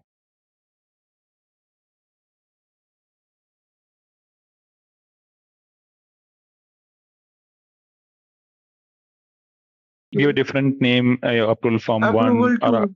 Okay. okay. Yeah, sure. Okay. Okay. If you create an approval form, you will add a condition there. There is a approve and reject. If you see, once you added the approval form in the main, there is an option to approve and reject. But in the normal Yeah. form, you could not find this. Exactly. Yeah. So that is a difference. Yeah. Yeah, got it. So now I'll delete this one. Yes. Yes. For this, rename it. Yes. Open editor.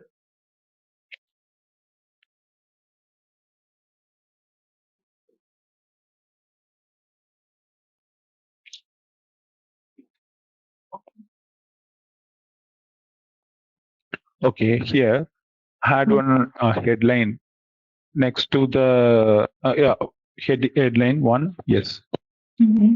Approve sales order.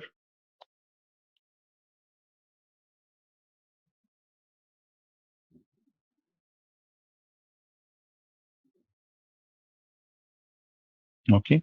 Add another one description. Next to H1, H2, you have a paragraph. Yeah. The paragraph control. Yes. A new adder has been received. Please, Sorry. you can add a test case. Please review and confirm whether the requirement can be met or not. Please review and confirm the order requirements. Please review and confirm the order requirements.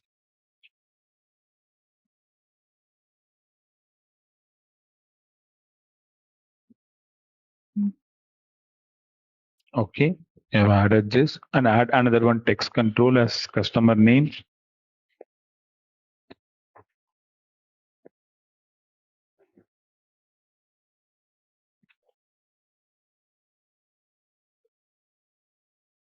And another text as order name.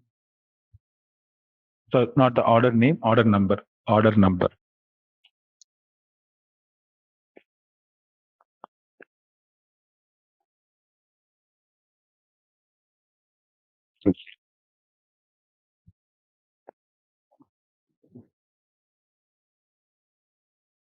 And another text is order amount.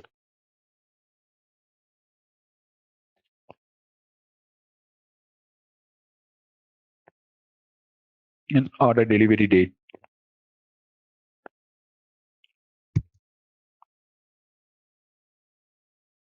So this will be date, yeah, right? This should be date. And the order amount should be the number. Sorry for that. You can delete and add a number. Okay.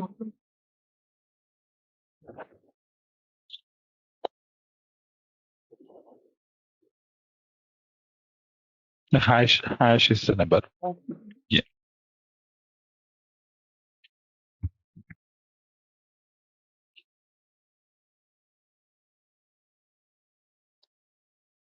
Date. Yes. Order delivery date.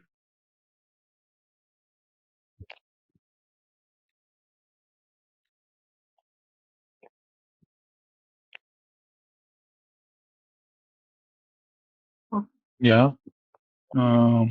Okay. There are two order numbers. You can change this number as order amount. The number control you have added, right? Yes. Not that. That is a text control. Are you in the bottom one? The down one, yes. Order amount.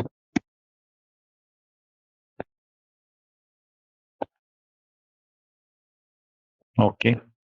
Now we will add a read-only field for some of the controls. Okay. Can you scroll to the top? Customer name is a read-only. Order number is a read-only. And the order amount is a read-only. Order delivery date is also read-only. Okay. And add another one control as commands. Don't add a text control, just add a paragraph, a description kind of.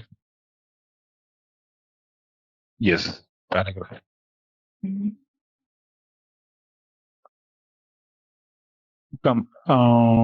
Better to add a paragraph. It won't work, I think. What are the controls that next to the text? Can you go over there? Next to the text, what is that? Next to the text. Text area. Yeah, add the text area, yes. Okay. Yeah, add as comments. Pardon me? Comments. Okay. Give the label as comments. This is a approve or rejection comments. Yeah. Okay. So this is required. Yes, required. Okay. Okay. Now we can save this approval form. Just a second.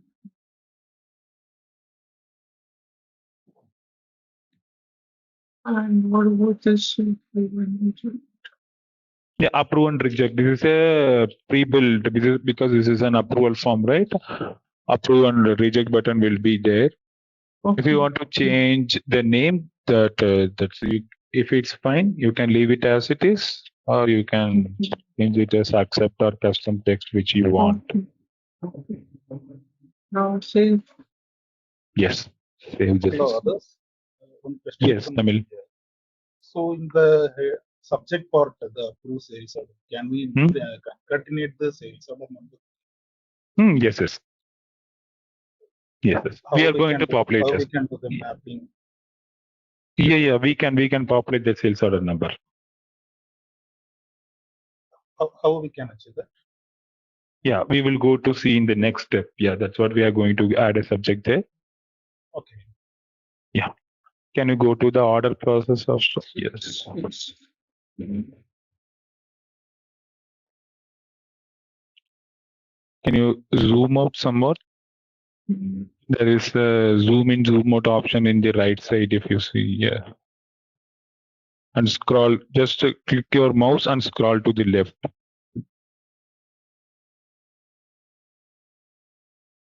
Yes. Yeah.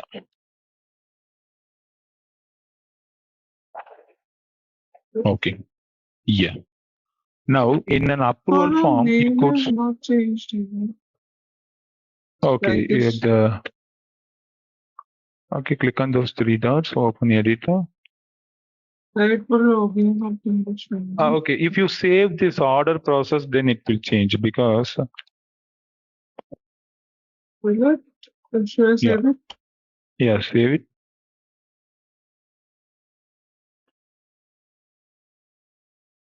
It's not changed. It's still okay. I'll change No, it. from here, yeah, from here you need to change. Yeah. But still, it's pointing to approval form only without. Yeah. the Yeah. names Now it's changed. changed. Okay. Okay. Okay. Now we are going to add a subject here. Click on the approval form. Why this?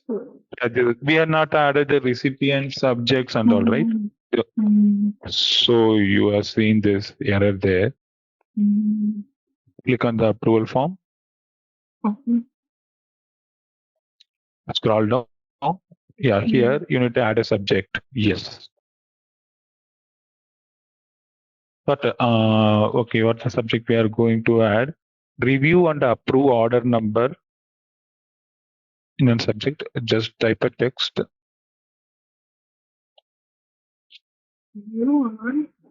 Review and approve order.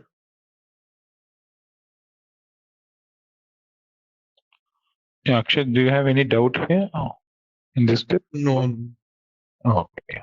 I'm also, creating this parallelly. Okay. Space. Tamil, you have to what you want to add here? Order number, sales order number, right? Yeah. Yeah. Okay. Click on this order number in the left. Ashna. Yeah. Okay. Dynamically, you will get the order number in the approval form. Okay. Okay. The subject is fine. Can you scroll to the bottom? We will add a recipients who are going to receive this form. Yeah. Okay. Users. If you click on the users, right now we will use the default user as a user. Later we will add a group and we can use the group users. Okay. Okay. For this, can you scroll in the left side? There is a process content, right? Can you scroll a little bit down? Yeah. Process started by. Who is going to start the process? They will get this form. Yeah. Okay. We will set a due date also. Right now it's no due date. If we want to add a static duration, yeah, you can choose a static duration. Give us some of the weeks or months. Yeah, it's 3 days, right? Minutes. Yeah, you can give us hours or minutes. There are no weeks. Of It's been 7 days. okay, 7 days. Okay. Mhm. Okay. Right now we have configured all those. Fine. We will save and release this first. Then we will add more configuration for the approve and reject, and we will add the condition. First, we will trigger this. Okay. Mhm. Okay. Release this. Correct. In top to the saved, you have a release option, right? In the right side. Yes, yes, yes. Yes. Click on that release. Mhm. Mhm. You can add any some of the release note as initial release. This is for your reference.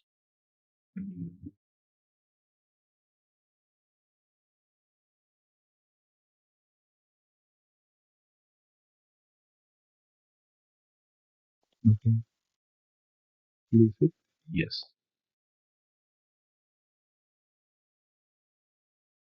Mhm. Once you release this, you could see the version as well as the released confirmation from this Yes, yes. overview. Mhm. Yeah. Okay. Once it's Mhm. released, you can deploy this. Yeah. There is a deploy option. Mhm. Yes. Yes. We are going to deploy in a public. Later, we will deploy in our environment. Okay. Yeah. Deploy. Deploy. Yes.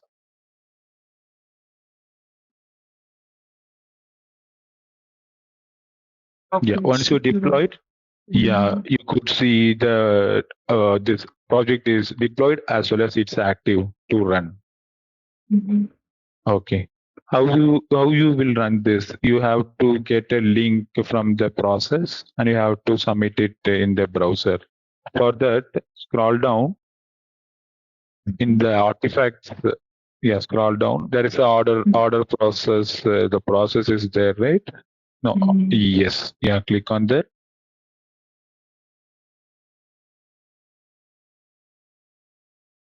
Click on the trigger. Which one? The first trigger form. Okay. Yeah.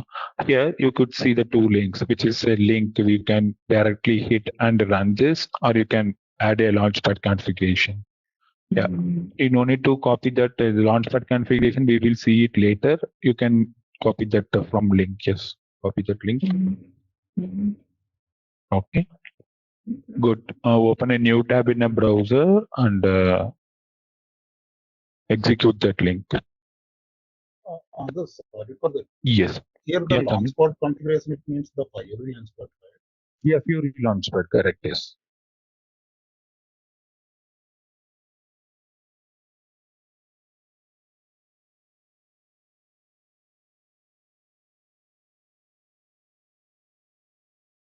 Okay. Okay. Now you can give a customer's name. Customer name. You can fill those form.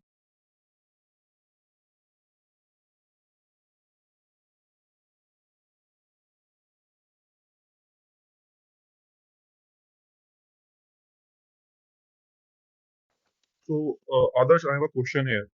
As we Yes. have put in this order amount here, okay? Hmm? So, order Yes. amount can be in USD, can be in rupees, can be in euros, Mhm. right? So, Mhm. how we are Yes. going to handle that? Mhm. Yeah, you need that currencies values, right? Yeah. Okay. That currencies values that we have to add it dynamically, but I will check and let you know, Chetan. I have not worked on the scenario. I will check and let you know. Yes. Maybe others we Yeah. Because can thing is include that it in the we might have dependency on different regions, right? Correct. So one Correct. user is based out in US, another one is based out in Europe. So how we are going to give them this form Correct. for Correct. validation? Yes. Sure. I was going to ask the same thing, if it's in dollar or rupees or what. I think we need to mention something We like need to mention actually that. in a label, there is a label order amount, right?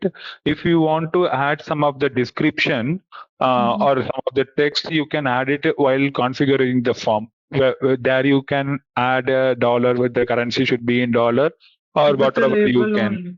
Yeah, with the label only you can do it. That's the option we have. Yeah, we will see in the next. Yeah, that I will show you. Yeah. Order date. Yeah, Akshat, we will see that. Yes.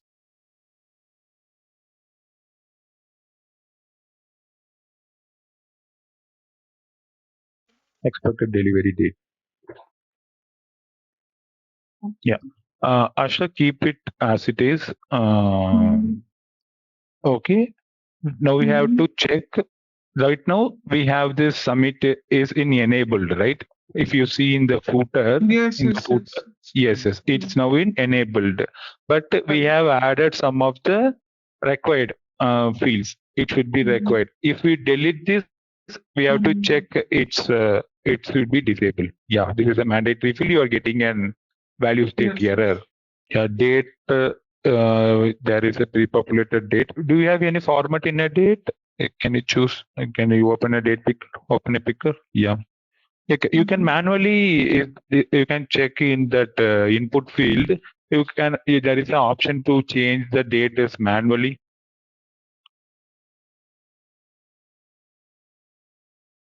Yeah. Delete this. You can't able to do this, or you can able to. Yeah, I changed it to 2000. Yes, I can do it.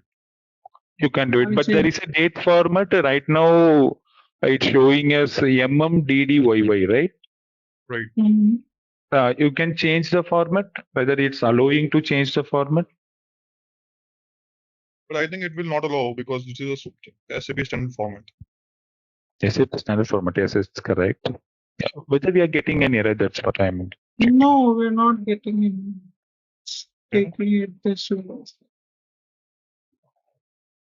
Like year, month, day. Okay, you keep it. You keep as it is. We will check in the approval form. Dot a date. So I have again a question here. So basically, if we are not, passing this date in the valid format, and during the approval process, if someone passes in a different format, so what is going to happen? Yeah, then we have to add a text, or we have to give some of the tooltips. Comments that the date should be in this format. It should be in this format. We can fix it with a date preparation. I should be in this format. You get a confirmation. The form was submitted successfully. Okay. Then go to the SAP Build tab. Yes. Can you click on the Monitor tab here in the left? Monitoring, yes. Choose the first tile, Process and Workflow Instance. Okay. Click on OK. It will re-log in.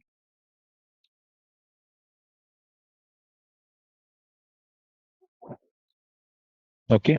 Right now, you could see the process which you have triggered. Right? Not this one. This is, can you please scroll down?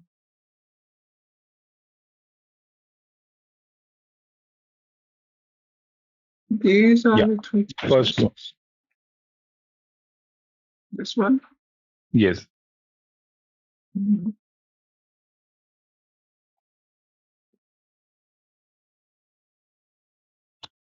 Yeah.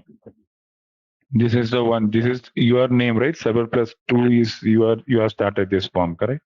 Server plus 4. This is the form which you have triggered right now. Okay. Okay. Can you scroll down? See, not in the context. Yeah. Here you will get all the details. Okay. What are all the forms, what are the text that you have filled in the form, you will get all those details. But the process, the steps which where the process is there, you can see in logs. Can you click on the logs?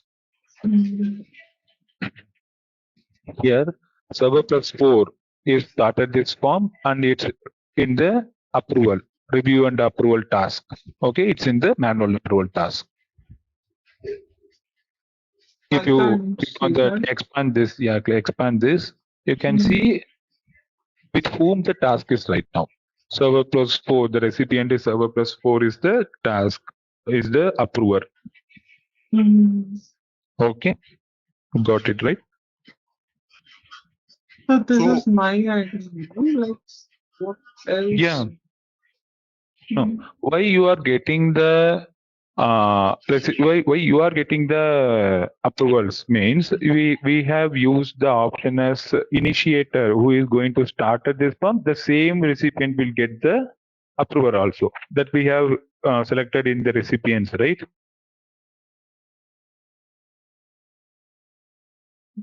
Ashta, are you getting my point? No, I'm a bit confused here. Okay, okay, no Exactly. problem. Okay. What we can go to the next tab. What's the next tab? In the browser? The browser. That's design time or what? Yeah. Here, click on the approval form. Scroll down. The right side scroll down. Why you are getting the form means, can you, yeah, here in the recipients section, if you see users, we are going to assign some of the users. Yeah, you have started the process so that you will get the form. If you want to assign to some of one, you can add an email address here. Okay, if you want to assign the form to Akshat or Ganesh, you can add their email address and they will get an approval form. Okay. Okay. Okay. So Yeah, Adarsh, I have a question here. yes. So Yes. how we are going to approve it now? Now we have submitted a approval form, but it's currently visible. It's available in the recipients of Server Plus 4. How we can access this form? This is the question, right? We have to go to the My Inbox application. My Inbox application, which is nothing but it's a standard approval application. It's given by SAP. It's embedded with this build tool where you can find that application. Here in the top header, right side next to that SE, you have one symbol with a down arrow mark, not in the top header. Not here in the top header. SE is highlighted in green, right? SE. Ashta, yeah. Next to the ESC, that user is there, right? Yeah. Next to that, the second option, there is a box with a down arrow mark. Not here. Not in this. Not in this. Yeah. Next one. Yes. Before next question one. mark. Next one. Before question mark. Okay. This one. Yeah. Yes. Here, once you launch this application, My Inbox application, you could see all the tasks which is associated to your email ID. Well, who is the recipient? That recipient will have those tasks. Okay. You can see there is a. But I have a question here, Adarsh. Yes. We have put in some values, right? When we were filling this form. And here you can see the values are blank. So how we are going to approve it? Okay. Okay. Yes. That we have forgotten the step. Correct. Akshat sir, thanks for this. We have to map those. Akshat, can you go to your build that design time? We have to map those values. Not this one. The next one. Yes. This is okay. This one. Yeah. This one. If you choose this approval form, when you click on this inputs in the right side, yes, you have to map the values here. For customer name, if you click on the customer name,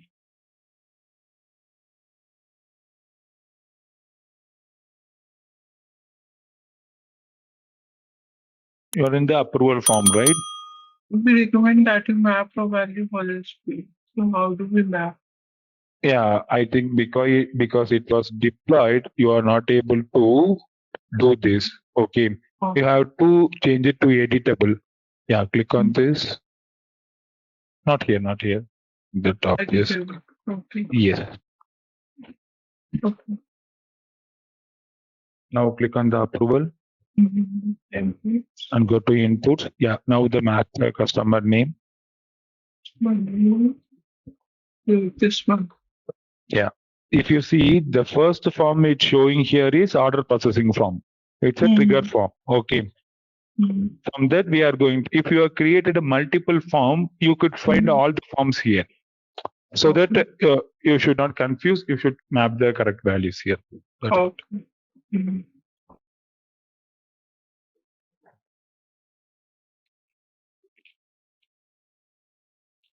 Order date. No, not a order date. delivery. Yeah, yeah, delivery date. Yeah, expected delivery date. Order number. Yes, map it here. Okay. Now save.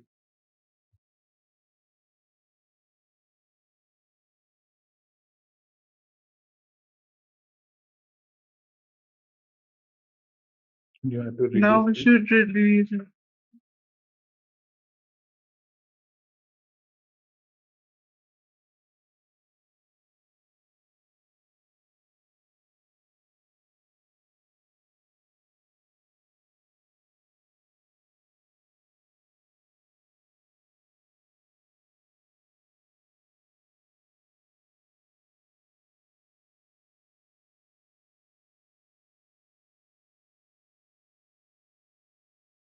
Now you have to go to Should I the refresh inbox. it? The refresh will not work, I think. Okay, refresh it.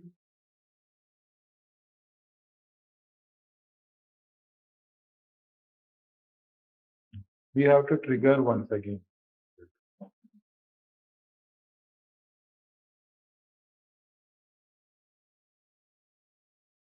Not here. Go to our design times, get a link, and you have to execute that link. This order process. Yeah, click on that order process. No, order process only, correct. Order process. Click on a trigger. The first option, trigger is there. Yes. Form link. Public link. Yes.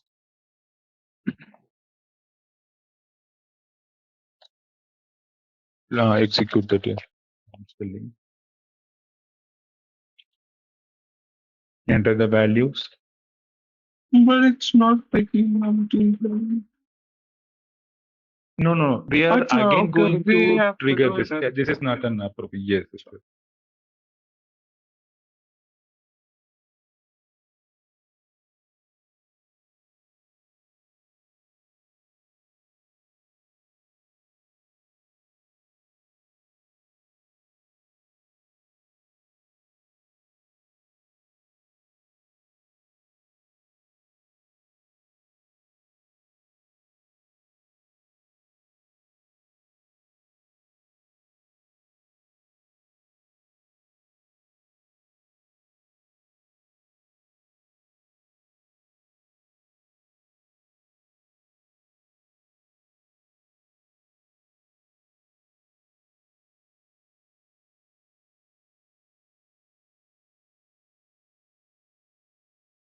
Go to monitor tab.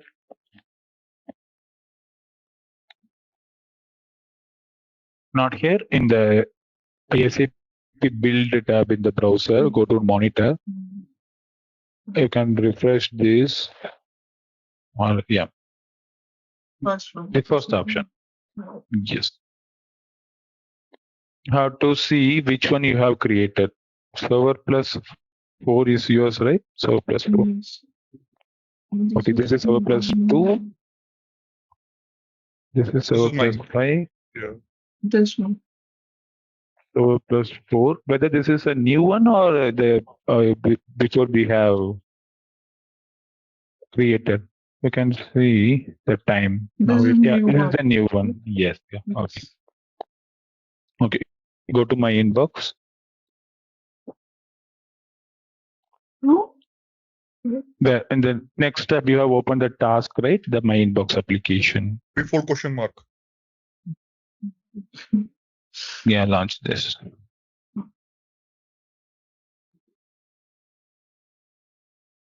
Yeah. Yeah. Now it's. Now we are getting yes. Okay.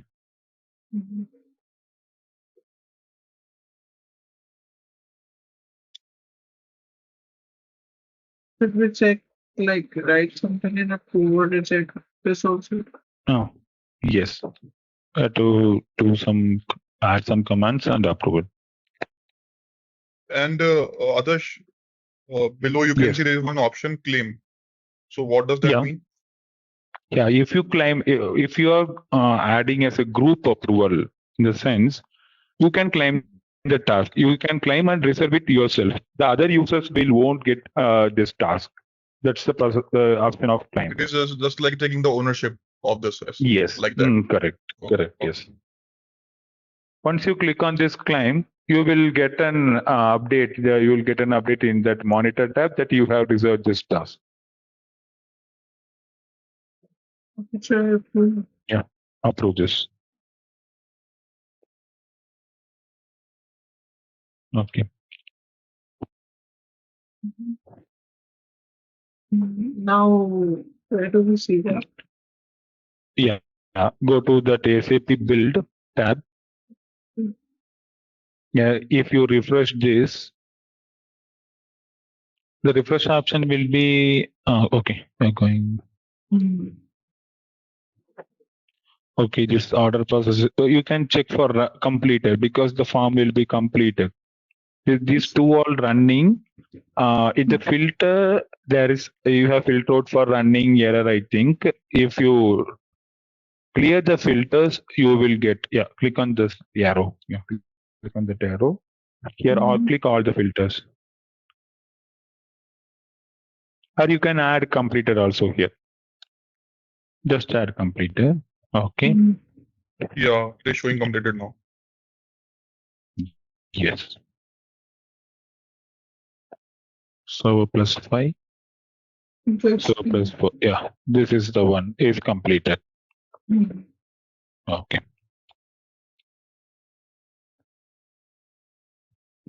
Yes. Now we will add some conditions to this form. We will add more functionalities. Okay.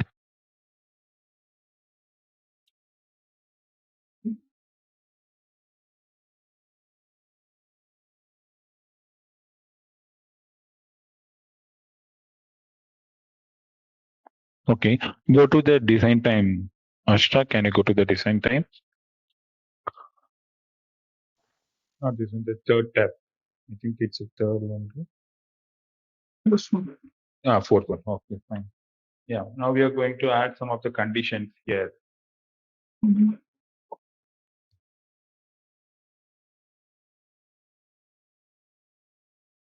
Okay.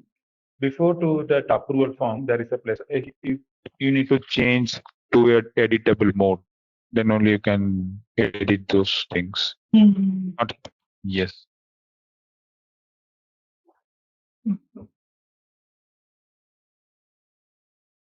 Yeah. Before to that approval form, there is a plus sign, right? Can you please click on the plus sign?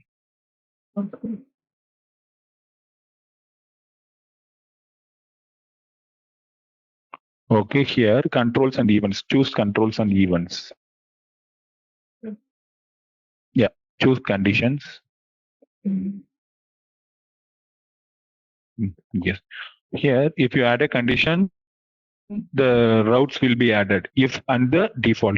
If condition is satisfied, if the process will route via the if condition, or if the if is rejected, then it will go via the default one. Okay. Here, we are going to add some of the conditions here. What we are going to do? Okay, click on that. What we are going to add the amount here.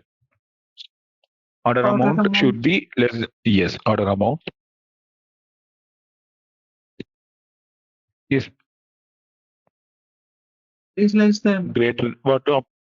Less than or greater than. Whatever you can choose that as per your wish. Yeah.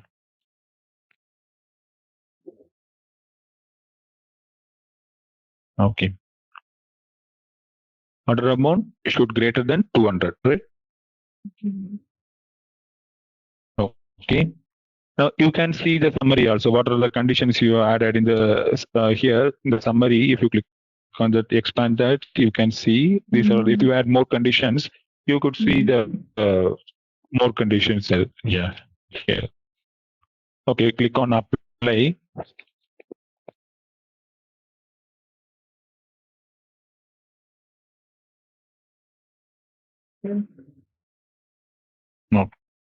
Okay.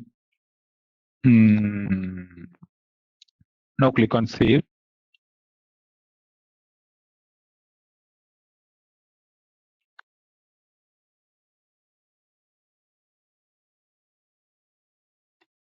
Now release and deploy it.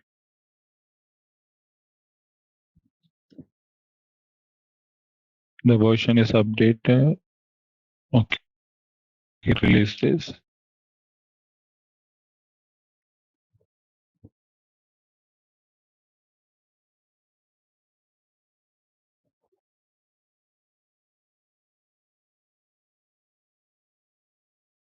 Okay. Here choose that process and get a link, submit it again. Order process. Yes.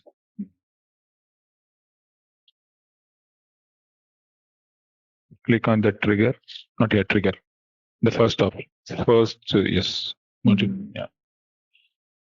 Yeah. Copy that link. Execute in browser.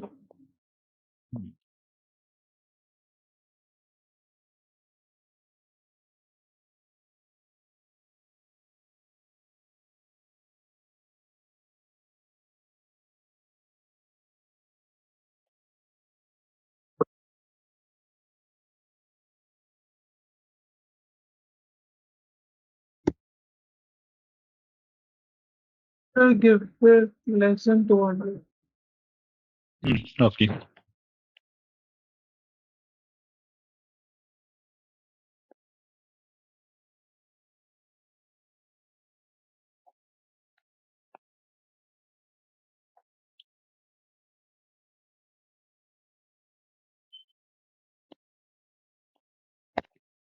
Yeah, submit it. Once you submit it, yeah, go to the monitor tab. The process will complete it as soon as you submit, because it will won't go to the approval option. You're given less than 200, right? Yes. If the condition satisfies, can you get this design and the workflow to the top little bit? Can you move to the workflow little bit top? Close this order processing form. Okay. Can you scroll to this top? Okay. What we have what the condition we have put here? If the condition satisfies, then it will go to the approval form, or else it will go to the But this default. I think both ways it will go to approval. Yeah. The default we have to join to the end. Okay. Can you check in that my inbox whether you are no. First, we will check the my inbox whether the task is there or not.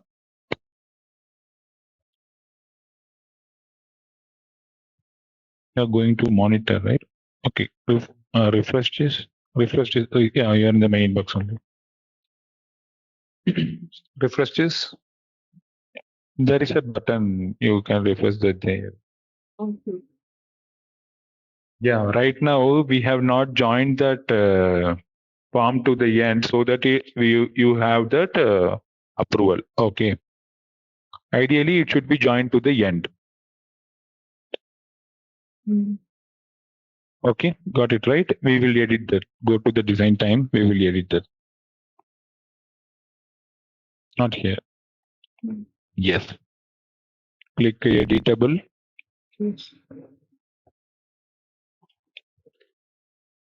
So here. Yeah. There will be language. No, don't add anything. Just click on that arrow mark and route it to the end. The default arrow is there, right? This one. Yes. Click on that.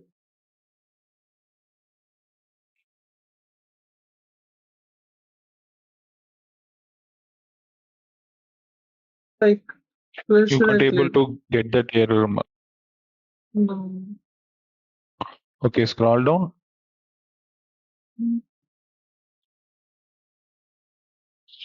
Wait a minute.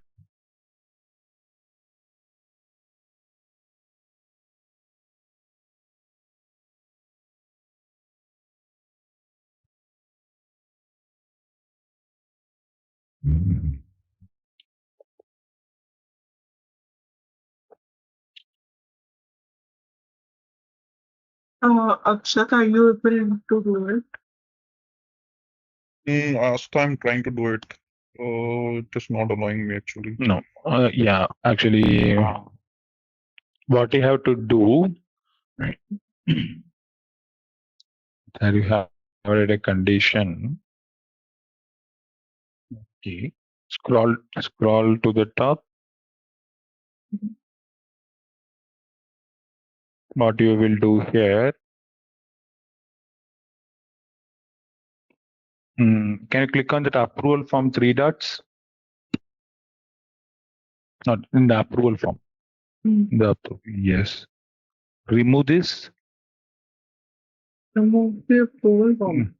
Yes, remove this. Okay. Okay. Now in the if condition there is a plus, right? Add that approval form there. You can approval form. Yeah. There is option. No, there. Yes, this one. Okay. Now it will automatically the routes will go to the end. If you see, can you close this? Then you, Yes. yes. Okay. This is how But we it have is to do. it is in error state. This form 1, right? Yeah, we So have need to add a again recipient. configure it. No need to configure it. No. Just we have to add a. I think again the name is changed. It's a approval form. Give me a second now. Let me my laptop on charge. Give me a second.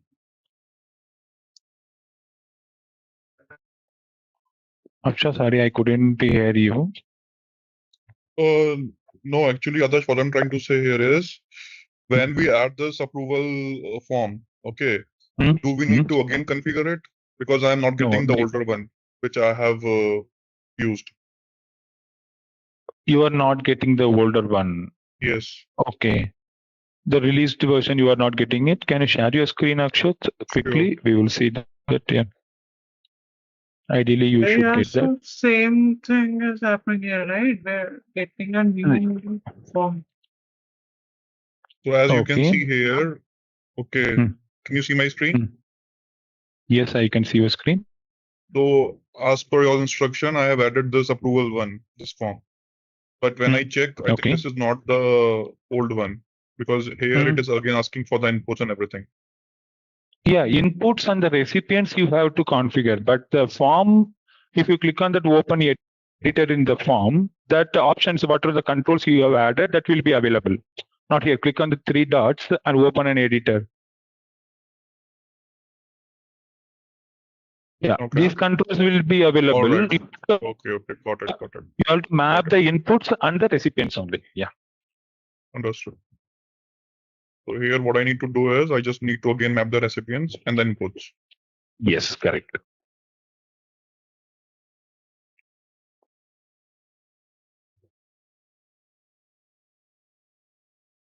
Just click on this.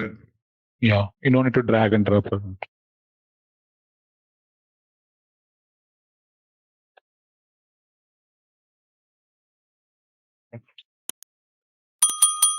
Got it.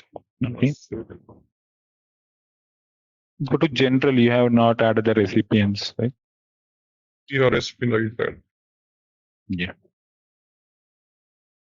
And subject. First, you add the subject, recipients.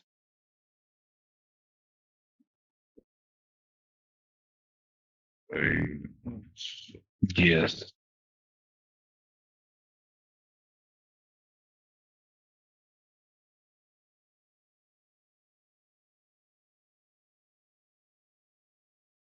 Okay. Hey there! Want to master automating processes? Our SAP iRPA course is here to help. You can take it at your own pace on our platform. In this course, you'll learn all about SAP iRPA. It's like a toolkit for automating tasks, from simple chores to complex processes. Our course covers everything you need to know, from the basics to advanced techniques.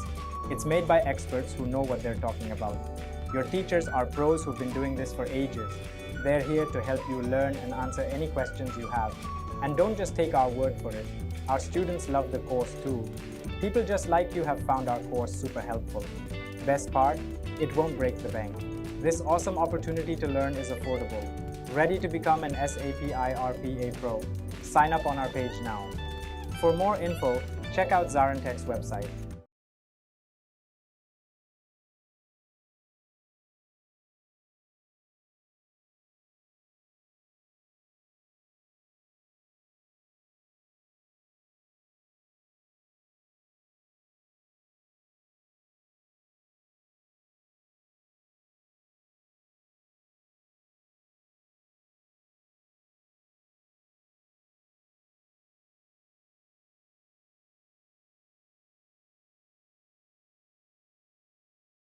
You are go to the order processing. Yeah. Not here. Go to the previous tab which you have opened. This one, right? Then here in the next to the overview there is order processing, right? Yeah. So yeah. Yeah, click on that and choose trigger and get a link.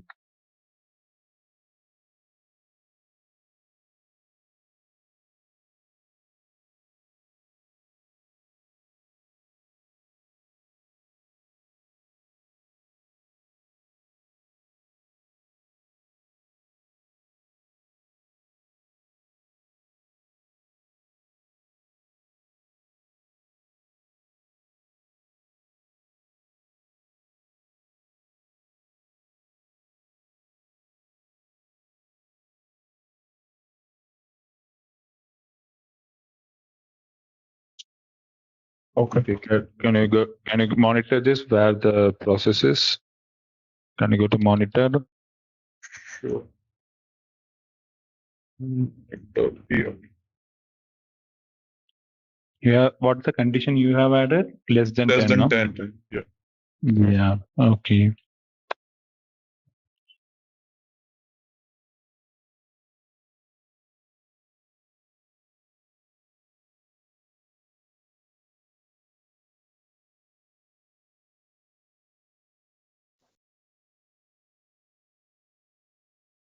This is the one.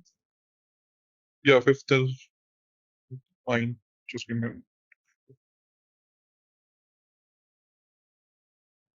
Server plus 5. I think it's Ganesha.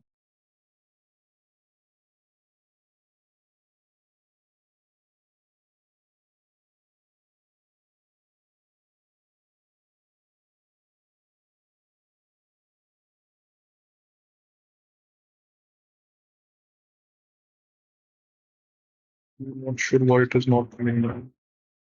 Which is you are not able to see it. Huh? Yeah.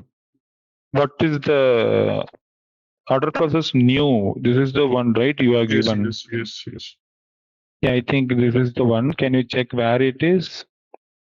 In here, I given amount 1. Amount one not. See, this is the one.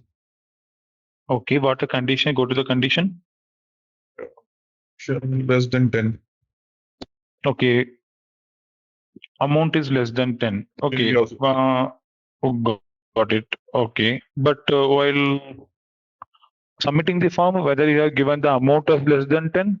Yeah. Yes. Yeah, I if given it's less than 10, it will go to the approver. If it's greater Approver. than 10, yeah, if it's It will less than not 10, it go. will go to approver. Yeah, it's greater than 10, it will route to the end, right? Got it. All right. Okay. Yes.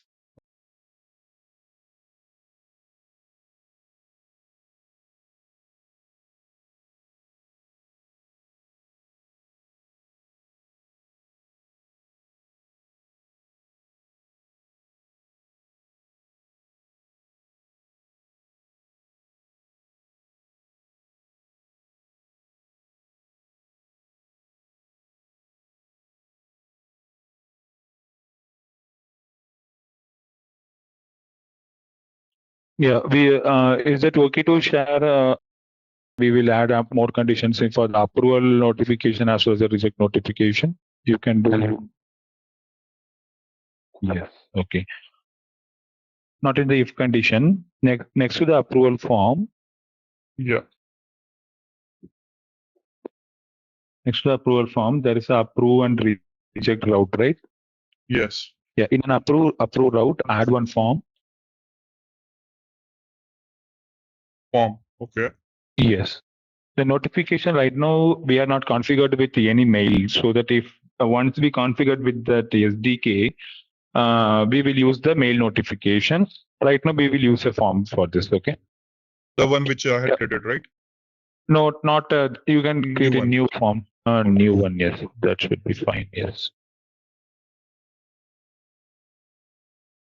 Yeah. Approval notification form. You can give a name as approval notification.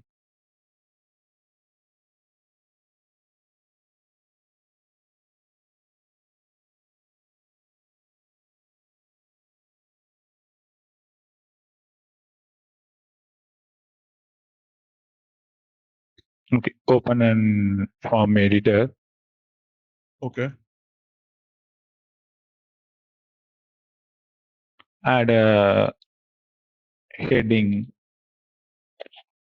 Heading as order confirmation.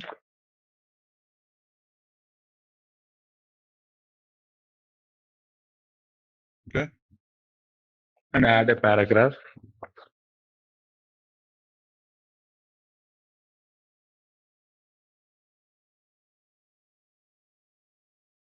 Your order has been received and accepted for delivery.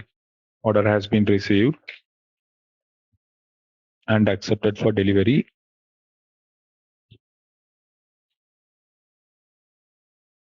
Yeah, that's it. Okay.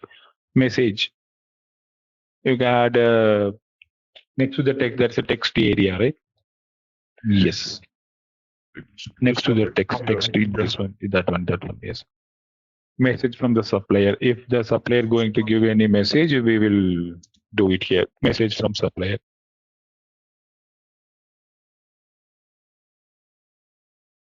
Okay. Save. And what about this? And we will add details also. Order details. What are the details? The order number, order amount, and date. We will add this. Yeah. Order number, order amount, and the expected delivery date. Others, I have one small doubt. Yes, Ganesh. Not here. After adding the condition, so when we are trying to give the form details, if the condition is not satisfying, what will happen? Like it will reject or what? Like I'm getting. No, if the condition is not satisfied. No, if the condition is not satisfied, the process will go to the end. It will won't reject. If the routes is going to the approve or reject, then only we will have a instance as approve and reject. If the condition is not satisfied, directly it will go to the end of the process. Okay. Like how we can know like it will be rejected or it will be approved when we submit the form? That's what you can check in the monitor tab, right? Yes, actually. Okay. Yeah, if you want to add some of the notification or you need any some of the message you have to get, you can add another one form there in the end condition in the default route, or you can add a mail notification also. That we will see it in the later session. Once the mail configuration are done, that we can add it there. Okay. Okay. As of now, like for me, it's not satisfying the condition. Also, it is showing completed status. That's why I'm asking. Yeah, actually why it's showing as completed means the whole process is completed, right? Once you create it is not satisfying, then further we will get the message, right? You are saying. Yes, but the process will be completed only. The process will not turn to error. Process will be completed because it's successfully completed. Okay, others. Okay. Thank you. Yeah. What are order number, order amount, and expected delivery date you added, right? Okay, save this. We should add these are all the read only. Order number as read only, order amount, and expected delivery date as read only.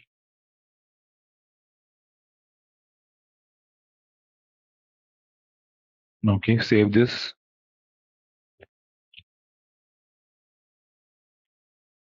Okay. For the rejection also, you can do it the same. How you can do it means you go to the overview. No, the overview, the first tab. Here, the first tab overview. What's the new form you have created? Approval notification, right? Right, this one. Go to that and yeah, click on the three dot. The right. Yes, you can duplicate it. All right. Yes, you can duplicate it. Here you can add duplicate artifacts and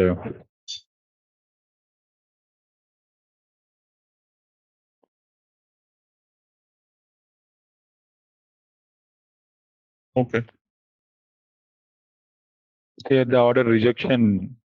Give us a heading as header as order rejection. It's not a confirmation. This is a rejection. Yes. Okay. Order has been. Yeah. Right now it's saved. I think. Okay. Rejected. Okay. Click on that. Yes. Now it's able to edit, right? Add some message. Order has not been. Yeah, data has been rejected. Okay, fine. The message from the supplier. Okay. Save, right? Yeah, save, yes. Okay. Okay. To release it, you can save. I need to add the here, right? Yeah, you need to add it there, the rejection form.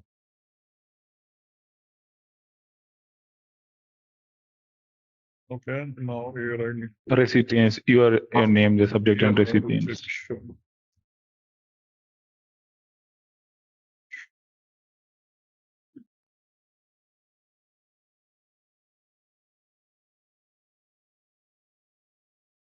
And I think I need to map the fields as well, right? Yes. Mapping if needed.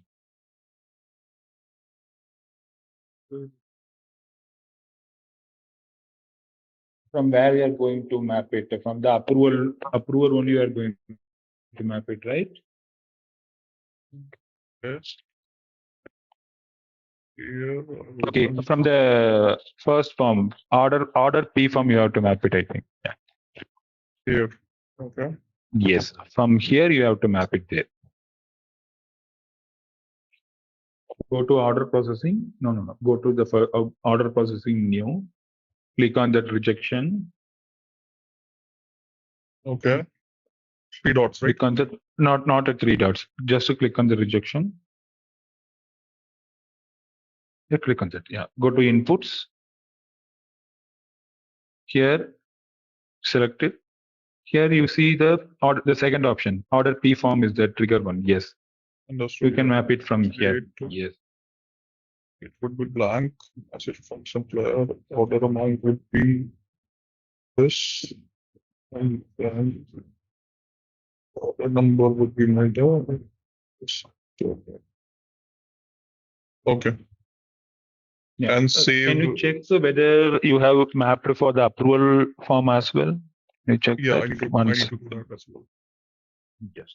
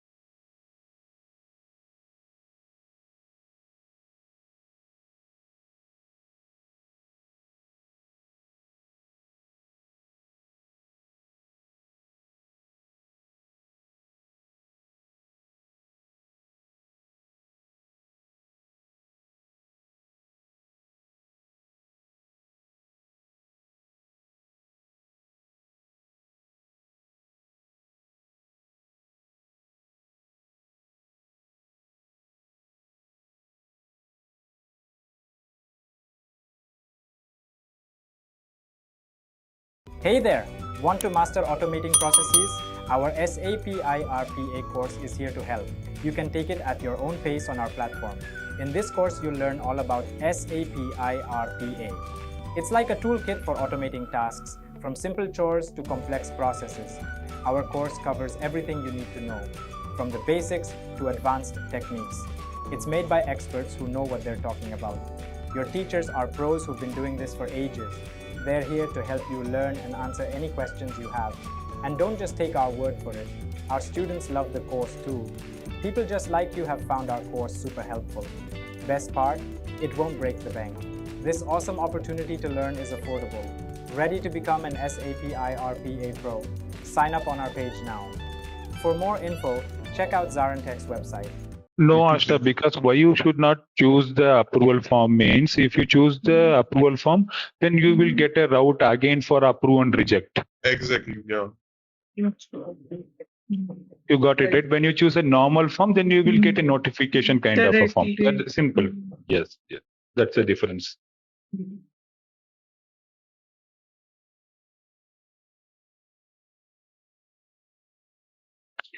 Yeah. Have you submitted, Akshay? Yeah, I deployed this. This is the one. Yeah. Once again, submit it. Submit the trigger form. Just give me a moment.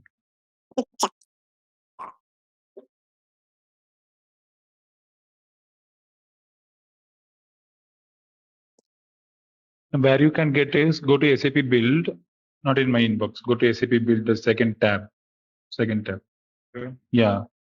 Go to lobby. Choose your project. Which project? You can hide this. The top one. Welcome to SAP Build is there, right? You can hide this. It will be mimic. Yeah. It's occupying more space in the screen. Yeah, this is mine. This is the okay. Okay. Click on that order P from trigger one. Trigger one. Yeah. The first one. Yes. Copy the link. No, you have. I think you have not deployed this. See here will be generated on Release. deploy. Release and Right? deploy. I think you have released it, right? Or you have not released it? I think I released it. I'm not sure like why it is But not showing. no, if you released it, you should check whether the project is correct that you have created or not. Okay, now it has been deployed. Okay, go to that order P form.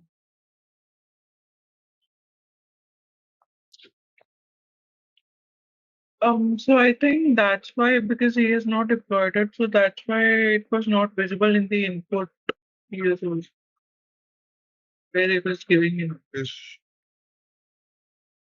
I'm not sure why it is not coming approval one. No, I think you are not getting the link itself. Can you Right. click on that order P form? Yeah. Okay. You have opened multiple tabs, right? This Just give me a sales. moment. Yeah. Just give me. Please close this. Not here in the browser. Not here in the browser. Browser. Yes. Can you please close those things? All of these. Yeah. Okay. There are two right now. Okay. Go to order P form, or you can reload this once again. Not here. In the order processing new. In the order processing new. Right now it's in the editable stage, right? You have to now release and deploy. Whether check whether this is your project, whether the approval conditions, approval forms, notification forms are there or not. Click on that expand. Yeah, before to that approval, there is an small yes, correct. Approval notification forms are there, right? Yes, approval. Yes, okay. Yeah. Approval and rejection. Yeah, okay. And please Now check release. once again. No, wait. Please check once again. You added the recipients also here, right? Yes, I have added. Yes. Can you please cross check it once? Because you won't get. Yeah, okay. For check it for rejection. Yeah, rejection also. Got it. Okay. Now you can release and deploy it. If you open a multiple tab, the browser will and this tool will confused. Yeah, that's why it's not deploying it. Okay. Yeah, it is active now. Okay. Go to no, not here. Not here. Not here. Go to that. Yeah, here. Order. Open that process and scroll down. Order processing new. Here, scroll to the top little bit or minimize this. Scroll to the top. I need that process details. Yeah. That P form trigger. I have. Yeah. I need that. Yeah.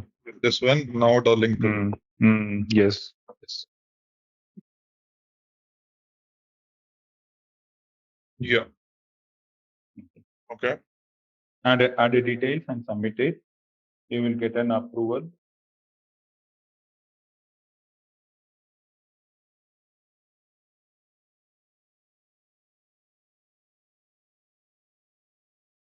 You are given less than 10, right?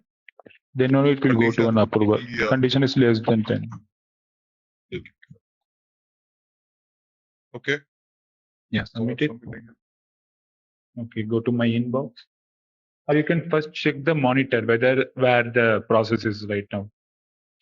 Okay. Once you submit it, please check the monitor tab where the process is. Then only you will get Running. the first one. Yeah, it's running. Click on that. Can you please check whether it's in a task, approval task? Yes, it's in an approval task. Task form. Yeah. Yeah, correct. Okay, go to my inbox. Okay. Understood. Enter the commands and approve it or reject it. Okay. Then it will go to the Now it will be in complete state. yes.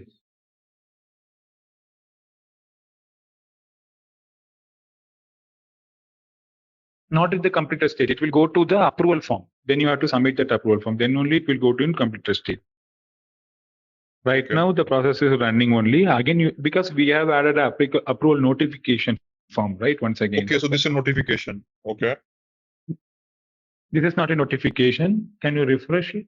You will get a notification. Yeah. This is a approval notification. Yes. Now I do submit it. Yes. Yeah. Now message from supplier. Okay. Yeah. Okay. Now the process will be completed. Understood.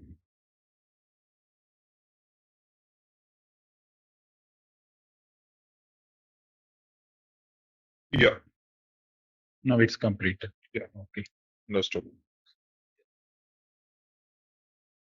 Yeah, this is the basic example which we are gone through today. Do you have any doubts, guys, in this process?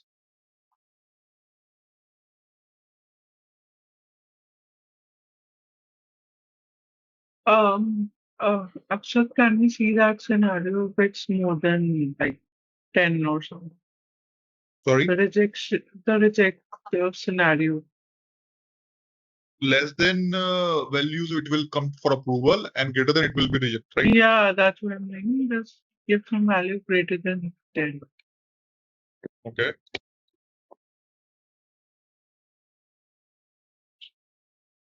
That scenario I need to again. You have to submit the trigger form again. Yeah. Yes. From here, I think I need to submit it, right? Oh, yes. You have to get a link. There is a from link is there, right? No. Don't deploy it. Why you are deploying again? Now, Okay, form link. Form link. That's why you copy it and. What the number you have given while 15, submitting 15, at least 15. Okay, go and check in the completer. Go and check. Okay. Can you add a filter for completer? Okay. Click on the drop down arrow.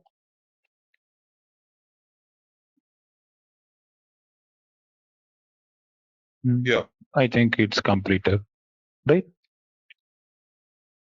Yes. Akshat USA, yeah. 15. 15. The amount you are given is 15. Yeah, 15. Yeah. Okay. Sure. Yeah, guys. Ashtak, do you have any doubt? No.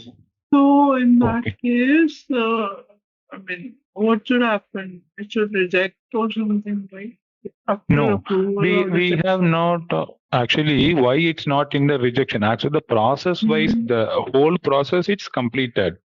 The condition itself is not satisfied, right? So it will end the process. It will won't go for any rejection. Then how the form who is submitted, that person how would know, like it would be rejected or it would be approved? There's no difference I can see, right? Ah, Yeah, that's what we need to add some of the notification in the default route also. where? In which row? In the default route, Akshat, can you go to there? Go to the design time. Yeah, here the condition is to if and else, right? In the right side, the default is there, right? Here you can add some of the notifications. If you make it as editable, can you please make the project as editable?